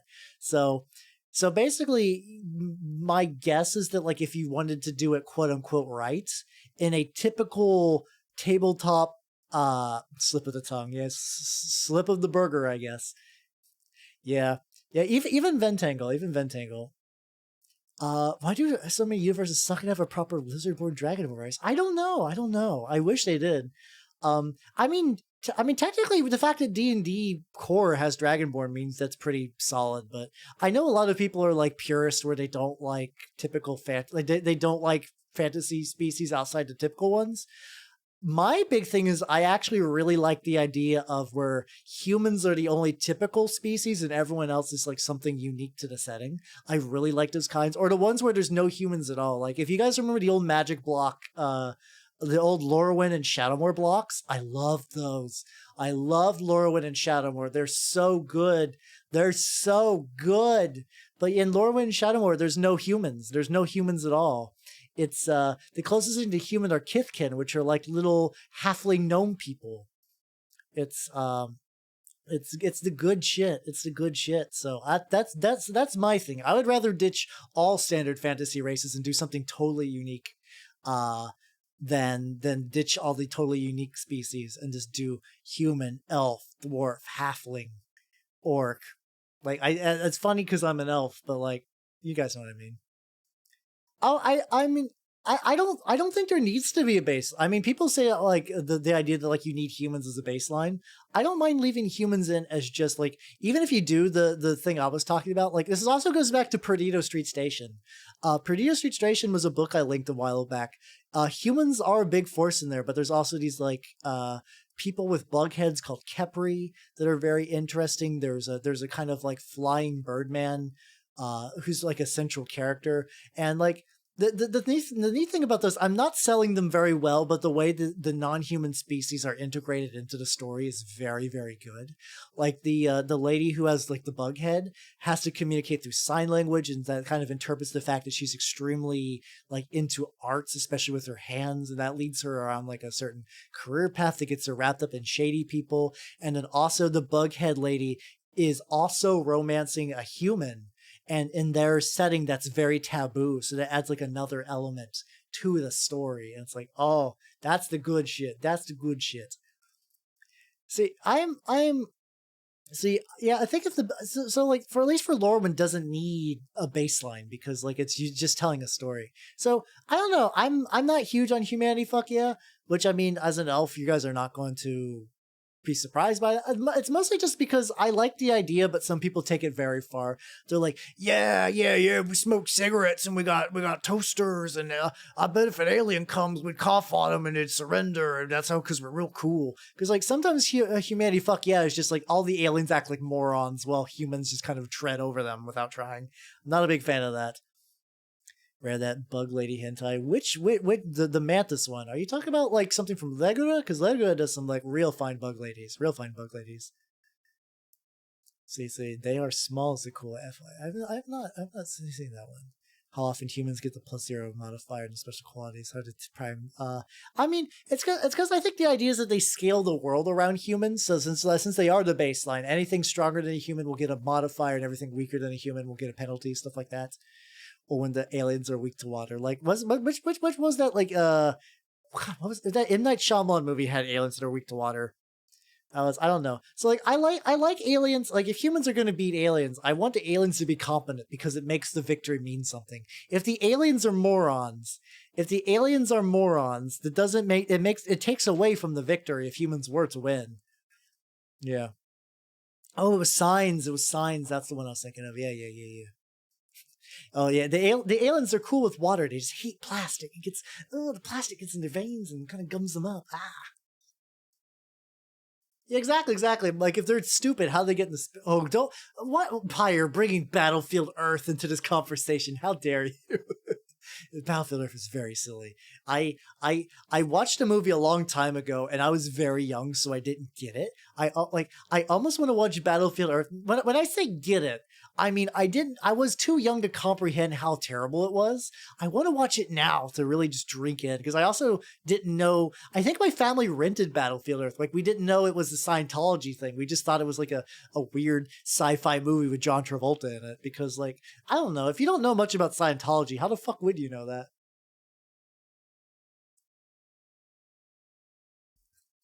Yeah. Like, I like the idea of humans having like grit and determined, exactly, tape. Like the idea of like still being the weak guy, but with ingenuity and grit, you can fight back. I like that. Or like, the Pyrrhic victories and stuff like that. That's cool too. Battle for Terra is good for Battle for Earth. Yeah. So yeah, I don't know, humanity fuck yeah stuff. I mean, that's not a super common trope anyway, though. There's definitely there's a very specific corner of the internet that really likes that kind of thing, and I still go there from time to time, but it's definitely a shell of the place it used to be, and it makes me sad. Which is one of the reasons I bring my love of tabletop games to everybody, because my homeland has been overrun, so I am but an exile, full of dumb nerd knowledge. Well, all right. Let me see. I will say we've been going on for about 4 hours. Let me see. Miss opportunities in monolithic race-wide cultures. I think it's silly. I agree with that, but I think the reason they do that, I would actually say Dusk, or I should say Order Dusk, because I know someone else named Dusk as well. The reason why they do that is because there is a certain amount of like, there's also a reason why generic settings do well, because there's a bit of a shared consensus to it. So like, as much as I like the idea of like uprooting a lot of like the typical fantasy species, but like the reason why we have like Uris the dwarf likes to drink, and Elven the elf likes to shoot bow, and like the reason that is like, when you're a new person coming in, you don't have any context for what's going on, but you've probably seen Lord of the Rings, and that's enough to kind of give you like that connection, that little bit of that little touch point, the little like common culture. So like there is like some benefit to them having like stuff that's where the rest of us are kind of just like, whatever, this is old news. But yeah, I mean, I also am not a big fan of like when one species is a giant race-wide culture. I like having individual ones, but I understand, because like new like people who are not as in depth about that kind of thing, or like newer GMs, aren't going to do that. I don't know a lot about Forgotten Realms, to be honest. I was raised on Dragonlance, which makes me a weird fucking creature about pre-Christian European mythology. Well, that's cool though, because you can use that in your games and stuff like that, and they'll never know. They'll never know your knowledge. Are you streaming tomorrow or on Christmas? The differences in mimic culture. Mimics don't have a culture. I was made in a lab to replace, to help with the dying elf population. So, most mimics are just feral monsters. It's only the fact that I'm part elf that makes me sapient. Oh, very nice. I don't know. Dragonlance is interesting because Dragonlance had the black mold that killed shit. Probably black mold has been a D&D monster for a while. But yeah. Lore Master. I am not directly streaming tomorrow. Tomorrow I'm going to be doing. I think I'm actually going to. It's kind of like yeah. Actually, you're kind of right. Just kind of wiggle around and eat stuff. So I've been going for about 4 hours. So I'm gonna wrap up. But this will also show what's going on. Also, hey, Pyre, thank you for the follow. Formally, welcome to the workshop. Did I give you your Christmas gift now? My what? My what? you don't need to give me a Christmas gift, nerd. But tomorrow on let me see. On Friday, I am going to be streaming a Muppet Christmas Carol on my Discord. I've never done a movie watch along, which is going to be fun. I'm pretty excited about that. Never figure out the easiest clan. Well, the easiest clan is there's not really an easy clan. It's just whatever one matches, Maddie. Probably Brewhot would be, yo, Lore Master, holy shit, let's go. Thank you. Oh, we got a bunch of you got a bunch of good hits with that one. Well, thanks to Lore Master, Lucy Tani, Pulse, Yodo Yo-Yo, Sir Real, Soleil, Mako, Daka Flaka, Flame, Count Pug, Tape Player, and Koroin. Yes, welcome all of you to the Workshop Patrons Club, cause Lore Master's fucking ace. Yes, chef's kisses all around. Chef's kisses are around. Brewhot's pretty solid. Toreador would probably be pretty solid too. I'm gonna give you a chef's kiss as well, because you deserve it. There we go. But yes, Merry Christmas, everyone. Yeah, Merry Christmas. If I don't get to see you again. So tomorrow we'll be on Discord for Muppet Christmas Carol. No stream directly on Christmas because I didn't think people would be around for Christmas. Also, there's so yeah. And also I do need a break. I did at least one break this week. And on Sunday I'll be mini painting. I don't know what I'm painting just yet. I will keep you all posted. All right. Who dost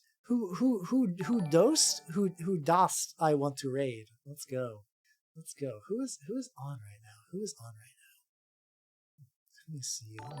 Let me see.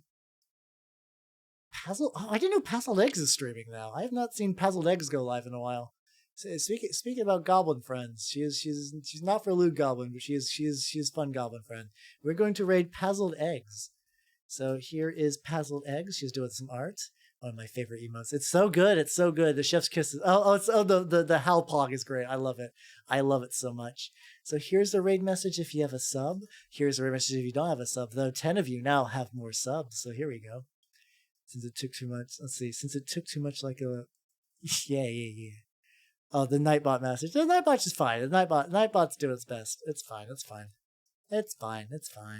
All right, well, if I don't see you all at the movie tomorrow, I will see you all on Sunday, and hopefully everyone has a Merry Christmas either way. I wish all of you nerds the best of luck, and happy holidays of whatever sorts. Bye.